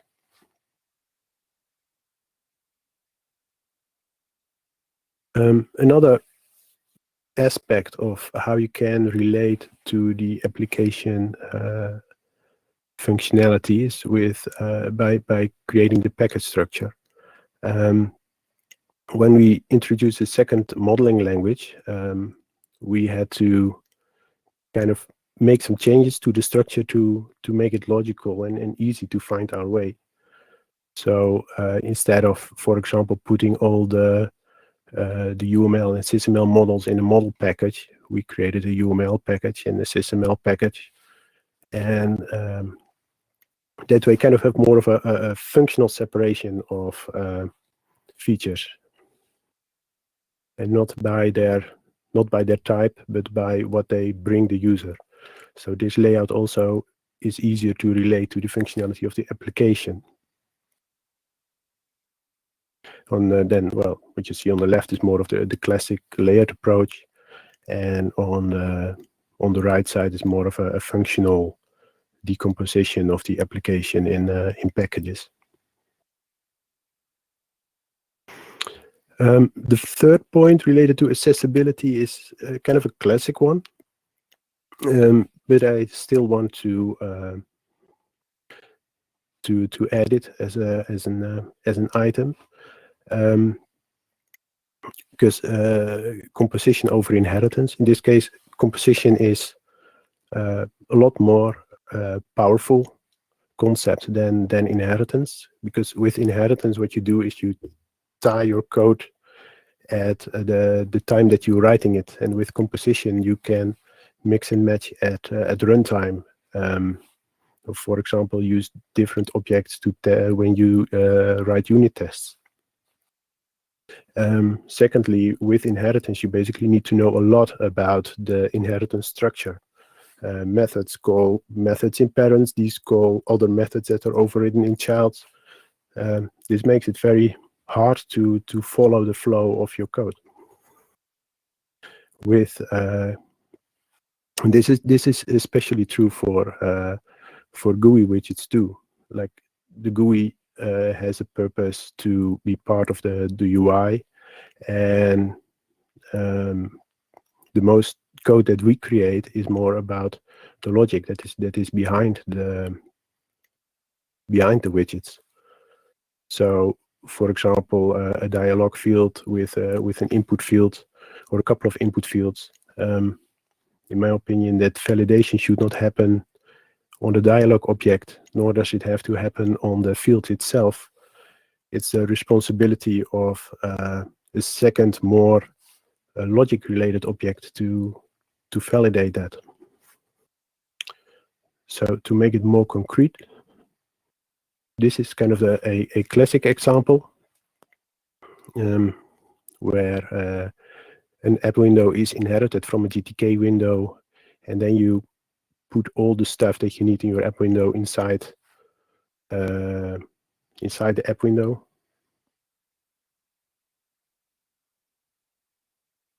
But instead, use composition and just create your app window as being your logical mediator, and let it contain a window and the things that you need inside that window, and wire it together this way.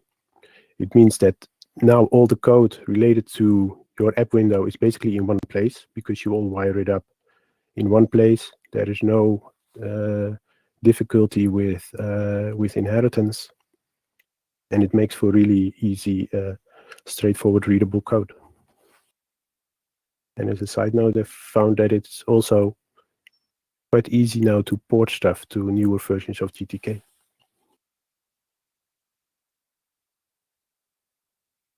So then on to the second point. So I made a point about accessibility. Second was modularity. In our code, we put stuff in services. I'll show you in a minute what that looks like. We use event dispatching to communicate between services. And then there is a third version of extensibility, which is generic functions, which are basically used to extend the functionality of a service in a loosely coupled way. So first, services. In Python, there is a concept of entry points, which is a standard feature of Python. All registered services, in this case in the k4.services namespace, can be loaded, and irregardless of where they are found. So I can install a separate package, and if it is exposing entry points in the k4.services namespace, they will be automatically loaded. So that basically gives me a plugin system for free. Second, you see a little section on how such a thing is initiated.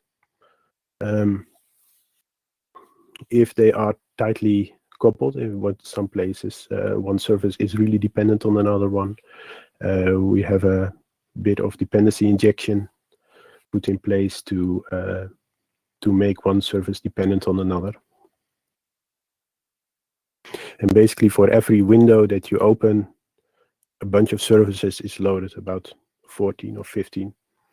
And these make up for the whole application window and the whole experience.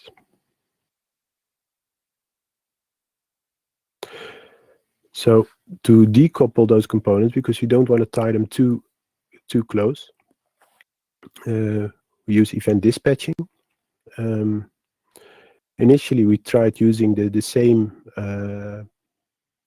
method that is also used with GObject. So you register on an object, and the object is dispatching.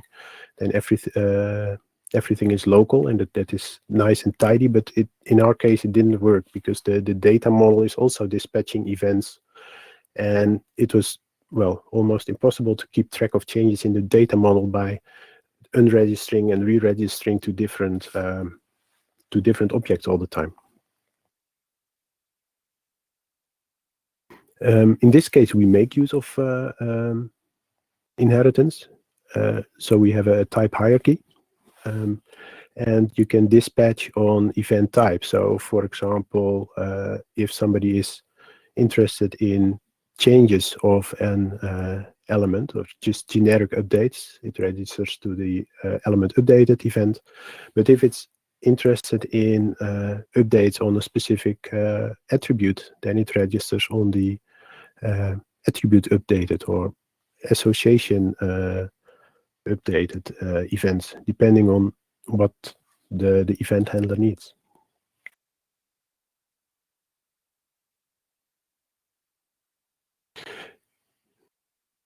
If I would make a drawing of how k4 is structured, then it would be this. So I made this drawing.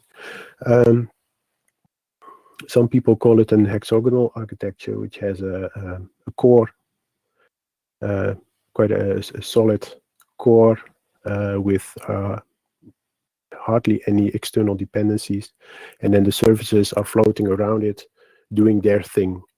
In this case, for example, there is a copy-paste service. If I would take that out, then everything works except for copy and paste. The same goes for undo. And if you would leave out the UI, then, well, you can basically run the application but don't have a UI at your disposal. In separating it like this, it helps with testability, and it also makes for a nice distinction between what is core application and what is not.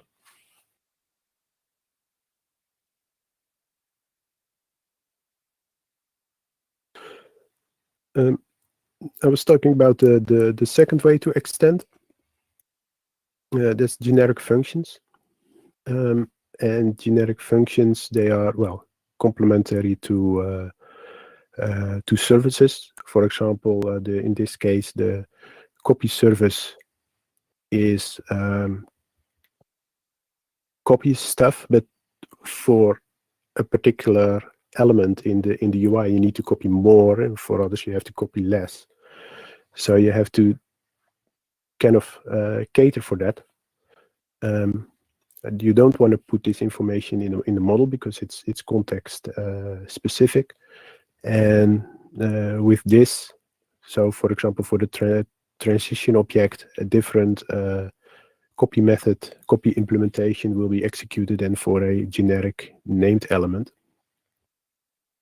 A nice thing is that this functionality is part of the Python standard library, so you don't have to include anything specific for it. And we use this mechanism all over the place, even for things like text formatting, online editors that pop up if you double click on an item, connecting one item to the other. Then you need to know specifically what is the type of the one element and what is the type of the other element, so you can create the relation and also create the relation properly in the underlying model of the application.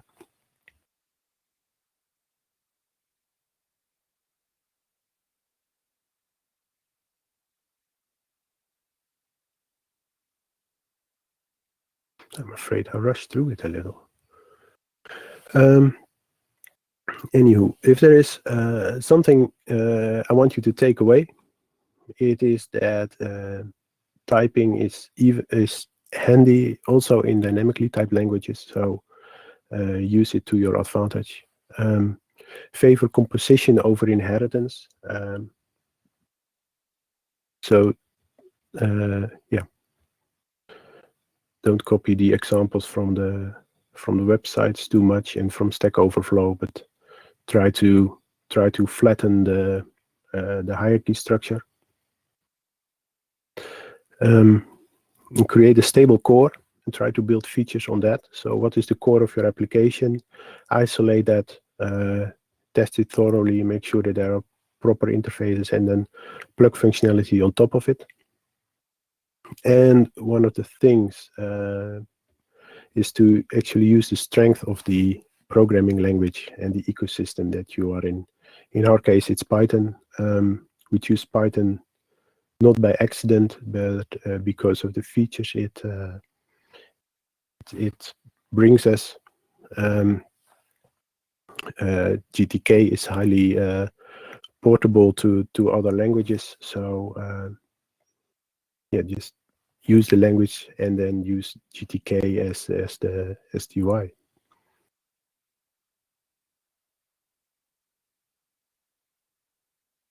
So that kind of leaves me with the question section, I suppose.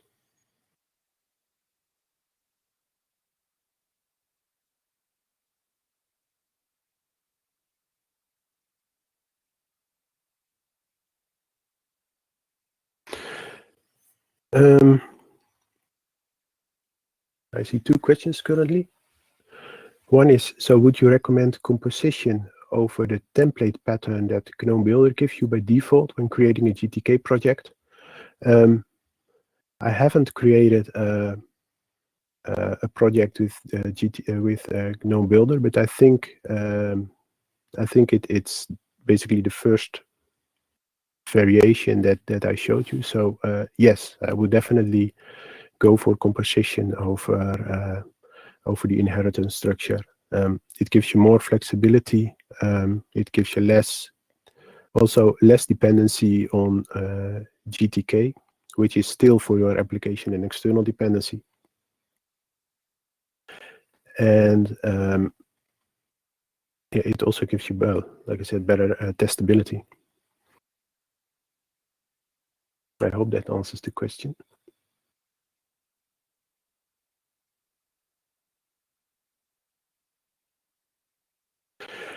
What resources would you recommend for a beginner to GTK that wants to make a GTK4 application using Python?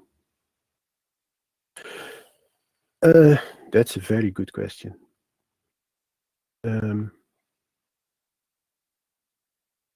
Especially if you're a newcomer. There is a website, I don't know the URL from the top of my head, that has lots of examples, at least for a GTK3. In my experience, I found that porting stuff from GTK3 to GTK4 was not that hard. So at this particular moment, I think that would be a good start. Also, the documentation on the Python bindings for GTK4 still have to catch up. But that would be my personal opinion. I think maybe other people have different opinions on that.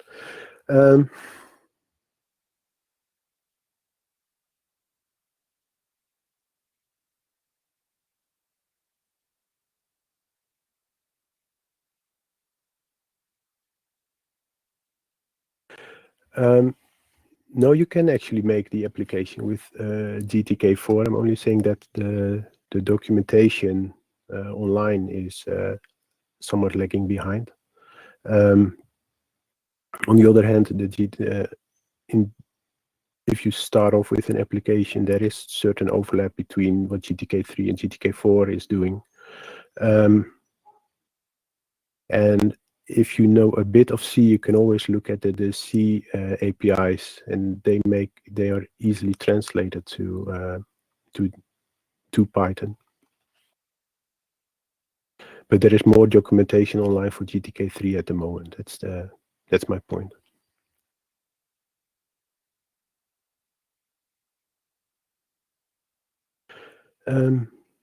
You're welcome. Are there any strategies you recommend for modularity that could allow portability to, for example, PyQt or PyCoco?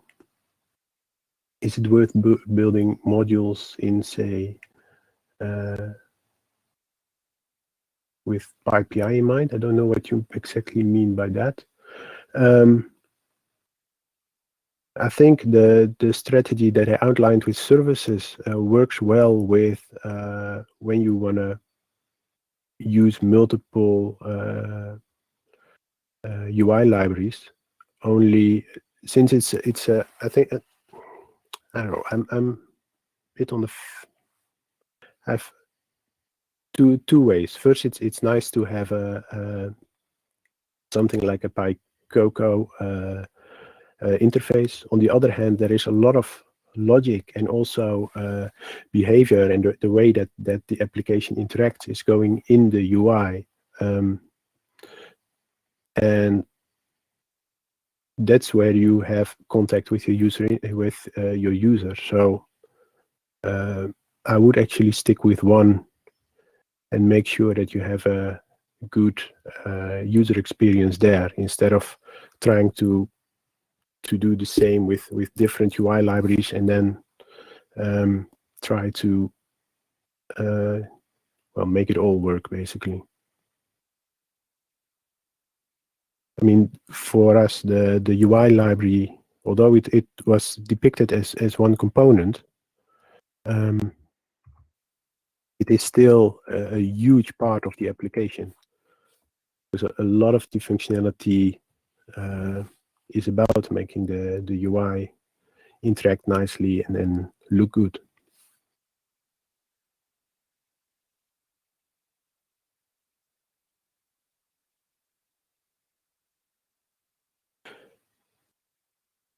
You build application components that could be distributed over pip, like plugins, you mean?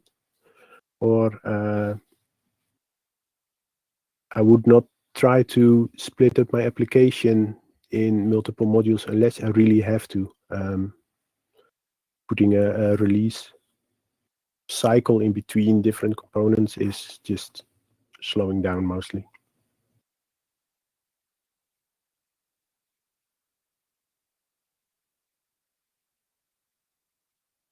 Can testing be done toolkit independently? Yes. For us, a lot of the testing is done on the core application and on the modules. And for example, the copy paste and undo modules, they have nothing to do with the UI per se, so they can be tested without use of any toolkits. And for testing, we purely use PyTest for everything.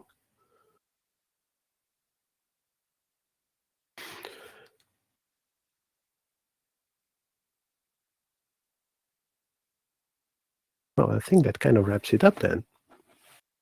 I hope you enjoyed it. Picked up some ideas on how to organize your code, and I think I'll see you in the chat. Thank you, Ariane, for your presentation.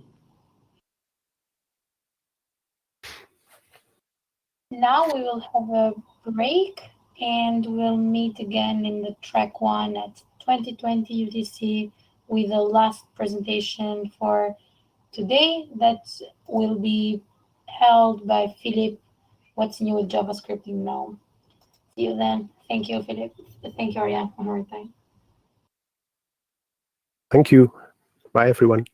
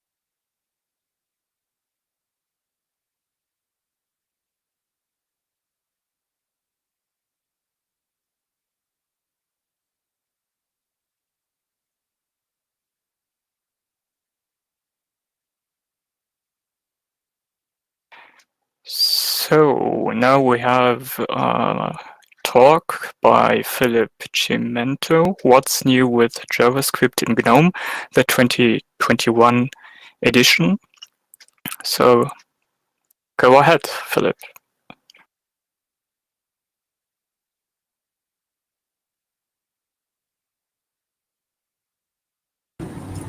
Okay. Can everybody hear me, see me, and see the slides? Yes, we do. Okay, great. Right. My name is Philip Cimento. For the second year in a row, I am not talking to you from Zacatecas, Mexico, but from Vancouver, Canada. So I've been a regular GNOME contributor for about 8 years. I used to like tabs, now I like spaces. And you can probably also see on the slides that I like cat pictures. At my day job, I work on JavaScript engines at Igalia. Today I'll be talking about what's new with JavaScript in GNOME. This is the 2021 episode of a talk that's become somewhat of a tradition at GUADEC. And I guess that means people must like JavaScript or something. Here we go. So as every year, this talk is primarily aimed at people who write code for the GNOME platform in the JavaScript programming language, whether that is in GNOME shell or apps or shell extensions or even command line scripts. GNOME has its own JavaScript engine, GJS, which is an extended version of the JavaScript engine from the Firefox browser, also called SpiderMonkey. The first half of the talk is going to be about what's new with GJS in GNOME 40 and 41 and how it can benefit you in the code that you write. The second half, I'll talk about what improvements you can expect to see coming up in GNOME 42. And the third half is going to be about what we need help with and how you can get involved.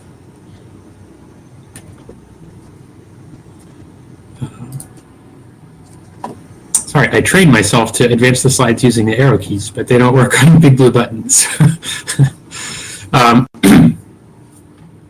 This presentation is also meant to be a resource that you can consult later. So I'll be running pretty quickly through things like the new language features, because they're not really that interesting to add the link in the shared notes, Philip.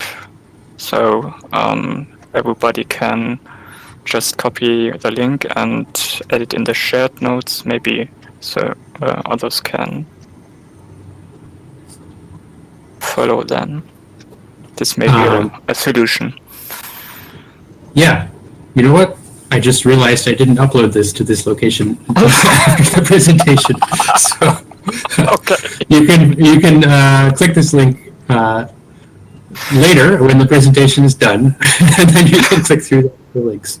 Okay. All right. This link will start working after the presentation is over, and then you can click on it. And if you're watching the presentation after the fact on the recorded version, then it will work for you. And you can follow the links. All right. So part one, what's new for GNOME 40 and the soon-to-be-released GNOME 41? Crash fixes. And by the way, on these slides, I'll use these little circled 40 and 41 icons. Here, let me get the fancy pen tool. So I'll use these little circled 40 and 41 icons to show things that you can expect to see in GNOME 40 and 41. And I will take off my hat icon to the person who contributed it. So first of all, we've fixed just as many crashing bugs as were reported in the past year. Although that does mean that we have the same number as we started out with, but most of them are new. So we've cycled through them pretty quickly. So Marco did several refactors for GNOME 40 that increased the type safety in the code base with C++ features.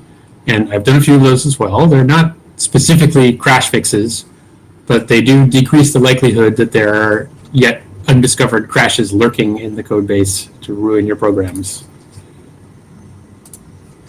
Marco also worked on a pair of pull requests which should be ready to merge in time for GNOME 41. They don't not only increase type safety, but also reduce the amount of memory taken by introspected objects and functions.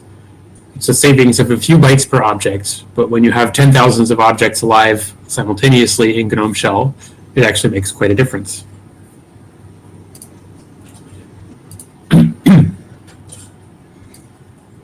In GNOME 40, we got ES modules. This was a big change, thanks to Evan for all the work on this. ES stands for ECMAScript, which is the standardized version of JavaScript. The ES modules are called ECMAScript modules, as in they are the standardized module system for JavaScript, as opposed to the non-standard module systems that many environments had previously. Like we had imports in GJS, and for example, Node.js had require. So here's a before and after example of using the old non-standard module system up here, and ES modules down here. In both systems, we have built-in modules, like system. In both systems, we have geobject introspection modules, like GTK. And in both systems, we have modules that consist of other JavaScript files from your program, like my module. But in ES modules, these are a bit more distinct from each other. And another advantage of ES modules is that when you import them from a relative path, like we're doing here, you don't need to use some sort of hack to add the current file path to the module search path. Relative paths are always resolved relative to the path of the currently file, even if that file is in a G resource.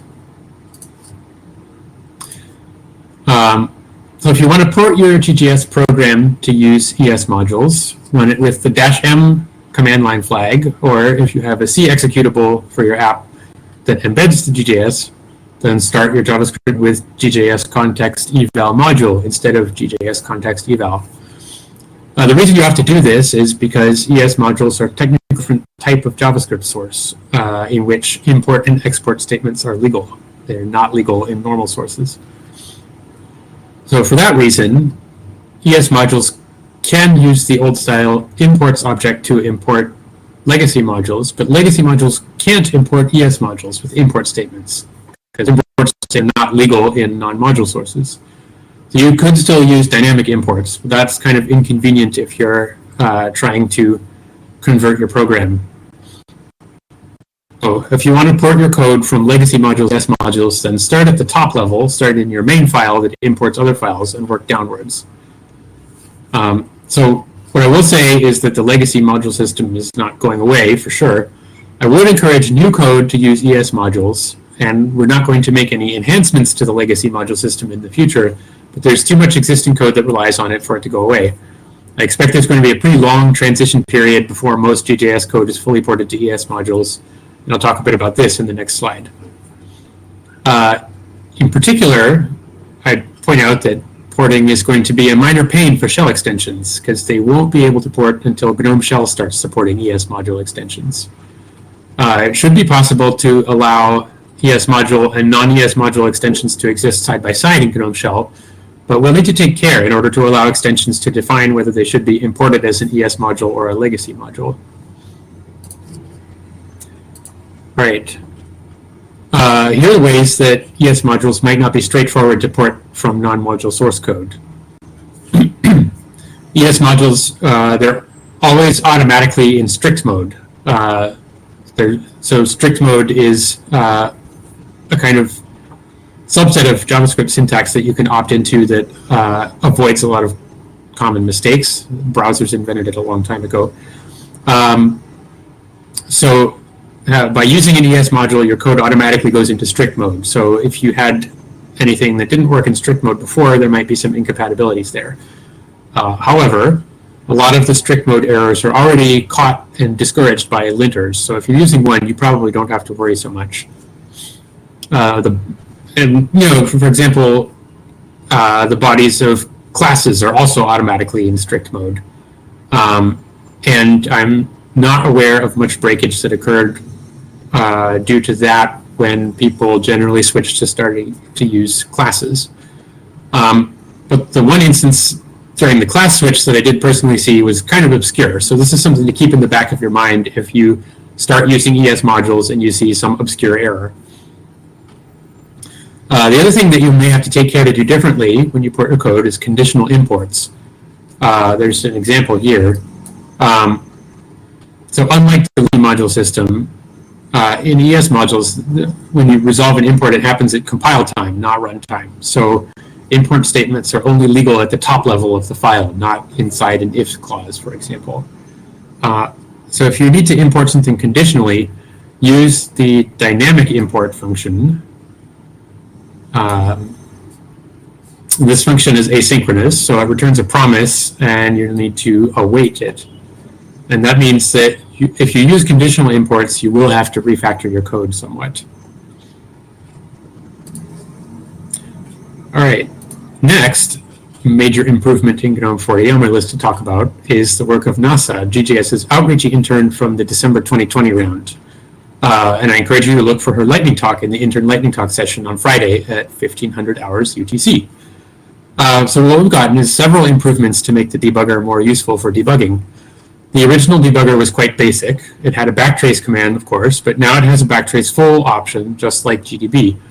And that prints all the information about the local variables in the stack frame. And the debugger also now has access to the source code of the program that it's debugging. So there is actually now a list command that also works like GDB. And when you show a frame, either the one you're on or a different frame, it also shows the line of source code that goes along with it. So let me show you a quick example of what this looks like. Here's a sample program to debug, and here's a demonstration. Oh, I didn't advance the slide. So here's the sample program to debug. And here's the demonstration of the new features. So for the backtrace, we do a backtrace full, and you can see the value of the local variable D. And we see a demonstration of the list command. And so the program listing can even highlight the current line, depending on the value of an option that NASA also added. But that's not visible here because I couldn't get it to highlight in this plain text markdown block. But you can highlight the current line. And then here, if you're displaying a frame, you also see the source line corresponding to that frame. So next, I'll talk about JavaScript object GObject parameters. Now I know that's too many objects in one sentence. So what it means is on your GObject classes, you can now define properties that take a JavaScript object as their value. That was previously not possible. And similarly, you can also have GObject signals that take a JavaScript object as one of their parameters or their return value. This is probably most going to be used for having a GObject property with a value of a JavaScript array, which is something I've wanted to do a few times. It's a bit tricky to define arrays within the GObject type system. But there are other JavaScript built-in objects that might be useful as property values like date or map or set, etc. So thanks to Marco for doing this. Something I hope will be coming up in GNOME 41 is the text encoder and text decoder API. This is another initiative from Evan. So text encoder and text decoder is technically a web API, not JavaScript, but Node.js has it as well. So it's good for us to have this too, because it's a more standardized way to convert between strings and bytes. And this is actually the reason that the new ES module system didn't include a byte array module, like the old module system did, because the idea that Evan had was to not perpetuate the old way into the new module system and use the more standard way in the new module system. So here's some before and after code. Encoding and decoding a pizza to UTF-8. If you still want to use the old byte array module, you can, but you won't be able to import it as an ES module, so you'll have to use imports.bytearray. All right. Next up, one of the things that I did during this cycle is a step towards removing the big hammer, and I'm sure people are curious about that. There will be more coming about that later in the presentation. So this here is a screenshot from Sysprof that I took with a demonstration app that intentionally creates a lot of garbage very quickly, and the app includes a button to trigger a garbage collection. So you can see a bunch of counters here. These are all new. So like the number of signal handlers and the number of G-objects. So there are about a dozen of these counters now. You can show or hide them individually in sysprof. I just picked a few to show for this example.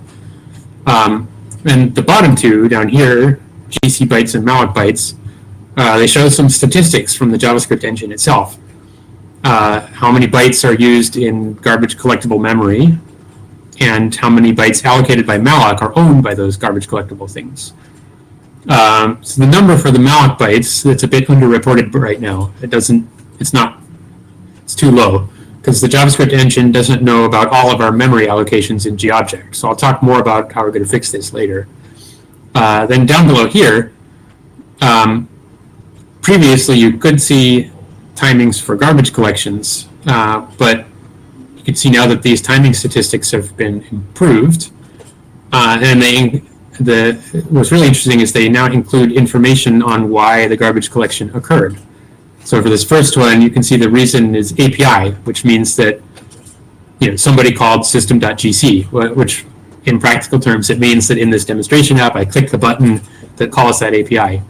And then you can see at the 10-second mark here, there's this, well, I'm not drawing a very straight line, but at the 10-second mark, there's this other garbage collection. The reason is given as big hammer hit, and that, because it occurs every 10 seconds, and so on. Here's another garbage collection where I click the button. So yeah. And another project from Evan is to provide an implementation of the console object. So just like text encoder, this is another red API which is also implemented by Node.js, and it can be useful for us for sharing code. Most people who have developed JavaScript in a browser know console.log, like in this example, but there are a bunch of other functions in the console namespace as well that could be useful. So with a bit of luck, we could land this for GNOME 41. And then finally, I want to give a special shout out to the Extensions Rebooted initiative. And, apart from, they've been mentioned earlier today for all the good work they've been doing. Apart from all that, that's really important for the GNOME desktop and, getting people, people who write extensions more integrated in the community. They've also been gradually improving the documentation of GJS as they notice things that people run into when they're writing extensions. So special shout out. So that was a selection of some of the exciting new things that we either have already in GNOME 40 or will get soon in GNOME 41. Now on for part 2. What are the exciting things that we should be able to see in the upcoming year in GNOME 42 or possibly 43? First off, I'd like to talk about the work of Vina, GJS's outreach intern from the May 2021 round. She'll also be giving a lightning talk about this, so if you want to know more, here's another reminder to go see the intern lightning talk session on Friday at 1500 hours UTC. So Vina's working on adding annotations to GObject introspection, such as finish func and sync func, like we see in this example here. These are going to allow us to tie together these pairs of functions, the async function and the finish function, and then the synchronous version. We need to tie those together automatically. So previously, we had to tie these together manually with gio.promisify in order to use async style programming. And in the future, we'll be able to leave out the promisify, just like it shows here in the commented out code. And I also want to shout out, promisify was the work of Avi, a previous outreach intern from 2018, and I'm really excited that that someone's continuing it now. So these annotations are getting near to being ready in GObject introspection. I think we'll land them for GNOME 41 probably. The corresponding changes in GJS are a stretch goal for the internship, so those may happen for GNOME 41 or they may happen later.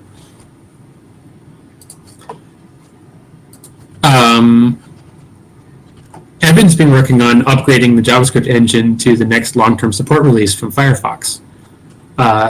So luckily, you might have remembered some painful upgrades from the past. Luckily, there don't seem to be any backwards incompatibilities that you have to remove from your code this time, at least that we know of yet. And I'll talk about the cool things that it does bring us. So one thing you'll see on this slide that we get is private class fields. If you have a JavaScript class, you can now have truly encapsulated fields that cannot be accessed from outside the class. And one thing to note is, just like the public class fields that we already got a year ago, this does not yet integrate well with GObject classes, and we're hoping to solve this in a future release. We're going to get the @ method for arrays and strings. This lets you do nicer indexing, kind of Python style, where you can pass -1 to get the last item and -2 to get the second to last item, and so forth. So you don't have to calculate the length, like in this example down here, and risk off by 1 errors, where you accidentally forget the -1 or something. Makes things a lot simpler. Last year, with the upgrade, we got promise.all. That's a function that returns a promise that waits until all of its sub-promises have resolved. And now with this upgrade, we'll also get promise.any, which is kind of the opposite of that. It waits for any one of the sub-promises to succeed, and then it resolves with that promise's value, and it ignores the resolutions of the remaining promises. So that sounds kind of complicated, so I put a little example. I hope that'll make it clearer. So this sample code, it sends requests to 2 servers, east and west, and it resolves the promise with whichever server responds faster. But if neither server responds within 30 seconds, then it'll give up. So this is different from promise.race, which is another API that we got in the previous upgrade. So with race, the promise resolves with the first sub-promise's resolution, even if that's a failure.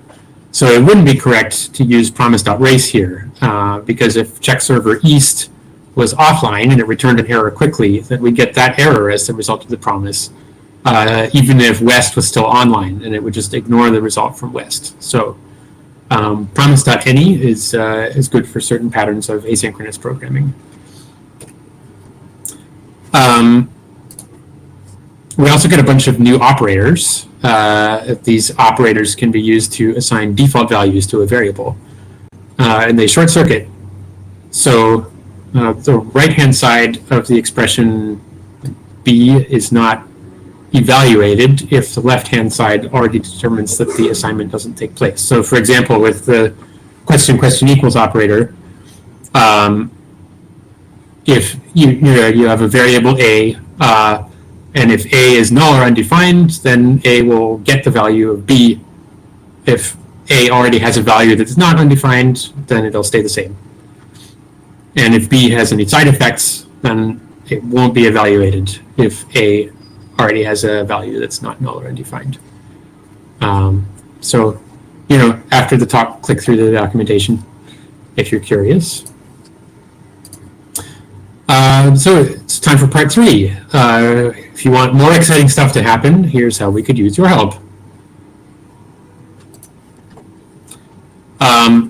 So one thing, people who write an app or an extension for the first time often copy code in order to get started quickly. They copy it and modify it. This is a perfectly normal thing to do. It's part of what free software is all about. One of the freedoms is the freedom to study the software. So we should have good code that uses good practices available for people to learn from. So one thing, I've made some improvements recently updating the GJS sample app, since some outreach applicants were running into problems with it this year because it was kind of outdated.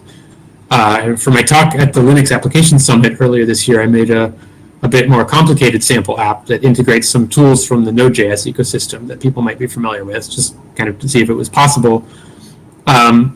So we could use some help, figuring out whether some of these should become best practices and integrating it into our documentation, and for other people to try out these sample apps. Evan's also exploring the integration between GJS and TypeScript, and he's planning a Birds of a Feather session on this topic on Friday at 16:10 hours UTC. So if you started using GJS and you find something that's confusing or you think it's a bad example, come talk to us in the Matrix channel. Oh, I really can't draw good lines with the mouse. So the thing that you're asking about, it may or may not be a mistake or a bug, but usually, at least when we talk to people who are confused about something, there's at least a good answer to the question of where would have been a good place for you to find this information, and that will move things forward for the next person to have the same question. They might be able to find it a bit better. Right. So finally, I'll talk about the big hammer.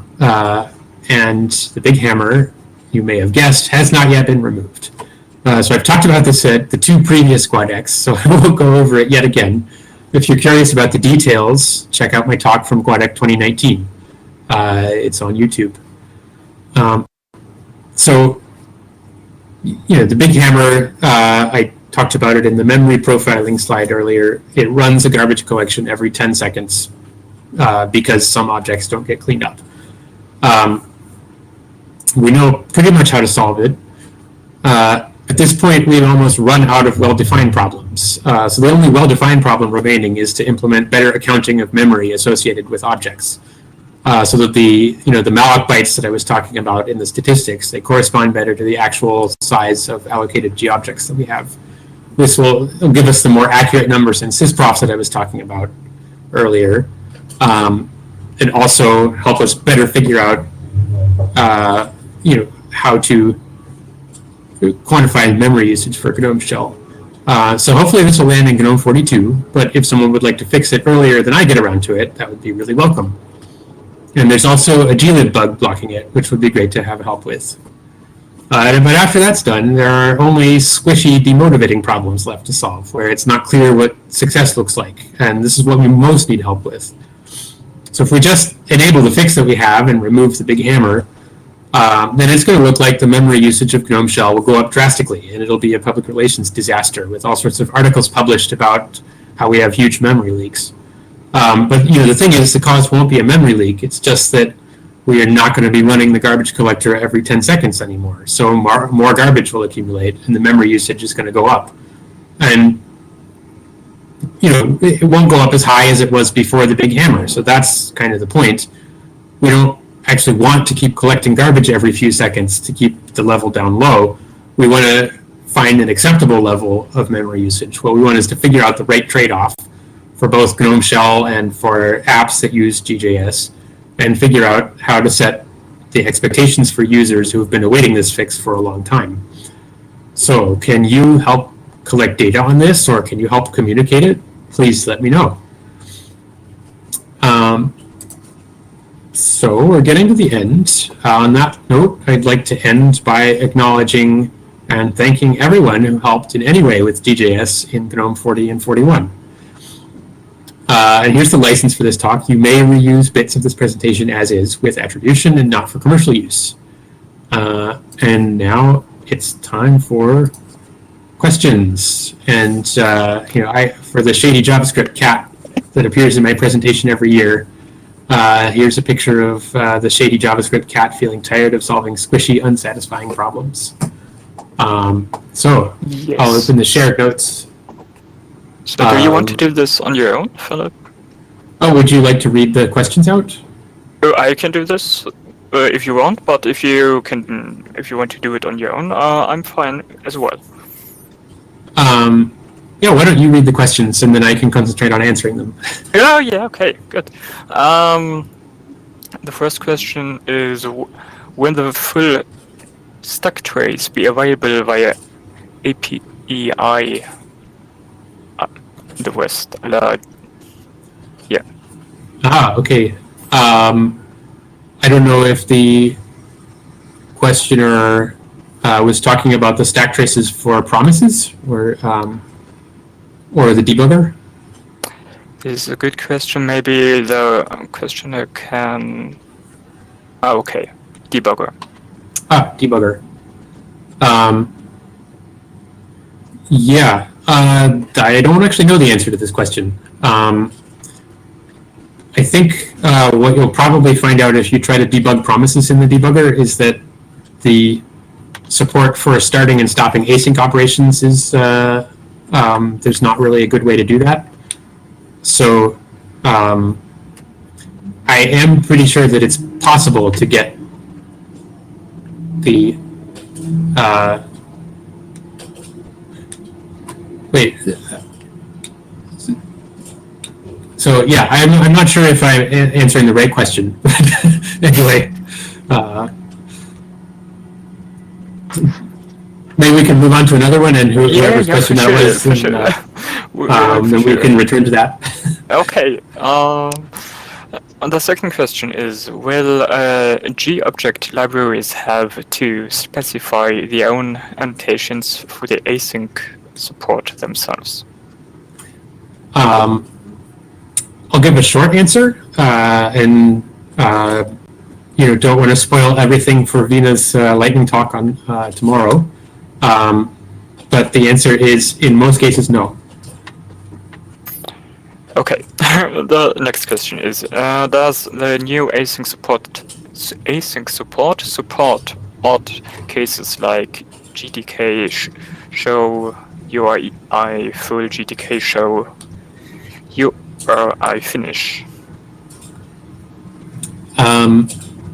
This is another thing that I will encourage you to attend the intern lightning talks, but it's so there's going to be support for most cases. For very odd cases, you might have to specify it yourself in the doc string or the doc comments. Okay, and the last question is there any more information on the big hammer? There is. I would recommend watching the talk that I gave in 2019 at GUADEC. And if you don't like watching talks, which I completely sympathize with, I also wrote a blog post about it, which I can put into the chat here when I'm done answering questions. Yeah, so I don't know if we want to come back to the first question. Okay, I see the questioner is written. Oh, do we have the questioner on? Yeah, maybe the questioner can also be active and enable the microphone if maybe it's easier. Okay, but I'm looking at the thing here. It says, I think not. Oh, I didn't answer the right question. I didn't mean about promises. Oh, okay. I got it. Okay. So the question is, if you call the GJS dump stack API, will you get the full stack trace with locals? Unfortunately not. It's a debugger only thing because the API stack trace, it can occur from. It has to be thread safe, so it can't access anything from the JavaScript engine. It's just pulling the names of the stack frames. So you can't evaluate any variables or something. So this is a debugger only thing, unfortunately. Okay. Yeah. Okay. We have a few minutes left, so I don't know if anybody else want to ask some more questions. Here would be the chance to do this and write them down in the shared notes.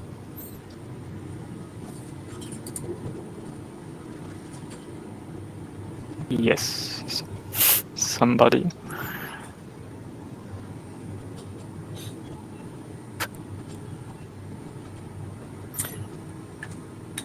What's the coolest long-term feature coming for us?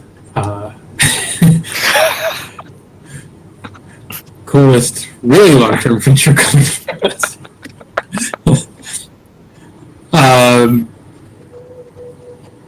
I could have a couple of answers. I'm really excited about some of the things that are coming, down the standardization pipeline in JavaScript. that's kind of cheating, since those are not features that we are programming ourselves. We just get them from Firefox. But I'm really excited about decorators, for example. And I'm pretty excited about temporal, which is replacing that horrible old JavaScript date object, and that's something that I'm actually working on at my work. So I'll be very excited to integrate that in GJS. The coolest feature that that is really something for GNOME that we're not just sort of inheriting from Firefox. I'm not sure. I will be. I'll be excited. Like, one thing that I'm really trying to do a lot on is to automate a lot of the maintainer tasks for GJS. So I know this is maybe not so exciting for people who are looking for improvements for code that they're writing, but I'm certainly excited to have more automated tools that guide people to getting their code into GJS and having more contributors. Oh, awesome! Yeah, that you're doing this. Okay. How hard is it to work with SpiderMonkey, and do you see a change in engine in a not so near future? There's a link on GitHub. I see. As an example, yeah. I have actually, I've actually really enjoyed working with SpiderMonkey. I think recently, Mozilla's made a lot of good improvements in sort of gathering information about the people who embed SpiderMonkey. It's not just GNOME; it's a bunch of other software, both free and proprietary. So they've done what I think is a really good job of engaging more with that community,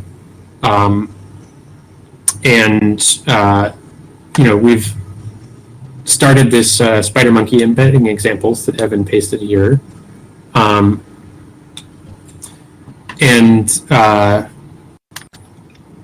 It's so there's been a lot of improvements.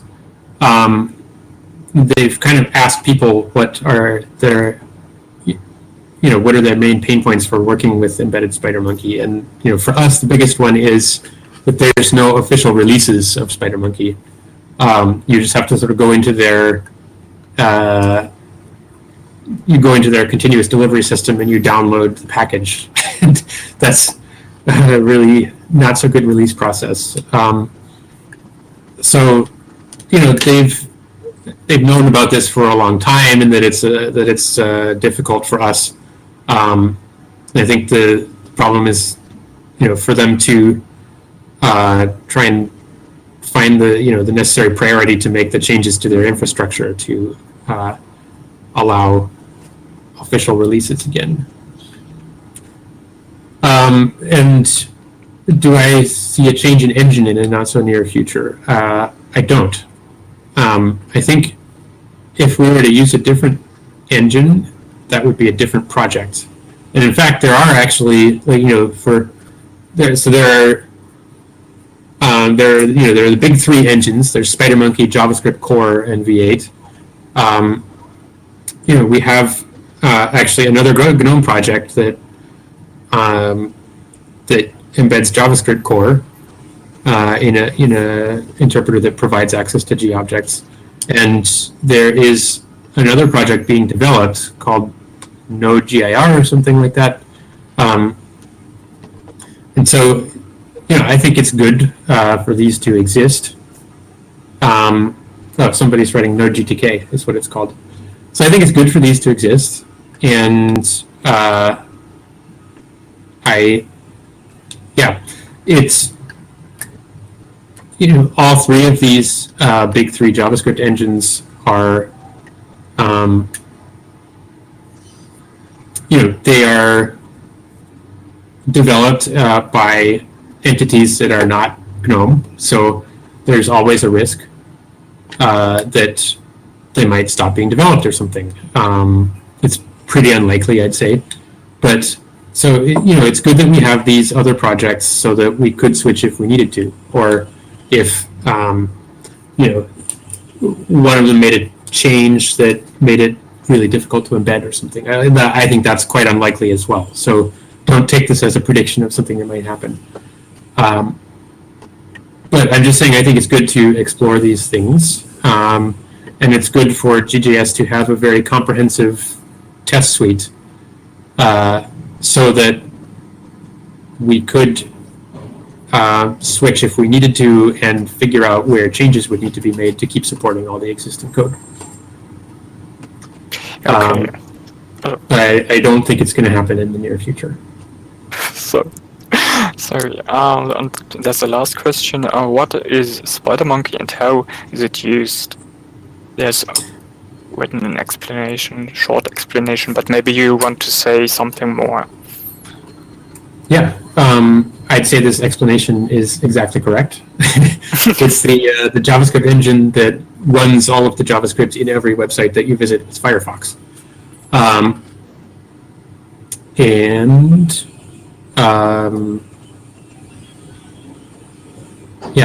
Actually, they have a website now. I think that's new in the past year. So you can go to spidermonkey.dev and find out more information. Okay, I guess there's no more questions left. I will check again. No comments. Yes, so like the cat's mood. Thanks, Philip, for your great 2021 talk here. And thank you for your attention. And see you all. And for the people who want to join the social event today on track 1 in 11:40 p.m. is the cooking event. So have fun. Thanks, Philip. Thank you.